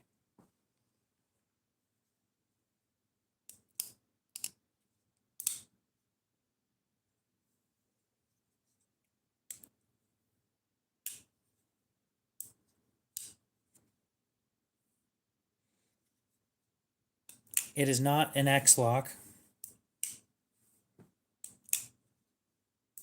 Not a drop bear. Not a Chavez, nope. That's the X lock. Nope.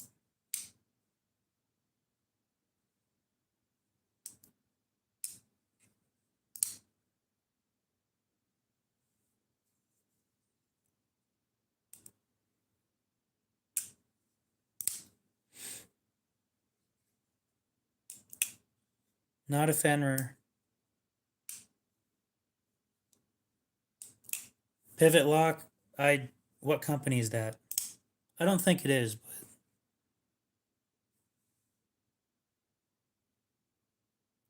steel frame. Steel liners. Annex 2. Good guess.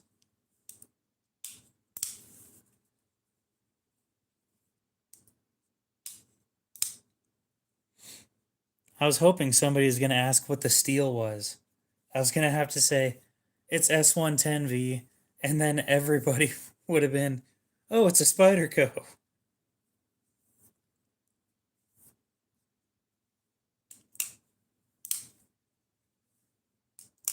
That one would have been just blatantly obvious.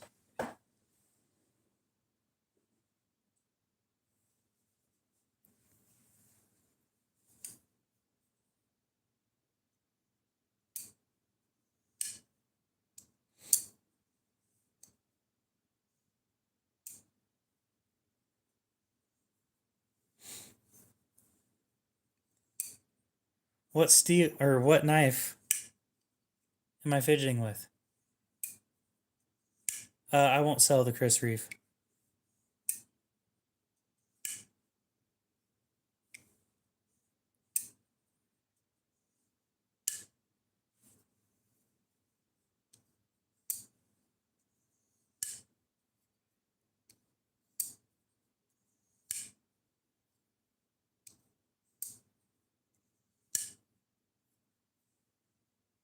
Come on.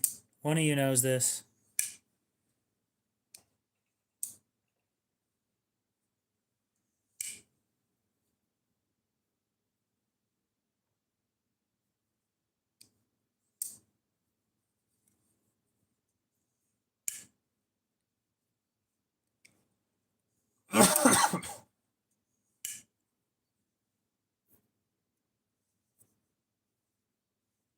No guesses? I think it sounds very, very obvious.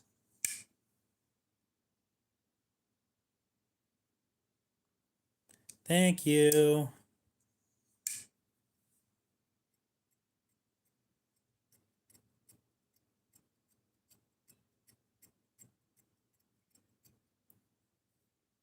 The blade makes a very particular sound. It is not a Vision FG. I don't own one of those. I wanted one, but I decided not to get one.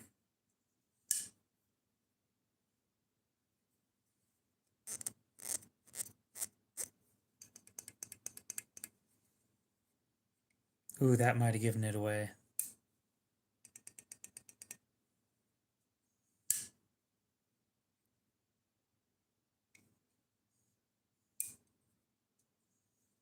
It's a frame lock.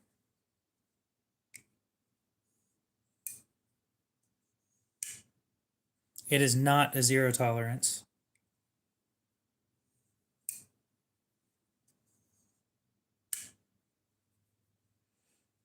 I think Mox is a few seconds behind.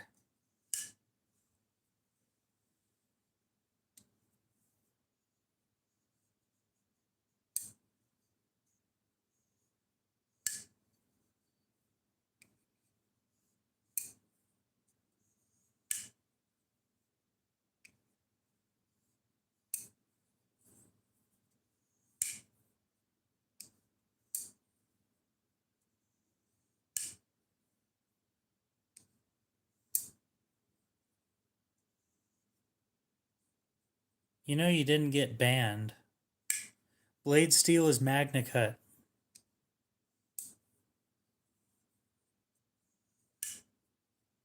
So far, you guys have MagnaCut, and it's a frame lock.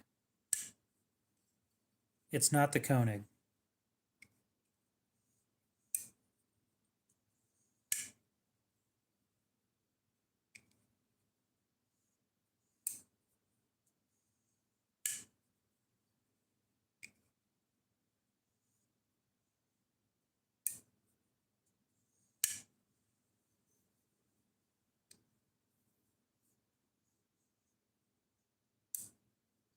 Any other questions about it?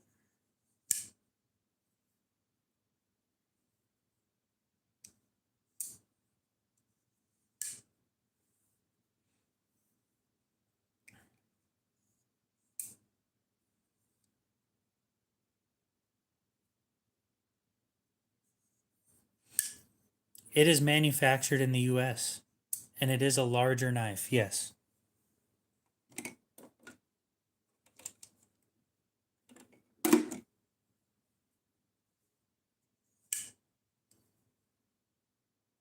Two opening options. Scale material is titanium.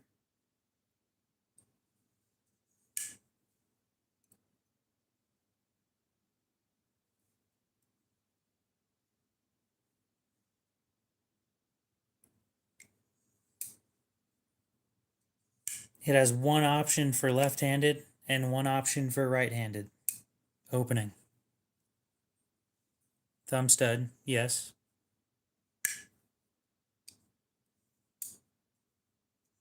It is a Chris Reeve.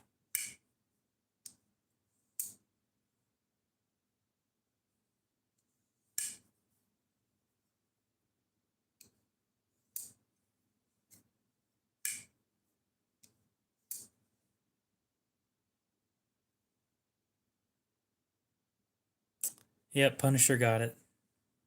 It's my Sabenza.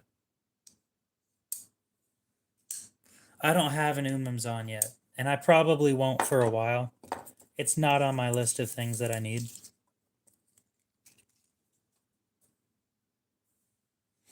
I should go get some more models.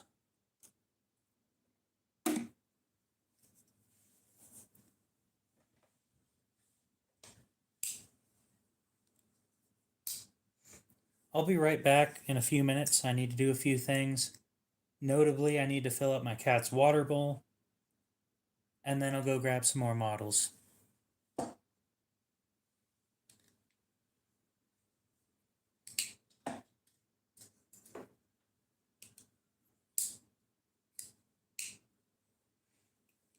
Yeah, but I'd rather just buy a real one.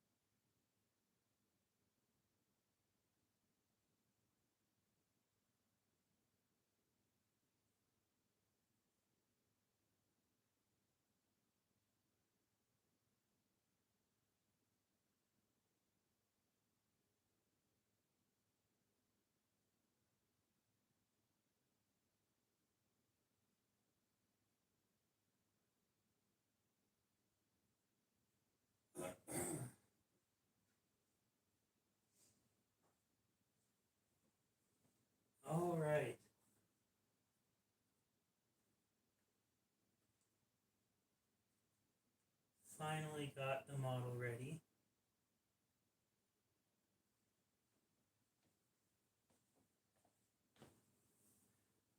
What model am I playing with?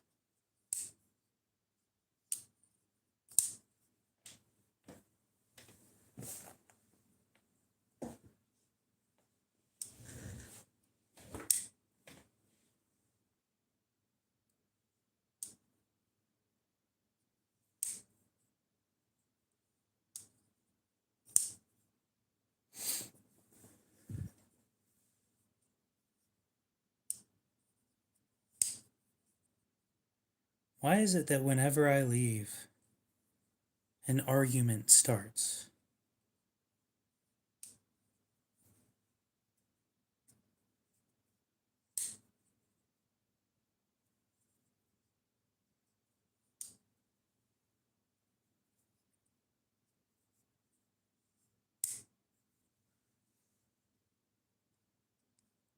What model am I fidgeting with?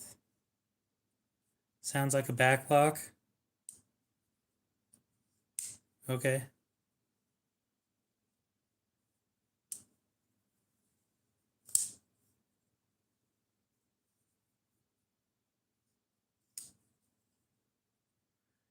It is American made.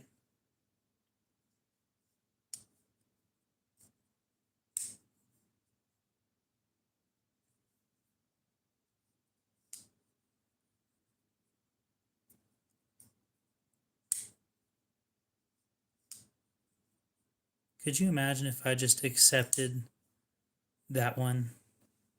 It's not made by Benchmade, and it's not it's not an iridium.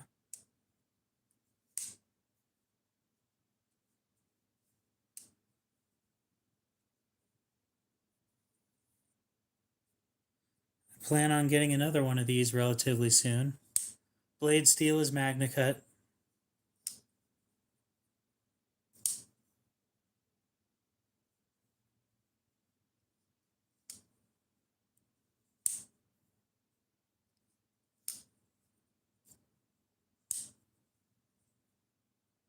The brand has nothing to do with eagles or birds.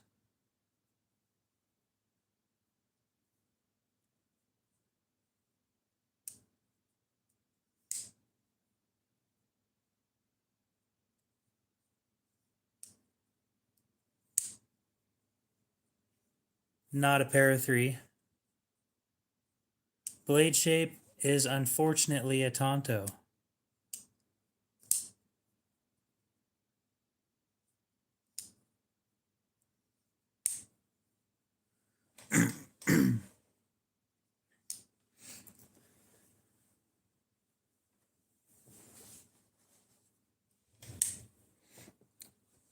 The only reason I have that Strider clone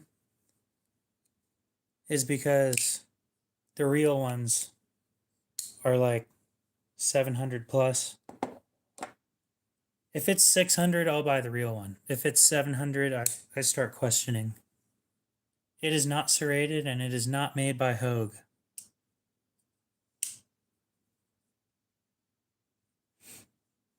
Some of those Chris Reeve clones really suck.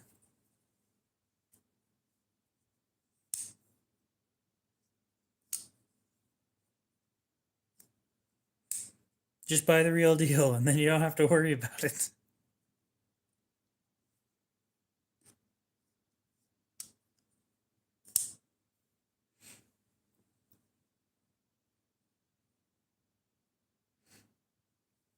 It is not an OTF.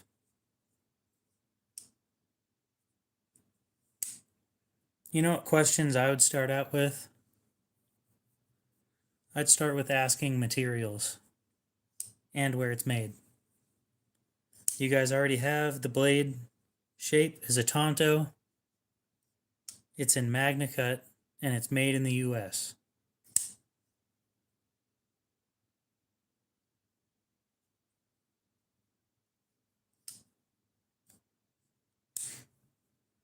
Oh, I was thinking about buying a real one. It is not a steel frame. I was debating on buying a real one of these.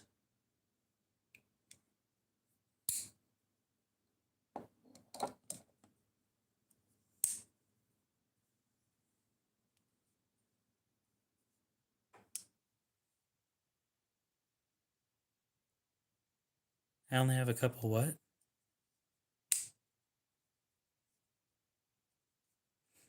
I own one stiletto and this isn't it.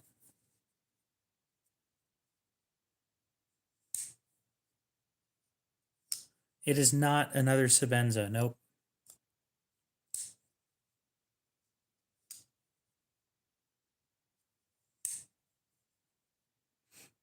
The stiletto's in a different room and it's about 4 inches when it's open. I do not have very many Tontos. The next knife is going to be a Tonto as well, though. It is not a CRKT. Aiden, what's up? We're trying to guess what knife I'm fidgeting with. So far, the answers or the information you guys have is it is not a steel frame. It is a Magna Cut blade. It's made in the US. And it's not a 940. It's not a Chavez.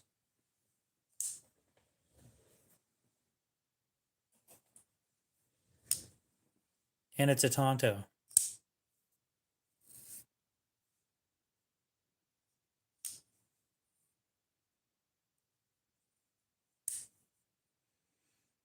Scale material is titanium.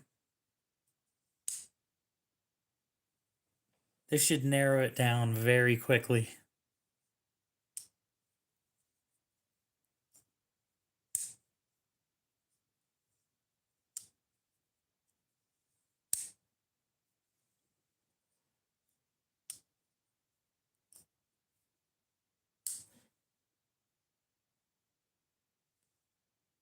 Nope, not a small and cozy. Good guess, though. Not a bailout. It's also not made by Benchmade, so.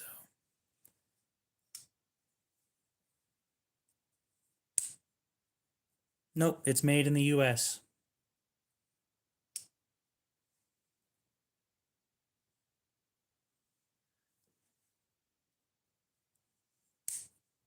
I guess I'll take that as a win, Aiden. It's a large and cozy, not a small.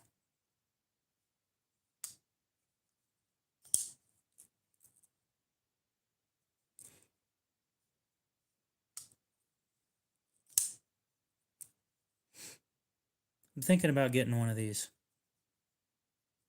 I mean, I have one, but I don't want the Tonto. You were close. Stupid? No. It's just, I do have 4 Chris Reeves, so. Well, that's what I'm thinking is getting the Insingo. Let me package this up and then we'll grab the next knife. This one is still on hold for somebody, unfortunately.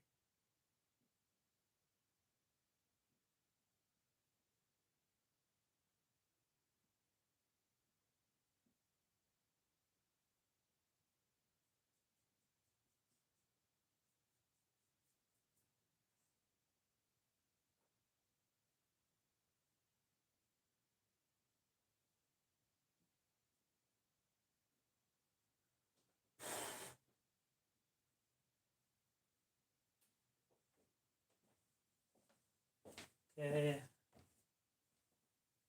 This one away.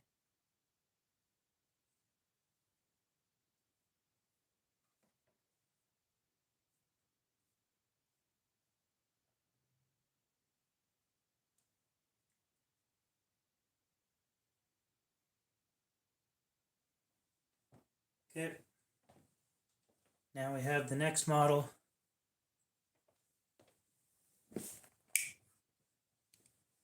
Ooh, this one's loud.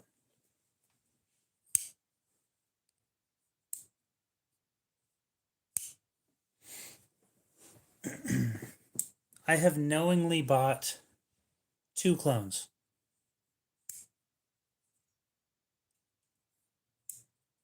So what knife am I fidgeting with?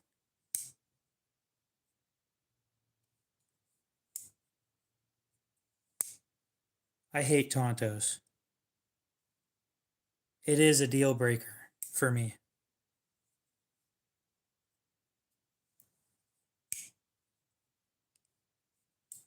I could understand that.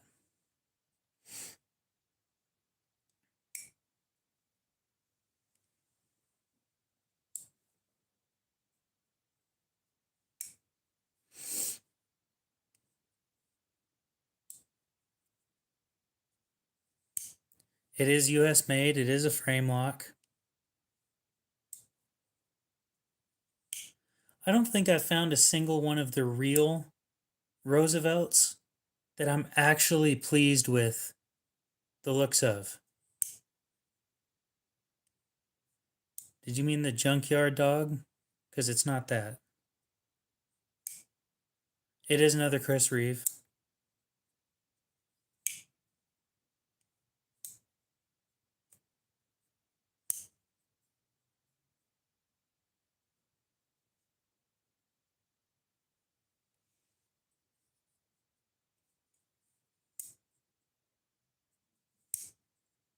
Three in a row.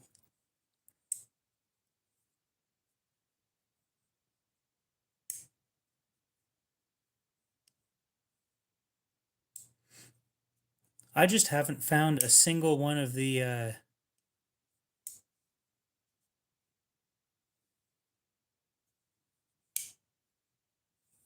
No, it's not a Sebenza clip point.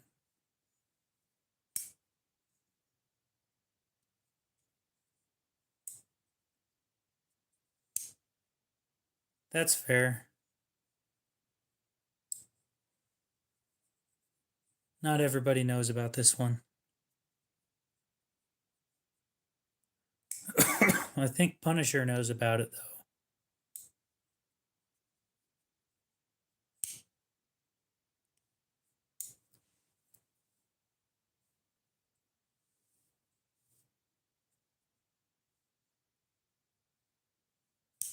No, it's not. It's a Chris Reeve. It's not a. It is a small and cozy. Yep. This one's for sale, too.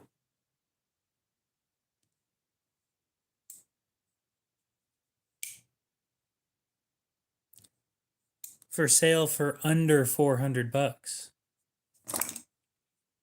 Barely.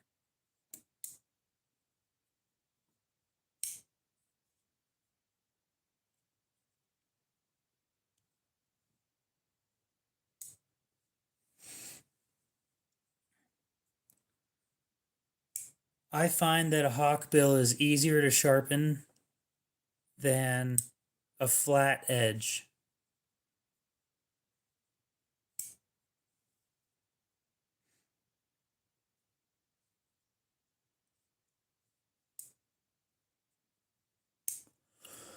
We'll see you later, Punisher. You have a good one. Here in a couple minutes, I'm going to end the stream.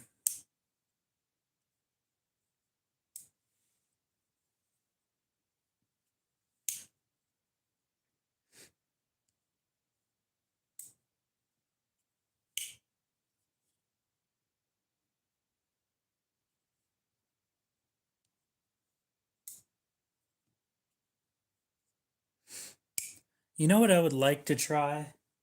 Is one of those winter X locks. Those things are interesting.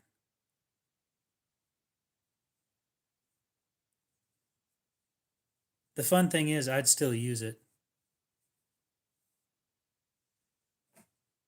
I'd probably be one of the few people that actually use it as a normal knife.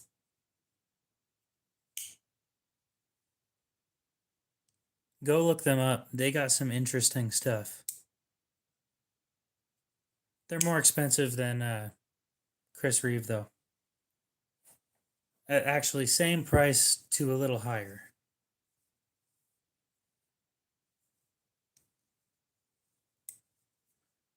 If I'm not mistaken, a lot less titanium.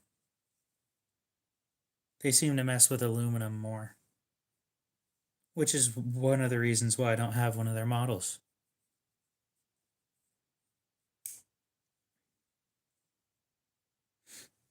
But yeah, if anybody's interested, I've got a like new inbox.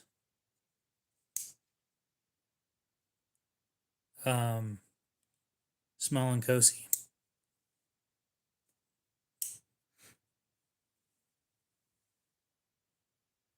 I think I said that my somebody asked what everybody's beaters were on Reddit the other day, and I replied with my Sebenza, and somebody was like, "No, it's not." Like, fuck off. I use that thing all the time for everything. The only thing I don't use it for is gardening.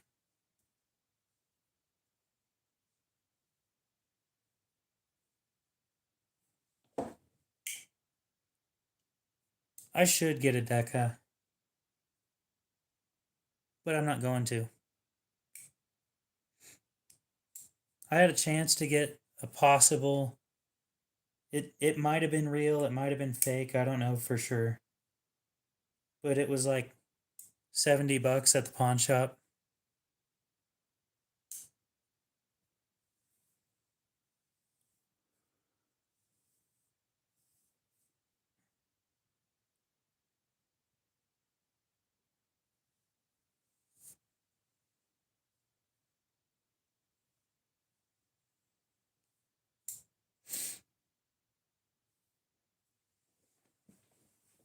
Is that black one? I missed that knife. I missed it a lot after I got rid of it.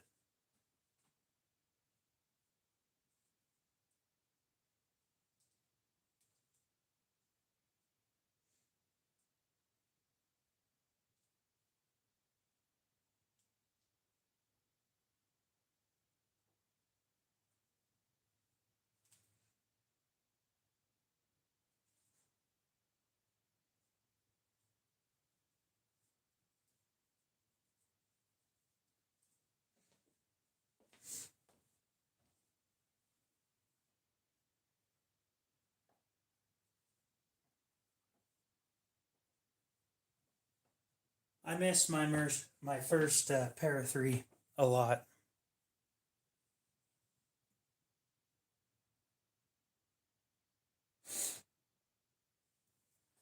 Lucky you. I think the best deal I've gotten was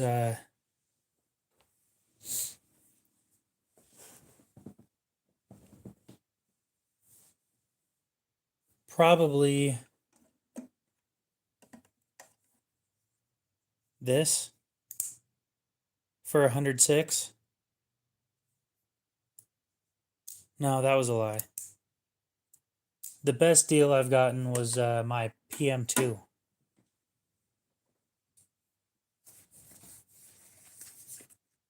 I won my PM2 in an auction. The same auction I won this knife in and this knife. So I won this thing for $46. This one was $46. And that one was $46.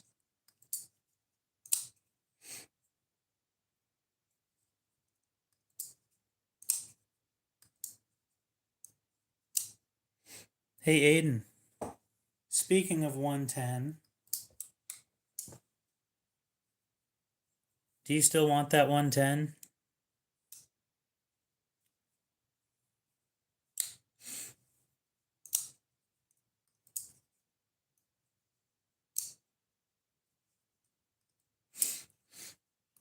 I mean, this one was a horrible deal, but these two were great. What do you think is fair? Because I have a number in mind. Well, since I got back, I've missed out on about 5 weeks of trying to sell knives. So at the moment, I'm just trying to get enough money to help me forward with buying more used knives.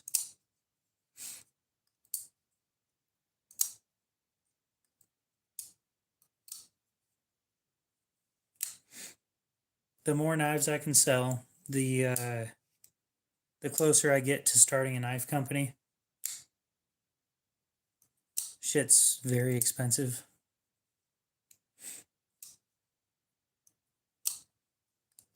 Guitarismo, you have a good one. We'll see you later.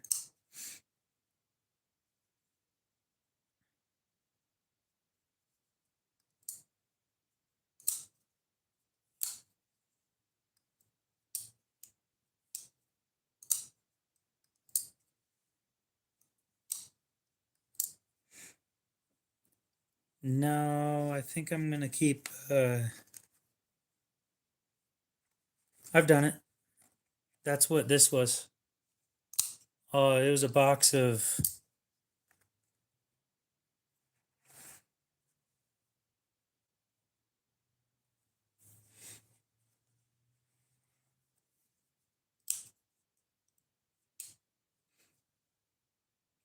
Yeah, I've bought those. My buddy just bought one and then sold all of them to the pawn shop. So, unfortunately, I didn't get a chance at any of the nice ones. There is a Chris Reeve small Sabenza at the pawn shop, though. It is. It has black micarta inlays, I think.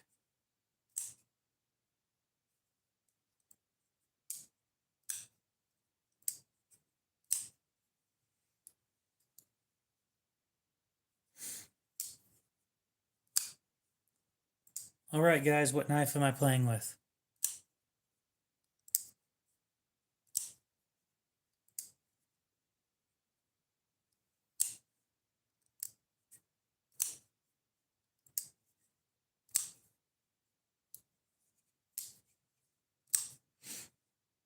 It's going to be one of your guys' first guesses.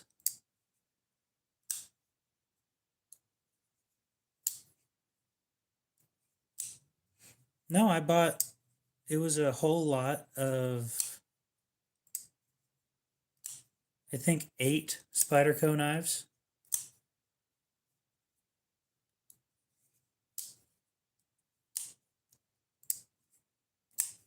It is not a PM2. That's a good guess, though.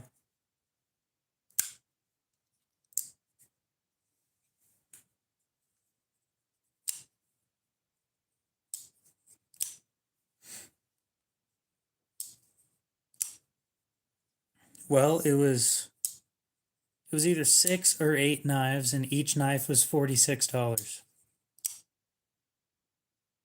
I don't remember what airport I bought them from. Yep, it's a pair of 3.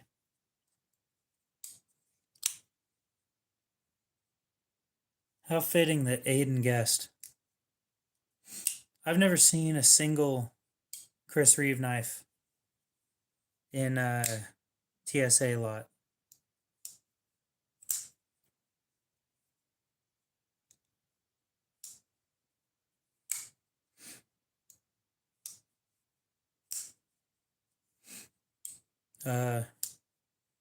Yeah, I bought the lot. It was, again, like 6 or 8 knives. One of the two.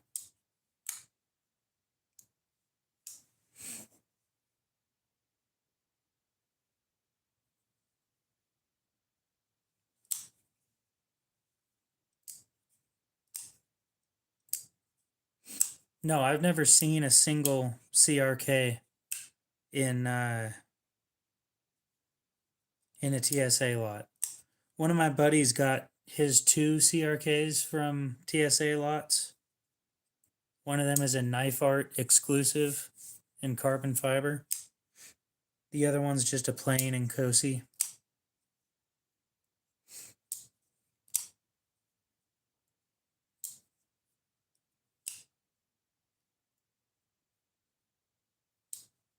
Mine was just Spyderco's. I did one with Kershaw only, and it had 20 knives, and I was stuck with them for a long time.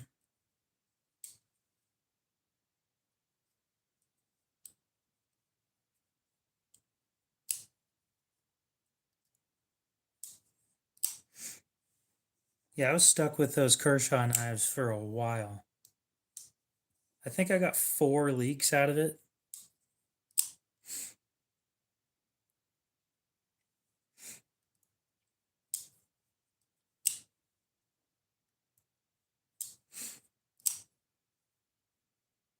It was 24 Kershaw knives. That's what it was.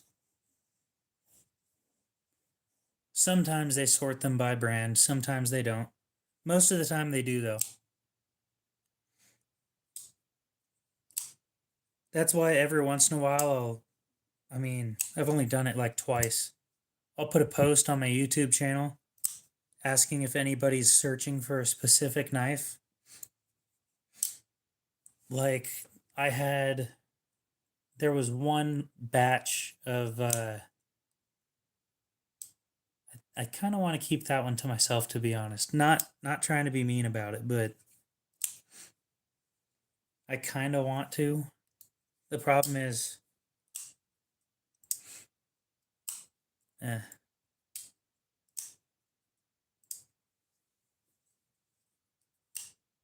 Nope, I have no clue what you're talking about.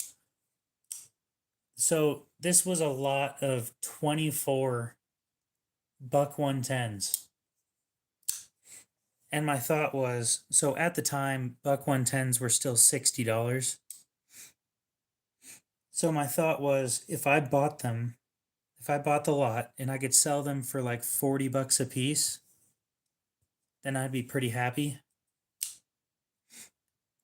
Well, the lot ended up going for like enough for each knife had to be sold for like 50 bucks to recoup anything. Once it got up past 30 bucks a knife, I decided that it was too much.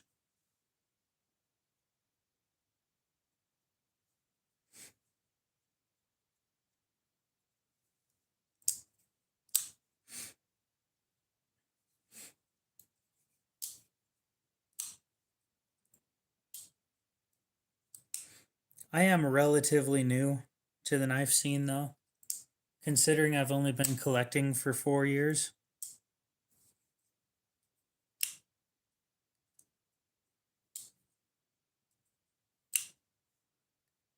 Yeah, actually, a lot of you guys are going to love this. Hey, Mox, are you still here? I have to tell you guys a great story. I'm sure Aiden already knows this story.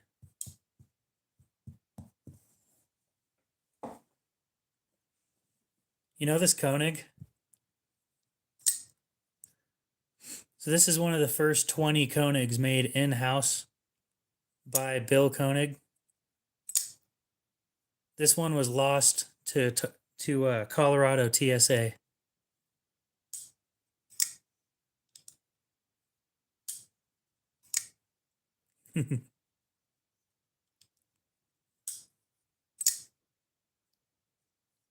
Somebody was not a happy camper.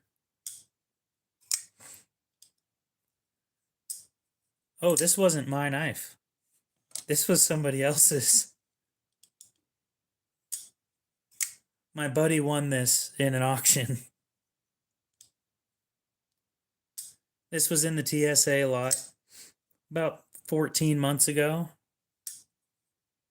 I told him, so he'd let me look through his winnings, and I told him, I'll give you $5 for this.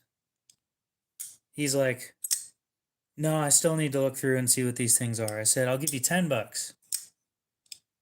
He said, I think I'm good for now. I said, I'll give you $20 right now. And he said, well, if you're offering $20, it must be something really good. Because I was a cheap ass back then. This would have been the most expensive knife I'd ever held at the time. So, anyway, he looked into it and he has a set price that he wants for it. It's still his knife. But I'm the one who has it on consignment trying to sell it.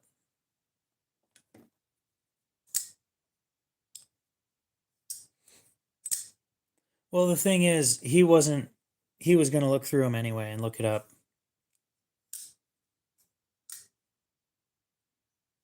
I thought it was fake. He thought it was fake. Everybody on Reddit thought it was fake. It's not fake. So anyway, whatever it sells for, any money that's over his stated amount, I get to keep, which sucks because he wants quite a bit.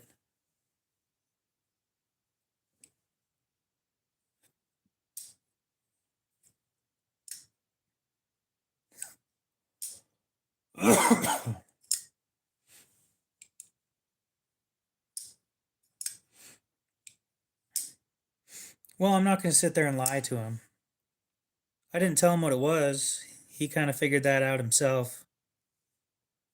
But yeah, it is up for sale on Blade Binge for $8.50, but I will sell it privately for $6.75.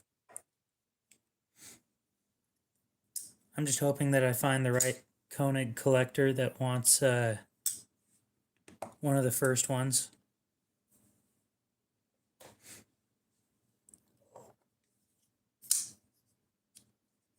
I liked the knife so much when I first got my hands on it that I went and bought this one, and it's just not the same.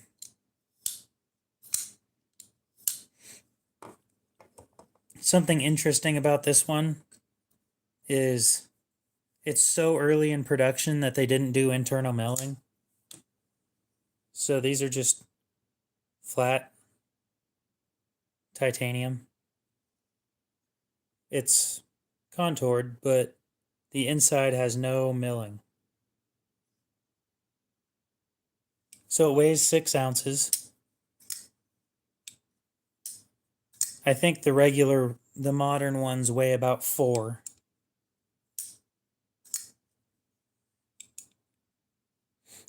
No, it's on Blade Binge right now, and I had one person offer me 400 for it. And that's below how much he wants for it.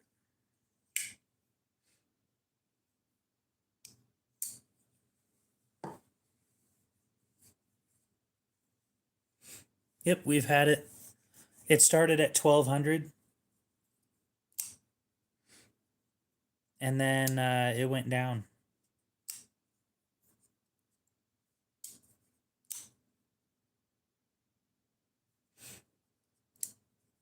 But I have one person who sent me a message saying they're interested in it off of that collectors group on Facebook. So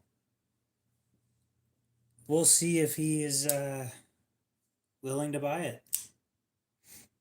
I told him I'll put it on hold for a week for him to get the money around for it.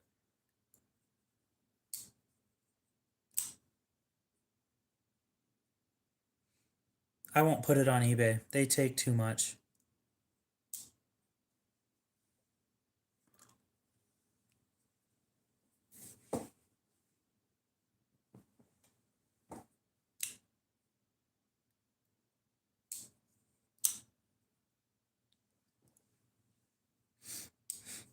Well, it's nice to see that my bank account or my Cash App account is above $20 now.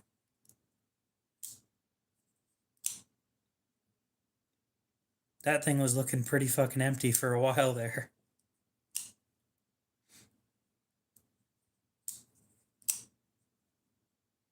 Now that I think about it, there's somebody that was supposed to buy like 7 knives from me. And he still hasn't bought them from me.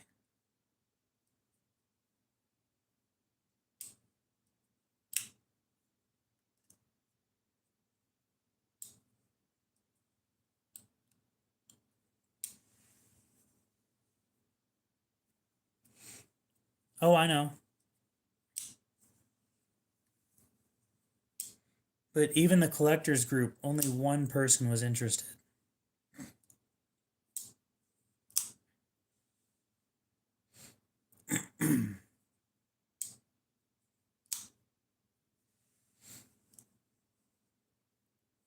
check the books. Well, the account is now above $200.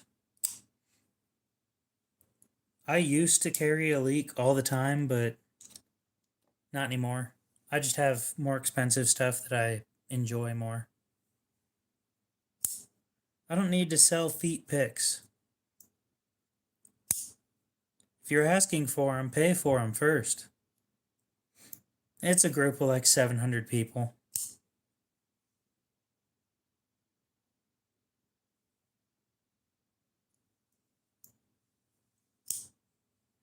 Cut and carry, what's up? How's that Unumzon treating you? You decide to keep it?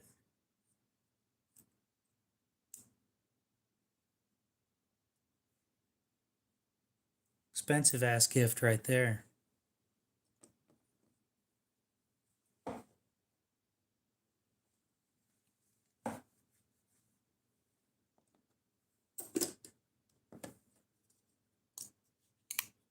I wish I could get rid of this thing. I really do. I'm like so tired of having it here.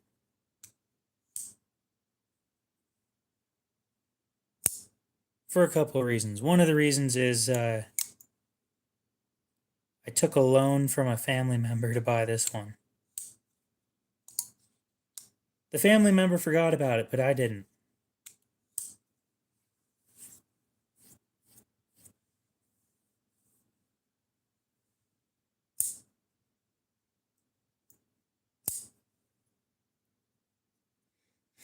Well, I'm glad to hear you decided to keep it.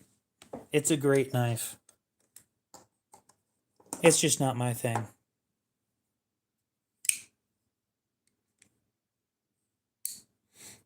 Yeah, the loans where they forget. I agree. No, it was a small loan of $100, which means I need to sell it for more than $100. No, it's a fake Strider. I was thinking about buying a Strider, and I've heard so many shitty things about them that I decided I want to try one of the fake ones out first to see if it's at least comfortable. So it turns out it's comfortable in my left hand because my pinky fits right there perfectly and it all just works. In my right hand, it doesn't fit that way. It's still okay, but it's not like great.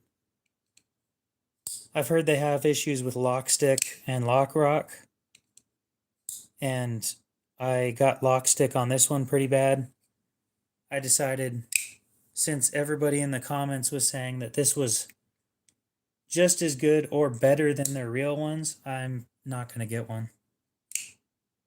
And it's not because I have this one instead. It's I don't want to spend $700 and then deal with issue after issue.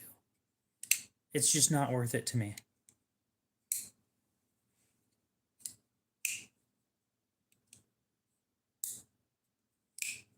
Isn't that sad?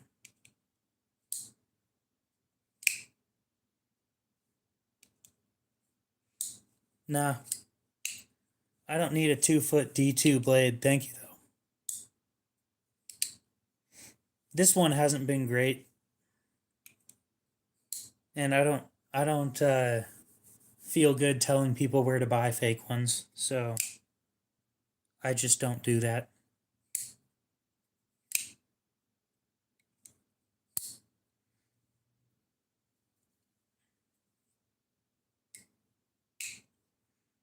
I'm not dailying an Odin's toothpick. Fuck that.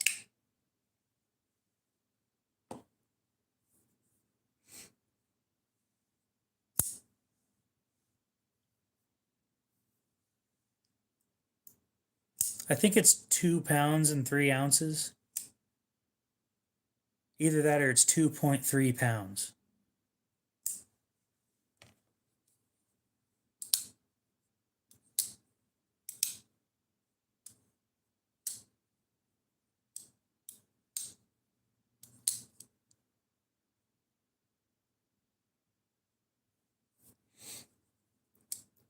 I think, what was it? White Mountain Knives? Or White River or some.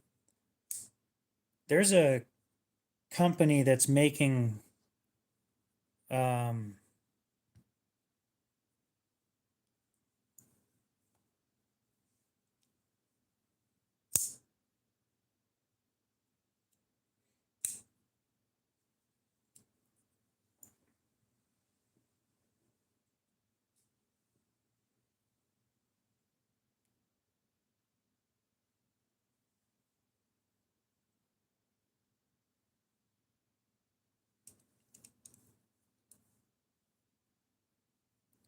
the leak is just under 8 millimeters.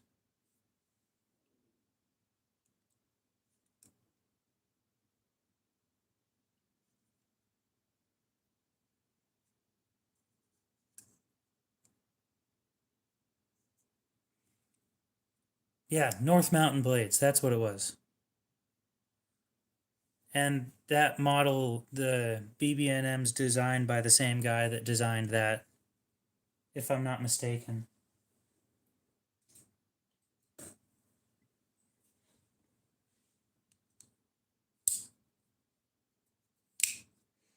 And I thought about getting one of those,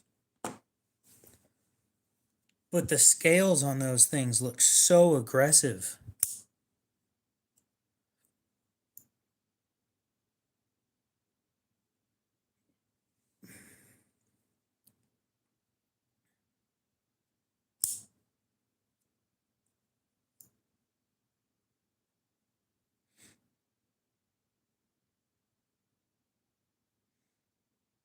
Specifically the frag ones. These things look way too aggressive.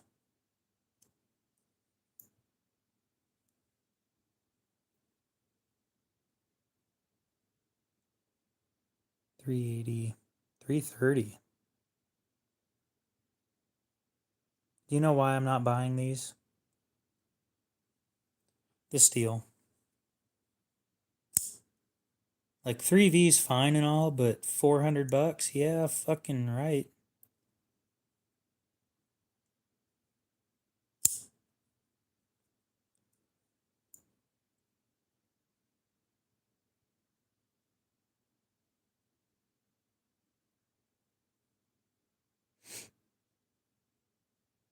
This is actually fairly nice looking.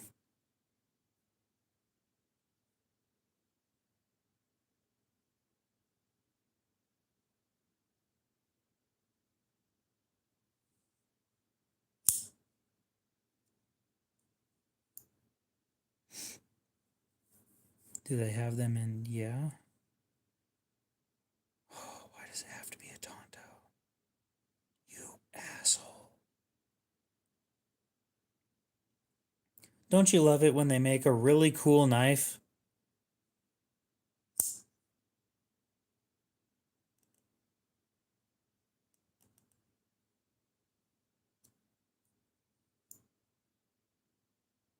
and the fucking blade shape sucks dick? Look, all I want is this in a better steel, because fuck your SLD magic bullshit, and a drop point. Superior my ass. Fucking full of shit, dude. You know damn well that the sheep's foot is the best blade shape, bar none. I will not put up with your heresy. Fucking banned.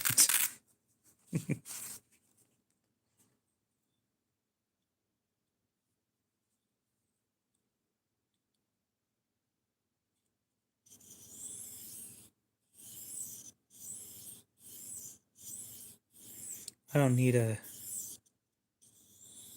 moderator who thinks that Tontos are good. Fucking gross.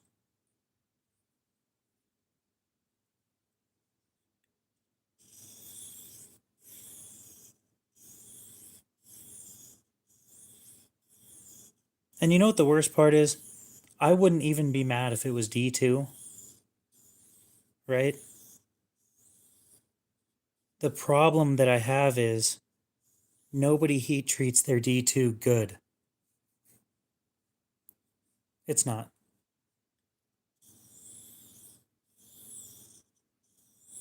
I've been tempted to reach out to those clone makers and just try and talk them into not making clones. Like maybe a 2-year um,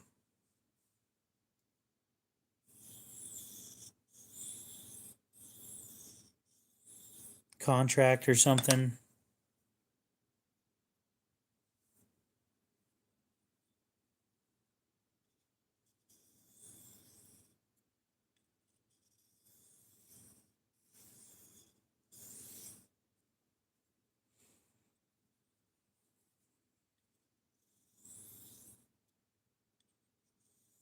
No, a reverse Tonto is not the same as a Warncliffe.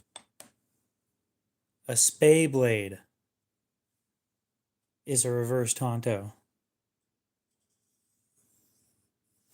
And whether y'all want to admit it or not, this is a Spay Blade.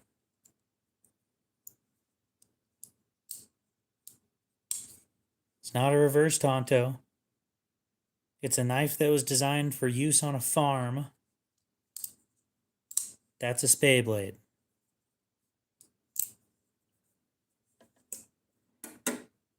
It's the truth. DCA's right, though.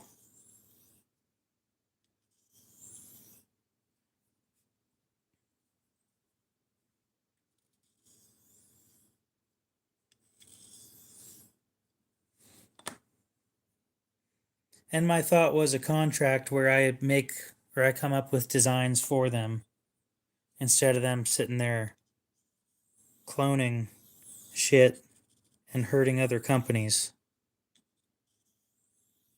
I would buy from them if they made designs that didn't look like shit.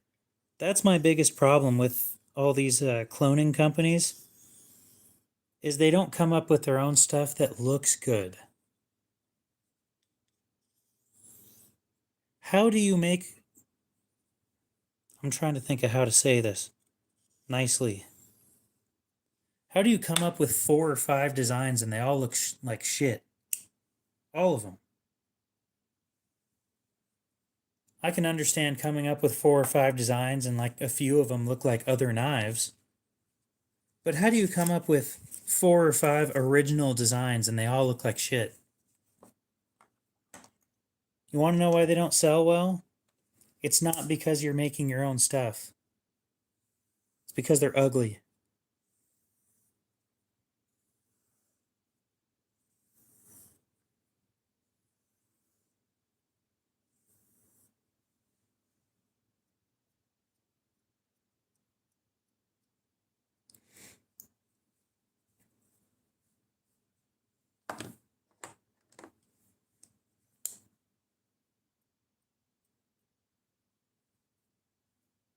Do I have a Spay Blade on the table other than that?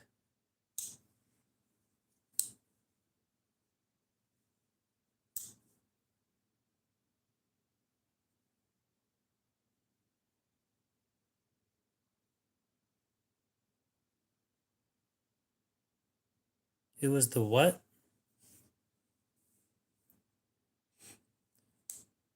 No, the...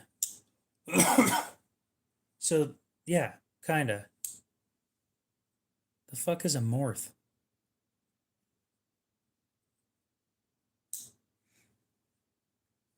Reach out to, oh, okay. All you gotta do, all these companies have to do, is reach out to people.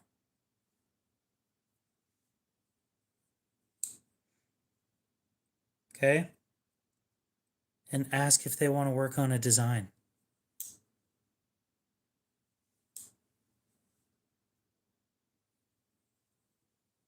It might not go anywhere. Or it could go somewhere and you have an original design.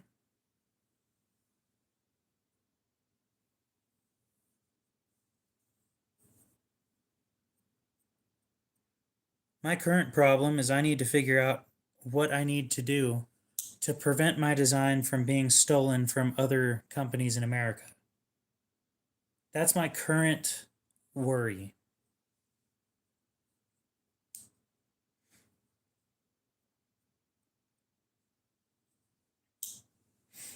Well, then stop getting sent back in time 5 minutes.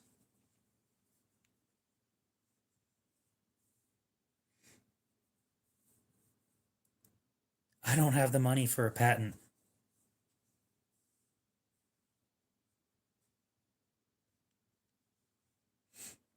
Oh, sure. I completely agree that it's hard to come up with a completely original design. And that's fine.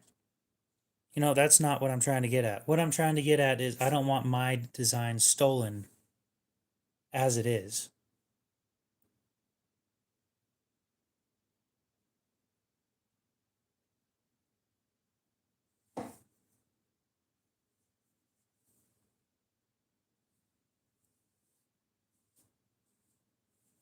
Well, I like to think that my design language is unique.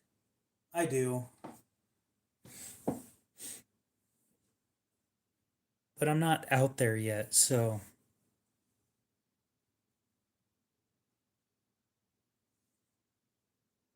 I need to talk to somebody. You know what? Reach out to Ben and see what he did.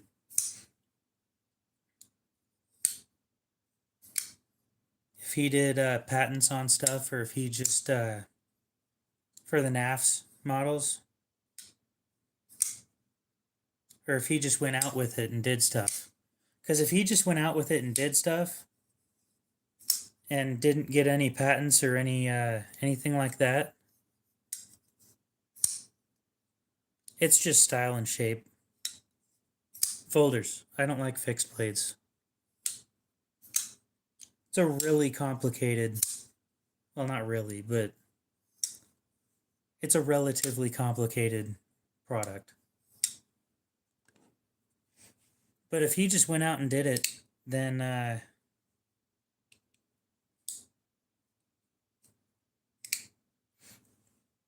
might need to draft a contract for someone to do the CNC or the 3D model stuff for me. Because I already have my model finished. I just need it cleaned. I need it cleaned up, revised. Oh, I agree. It's been a bitch to try and get this thing to work.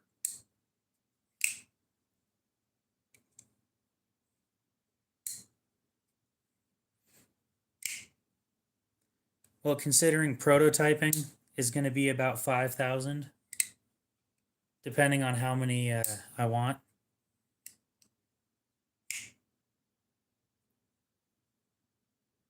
Starship, what's up? I've shown off the whole handle. I just haven't shown off the blade yet. The blade's actually unique. The handle's relatively close to an Inkosi.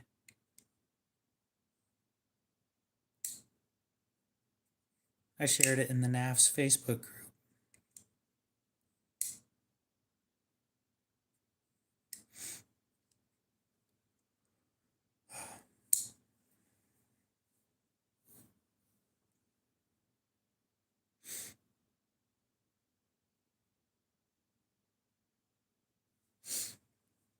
Give me a sec, see if I can find it.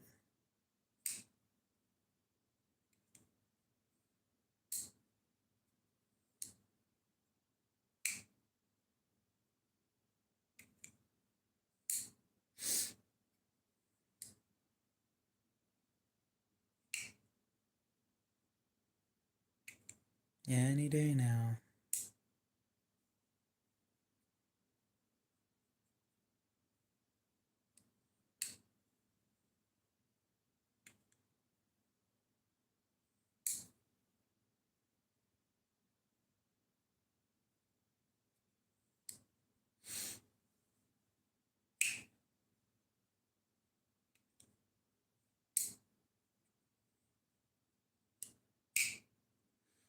This thing's loud as shit.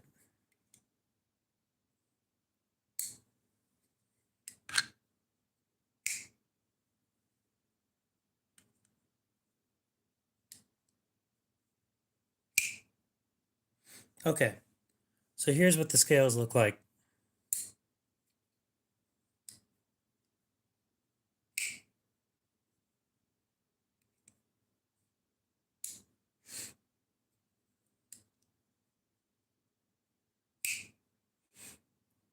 The problem I currently have is I wanted there to be able to be a backspacer, because backspacers can be customized and they look good. With this model, there is no space for anything other than the blade.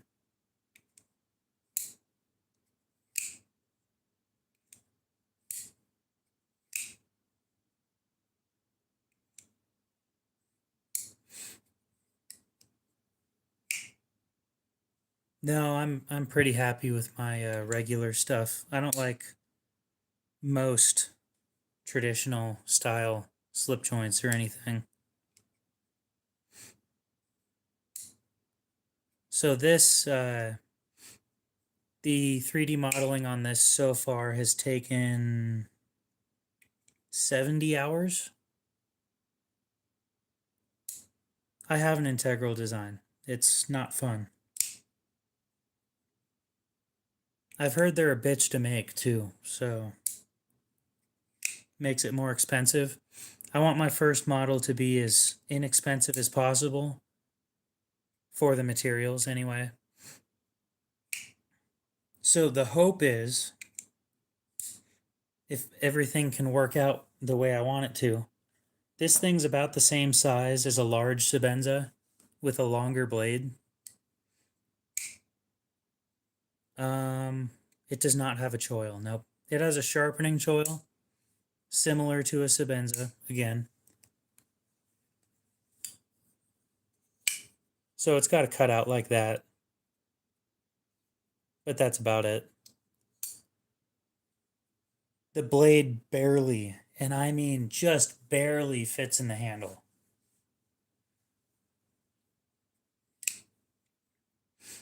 And it's designed like that on purpose. I want as much blade as you can fit in the handle as possible. It stops like right there. But the problem with that is, so the blade goes like almost all the way to the very back. Just enough to where if you push your thumb on it, you can't cut yourself. It's huge.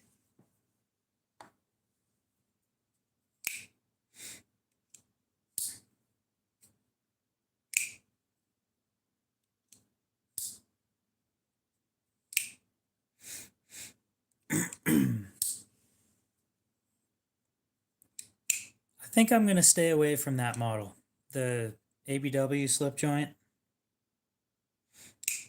And it's not for any reason other than I don't want to spend the money on it. I'm trying to save up for more expensive things. And I'm currently running into the issue of I have too much product and not enough people buying the product, which is what I'm scared about with the me coming out with my own model. My hope is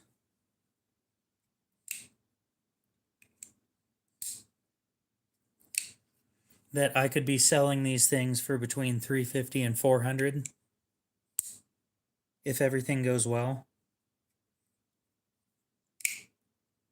Which it depends. I have a certain amount of profit that I want to make on them so that I can continue doing it. It's just that first batch is going to be expensive. Well, titanium frame lock. Depending on what steel's available, it'll either be MagnaCut or MagnaMax. MagnaCut at 63 or 64. or Magnamax at probably 62. 61, 62, I think is what that's for.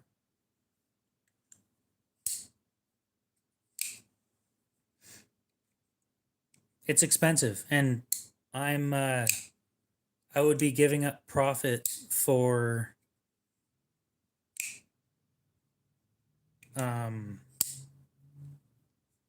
getting them out there.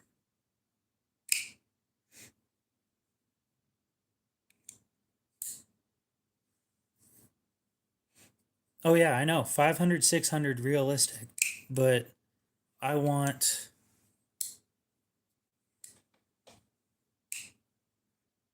each prototype is going to be 500 bucks anyway. My first run is going to be full production. It's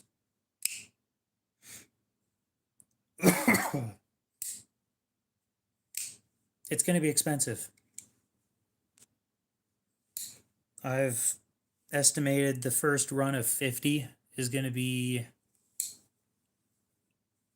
no, the first run of 100 including prototyping is going to be about 25,000.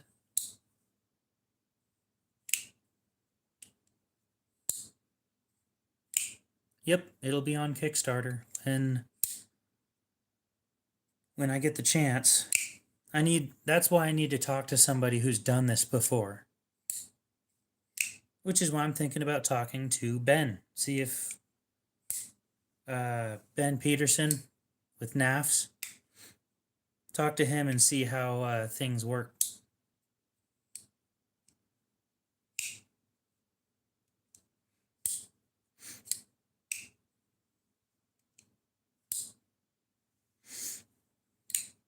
Well, here's the thing about Kickstarter, right? I don't get the money until the Kickstarter ends. Yeah, it's titanium. It's titanium frame lock.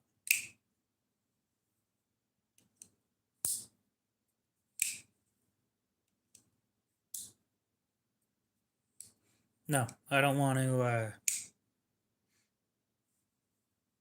I'm probably going to have 4 prototypes made. Each one's 500. And depending on how many problems we need fixed from prototype 1 to P4, if P1's all perfect, awesome. But I have a feeling it's not going to be. So I'm giving myself until I have no more savings to pay for prototyping.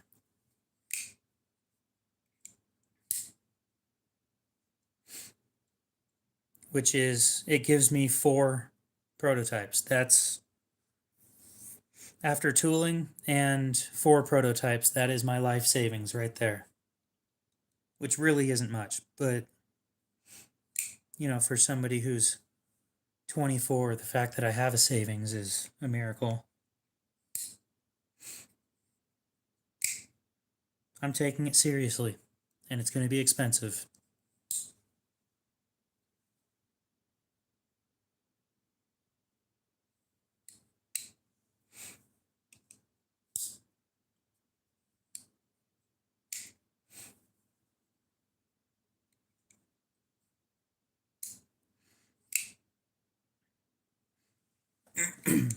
But just imagine if it works out, right?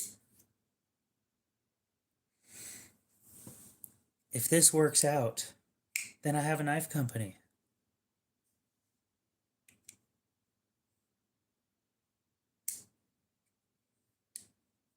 So, Mox, that's where the problem lies. And I'm getting to that.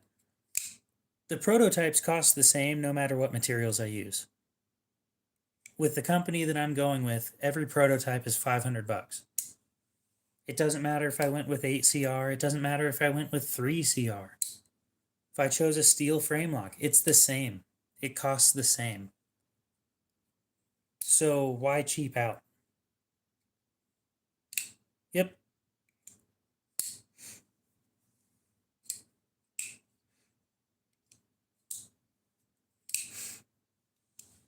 It may be like $50 less, but you know, they're an OEM, they're doing their own shit. If that's what it's going to cost, that's what it's going to cost to have them made within a half hour of where I live.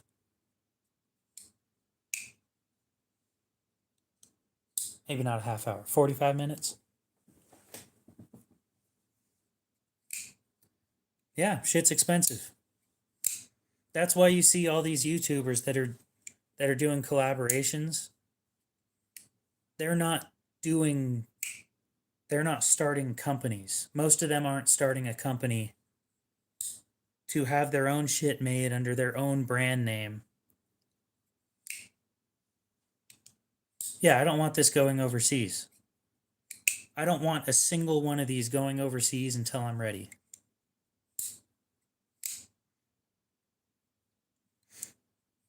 I'm concerned about the clones.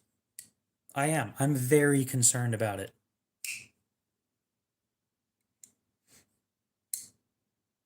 And it's not the convenience as much as it is keeping it in the United States.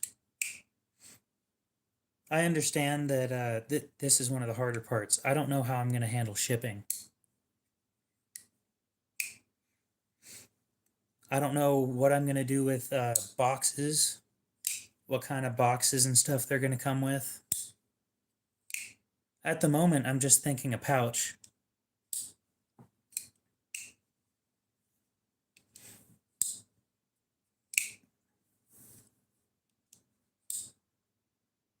I have a decent chunk of it figured out, but it's the big moves that I don't know yet.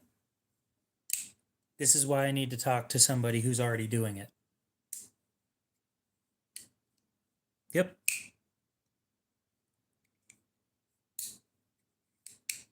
Doing everything I can to prevent it from being stolen.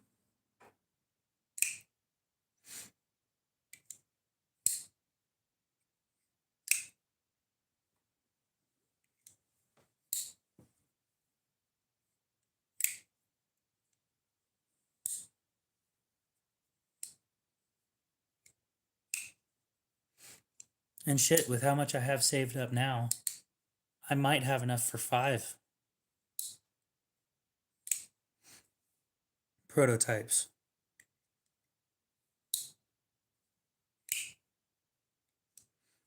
And a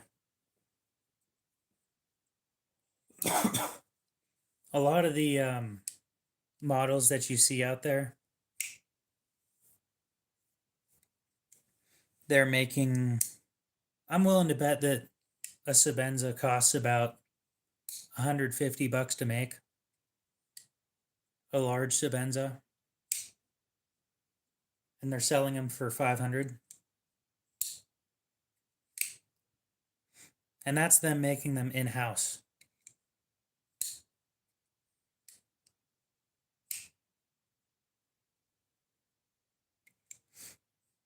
With me having them made by somebody else, it's going to cost me extra.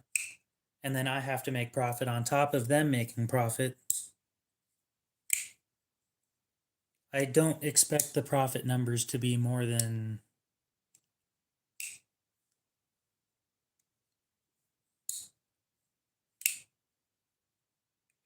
I'm kind of thinking about just keeping the prototypes, to be honest.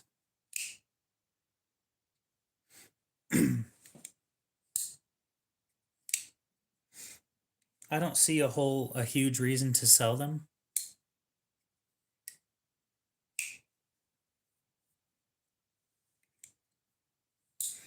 So it would cost, let's see. No, I'm not like that. I don't do it. I'm not doing this for the money. I'm doing it because it's just what I want to do. And I'd like to see it turn out good.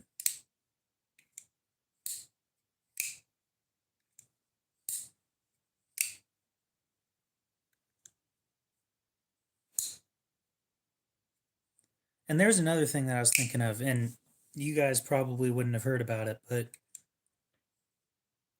I'd like to convince the OEM that I'll take a bigger hit on the cost, which it's only going to cost more for me, just so that it still has, so that it has a lifetime warranty. I'm thinking like probably an extra $50 to $70 per knife on my end, so that so it has a lifetime warranty backing it.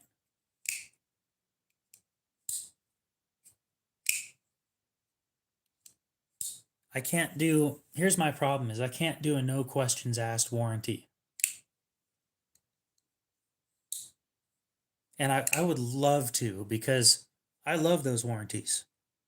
I rarely use them, but when I do, they come in handy.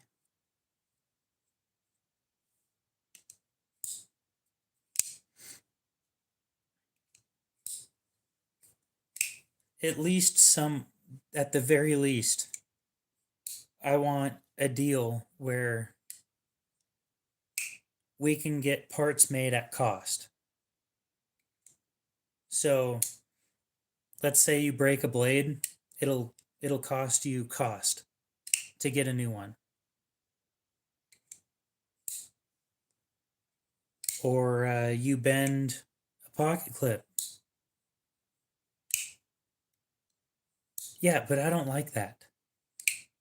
What I like, I really like the way that Flytanium did stuff with the beef, where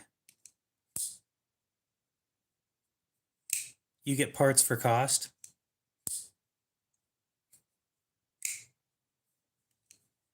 I like that. Sure, you're going to pay more up front, but if you ever need parts down the line, they're there. And which leads me to another concern of, what if I discontinue a model? Not that I want to, but what if I do? There's a lot of questions. No, I don't want to encourage people abusing their knives. But I don't want people feeling like they can't use it because it's too expensive. Damn, this thing's loud.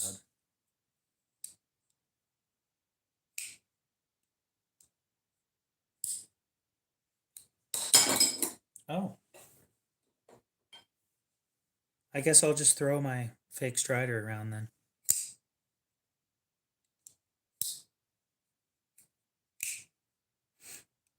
No. Well, yeah, kind of.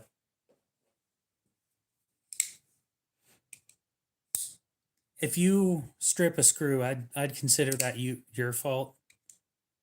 Considering the plan is to have the same screw, same style screws as these.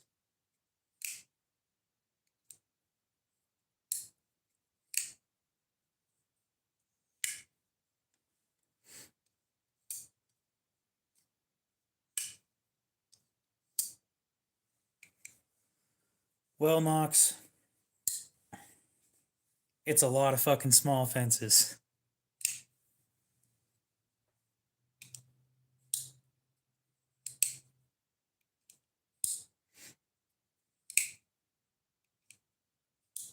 Well, I didn't plan on using Torx bits.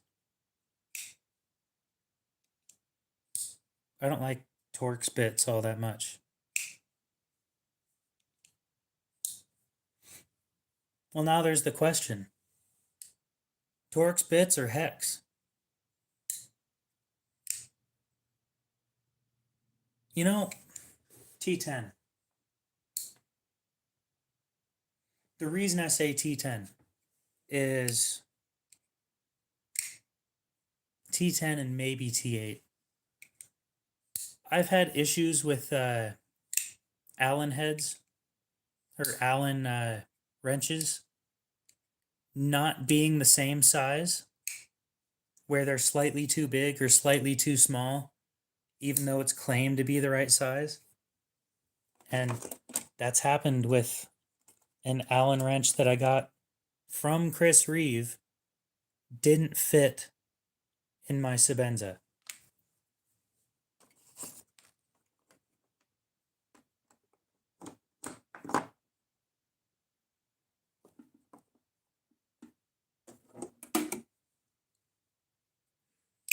I don't want to do T15. Here's my other problem.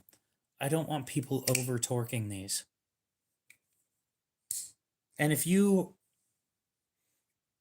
see a knife with a T10, you're going to put more torque on it than you are if it was a T8 or a T6. That's just the truth.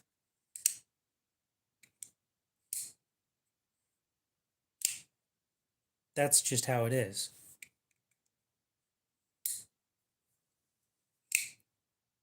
One other thing that pisses me off. I don't like pivot collars because they're mandatory. If I took the pivot collars off of this thing, it wouldn't stay the way that it is. The pivot collars are mandatory on this model. I don't want pivot collars. I want it to be as simple as possible and cost the least amount possible while giving the best bang for your buck.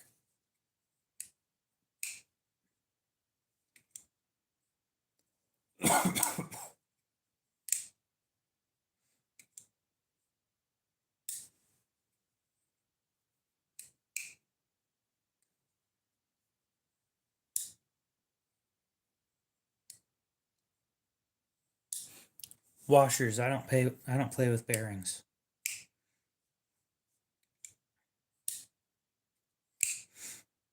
Captive washers, by the way.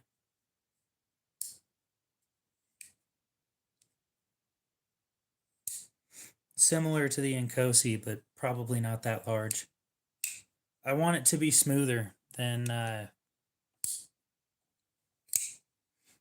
well, the Incosi washers don't spin because they can't spin. The Sebenza washers can because there's nothing stopping them from doing it.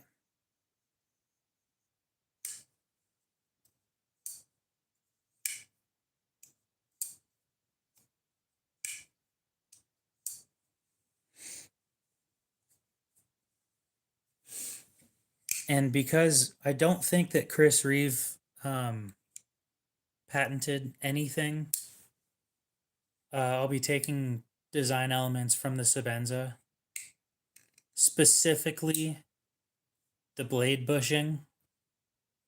And the reason I'm doing that is, again, I don't want people over tightening this knife. I want it to be damn near impossible.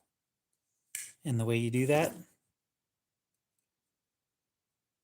is the way that they did it on this.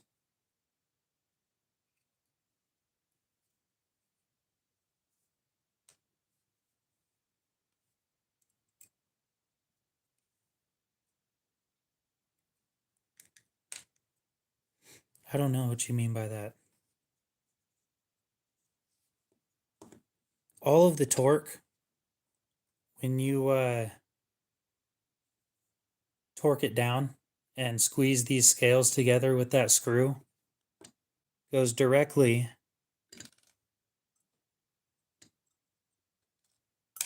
into this. This is the only thing that has any actual pressure on it. This tiny little thing.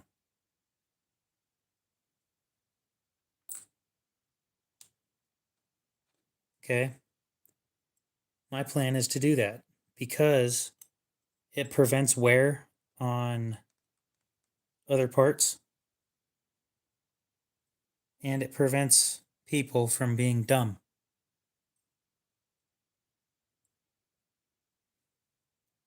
I didn't know that that was an option.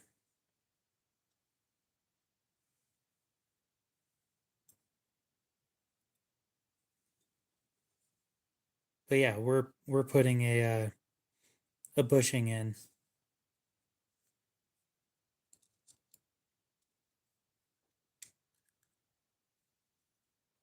I want as much as possible, I want it to be idiot proof.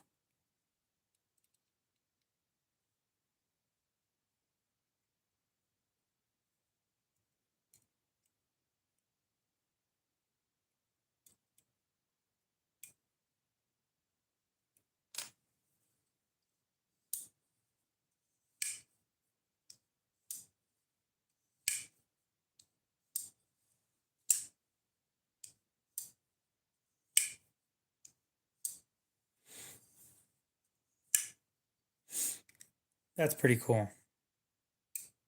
But I think I'm going to stick with the phosphor bronze washers.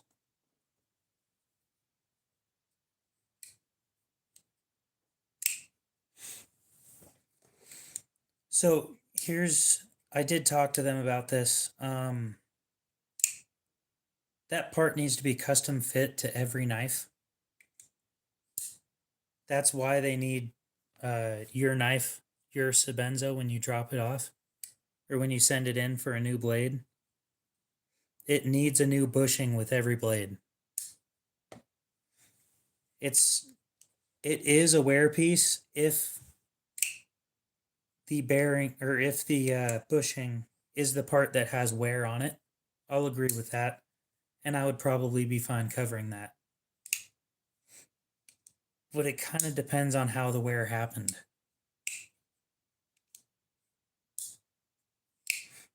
And let's be real here. It's probably like $5 to $10. If it wasn't covered under warranty, at cost, it's probably like $5 or $10. Plus shipping, obviously.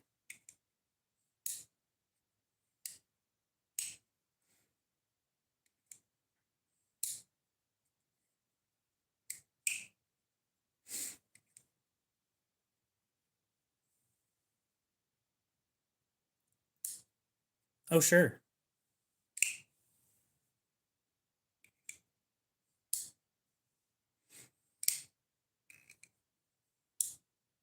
You get where I'm going with this, though. Even if it isn't covered under warranty, a cheap replacements, like a cheap replacement option with factory parts, is better than nothing.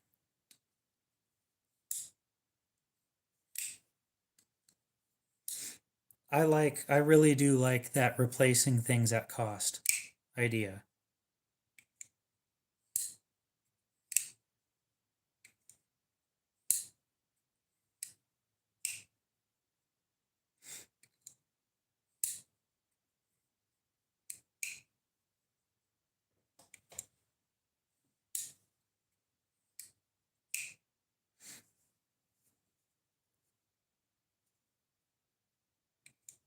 It's aftermarket. It's like $13.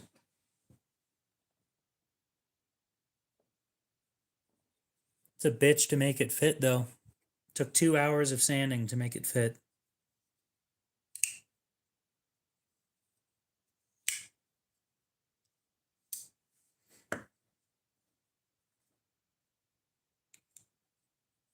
Yep. I wouldn't say I was the happiest of campers that day. Here in about 20 minutes, we're going to end the stream so I can go eat dinner. Yep, did it all by hand.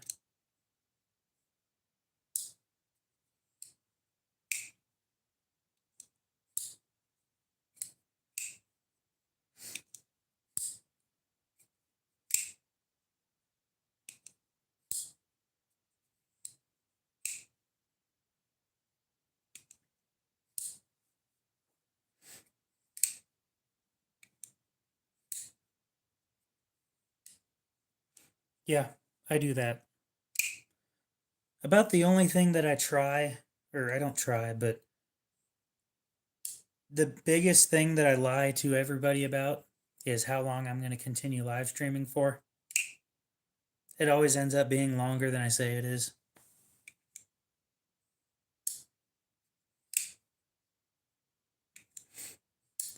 So there's a few key differences between the Insingo and the drop point. One of the differences being This one looks better. It just does. When it's closed, it looks amazing. But this one sits, it sounds so stupid. It sits better on tables. It looks better on tables.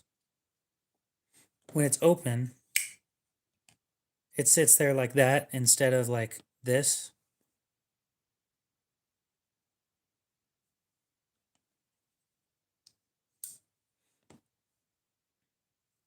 Dean, what's up?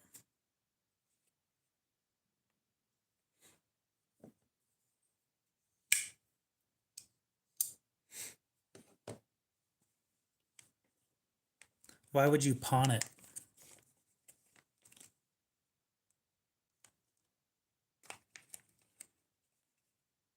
Oh yeah, I'm ending the stream in like 17 minutes. It's past midnight. 12:30.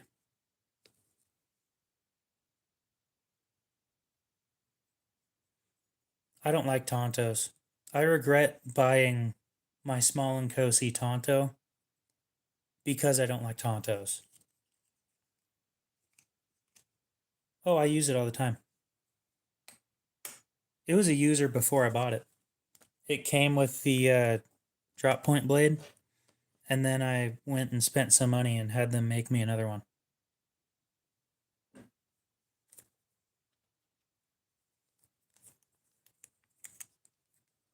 Well, you're still... We'll see you later, Mox. You have a good one. You're still pawning it, not selling it.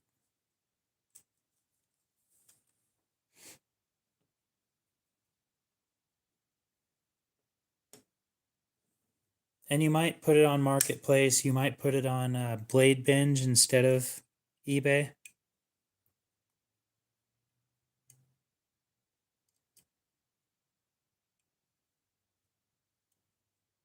Because Blade Binge takes 7.5% instead of 13 plus.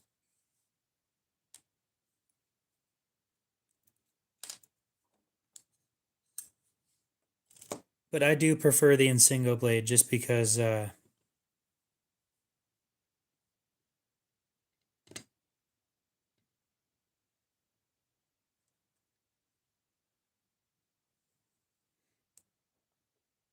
just like the way that sheep's foot blades feel, how they act. When I'm cutting food, which I do a lot with my knives, and I'll show you why I'm bringing this up here in just a sec once I put this back.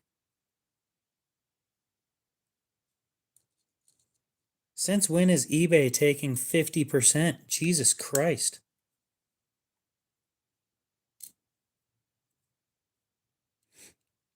Tell you what, stick that thing on Blade Binge. So Blade Binge is a website where you can sell used knives. Stick that thing on Blade Binge for like 140, maybe 130.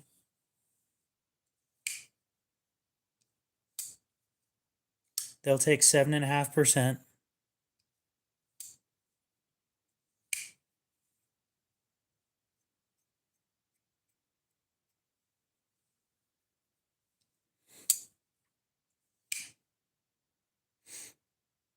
Okay, so back to the food thing. I hate knife swap because I have to use yeah. Okay, so on eBay right now there's a whole lot of fakes of Benchmades that are selling. Completely disregard what they're going for on eBay.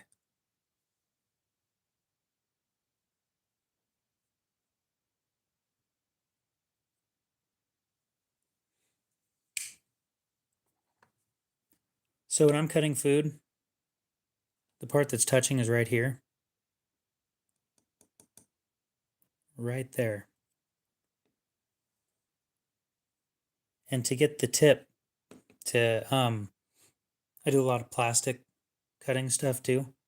I have to have my wrist way up here to hit the tip. Now Just so we're clear, I spent $175 just so that I didn't have to twist my wrist a little bit further.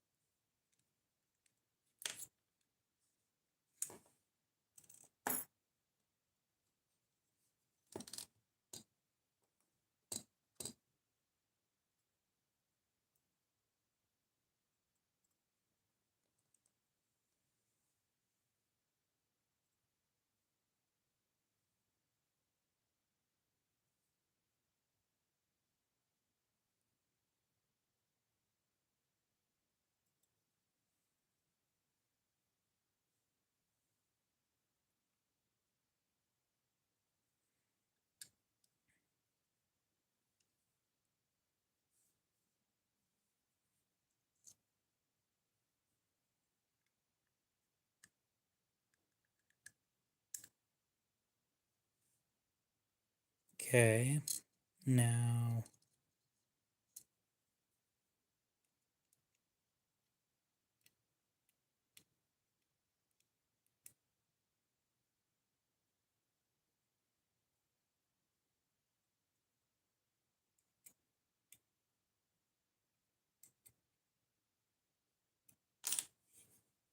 bam. That's how my wrist has to be instead of up here to hit the tip.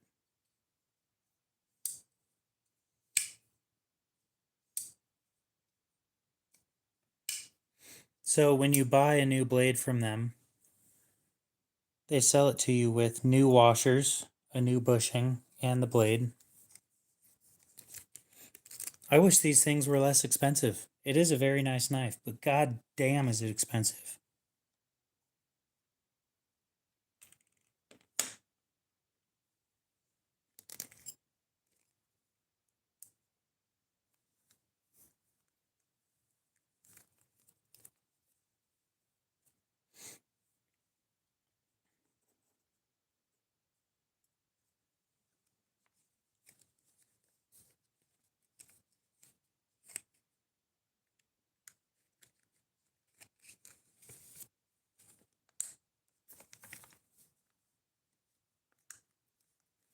I spend the money that I spend on these so that I can smile while I use them.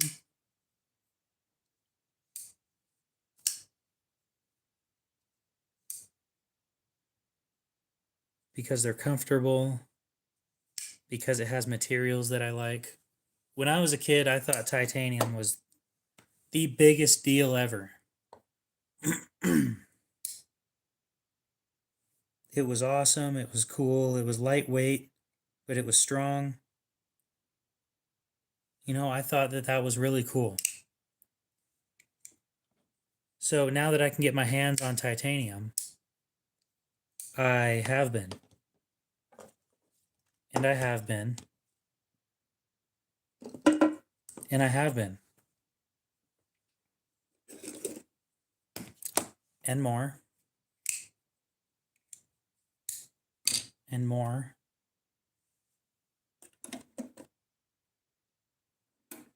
You know, more and more and more.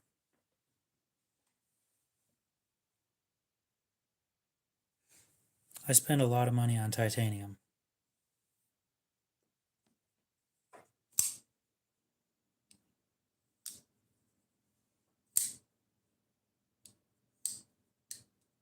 I may have a problem. You can fuck right off.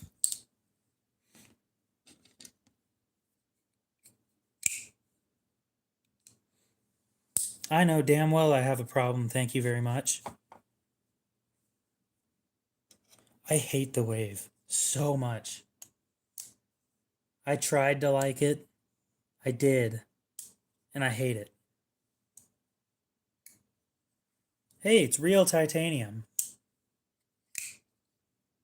You can tell because the lock stick is really bad.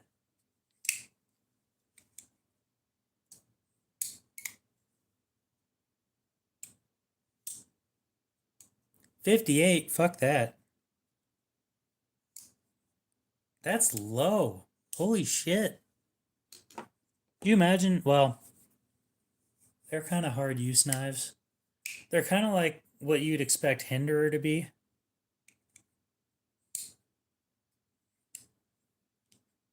Nope, I can't. I need to sell the Emerson. I took out a loan for it. I have to pay the loan back.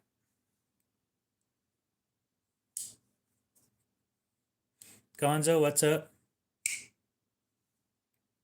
Like Hinderer makes hard use knives. So you'd expect the Emerson's currently going for 150.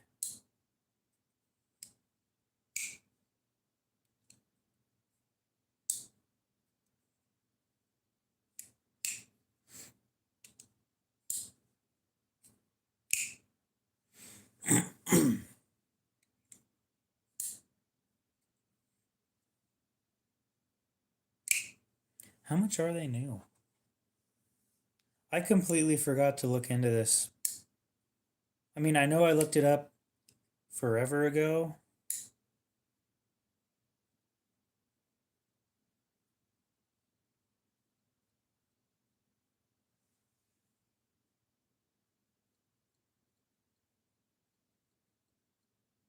All right, we'll see you later. I'll send you a tracking number when I get them shipped out. It'll be on Monday.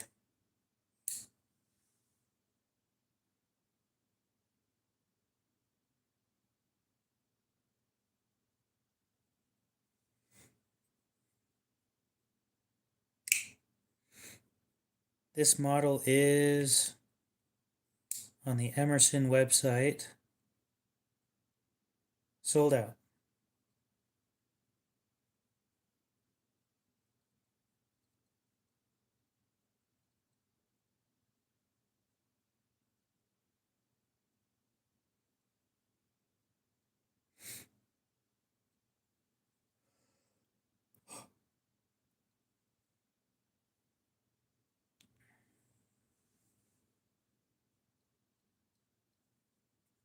The clone Strider's mine. I was gonna say Strider clone.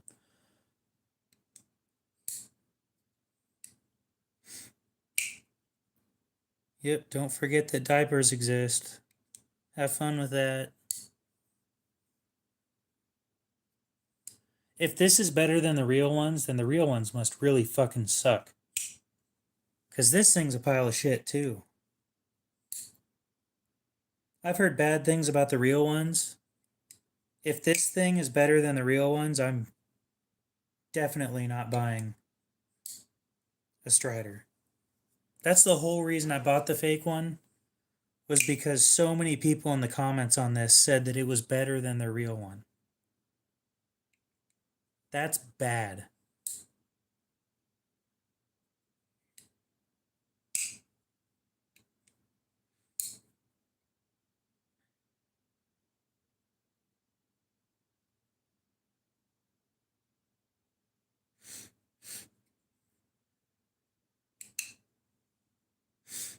Dang, when did the prices for these things go up? Holy shit.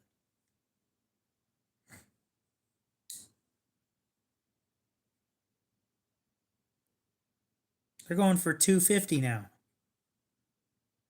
I mean, mine doesn't have a box, but other than that, it's brand new.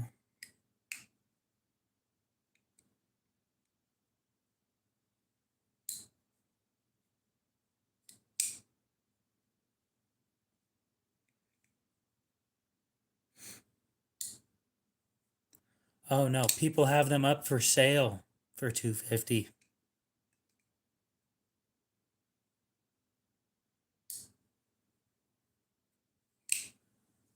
The lock stick on this was a fucking nightmare.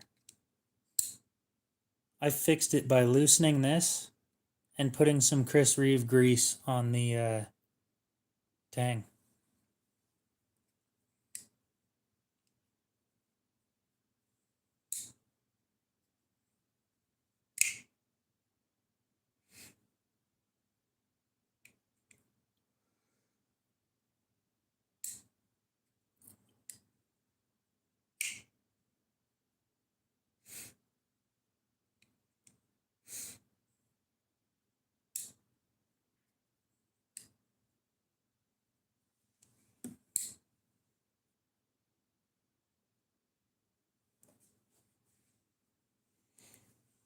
Who here has handled a Strider?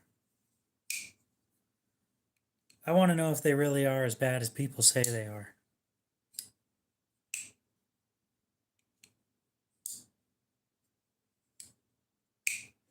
And this is probably the last time you'll see this thing without scratches. I hate to do it, but I wanted it for a hard use knife in my left pocket so that I could stop beating up on my Spyderco military.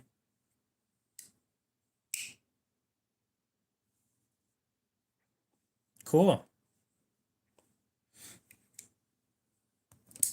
If they're anything like this thing, I'll agree.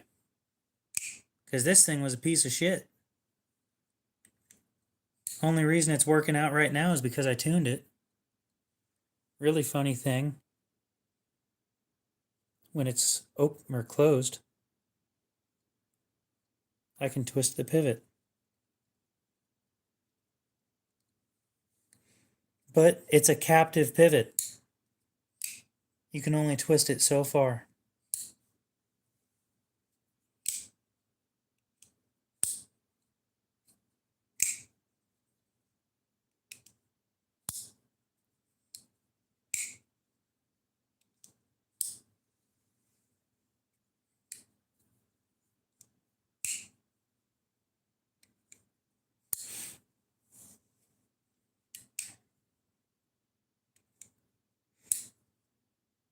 Well, I've heard if you carburize the lock face on the scale, then it makes it better.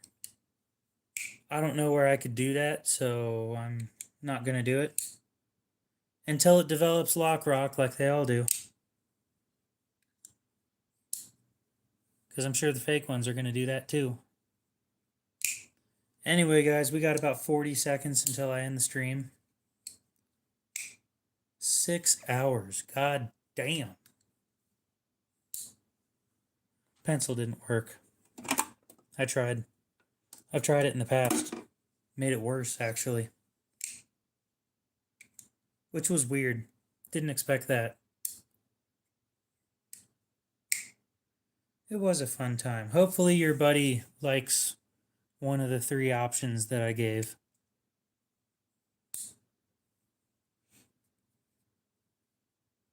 Alright guys, we're going to go ahead and end it there. Hopefully you guys have a great rest of your night, day, morning, whatever it is. And we'll see you in the next one.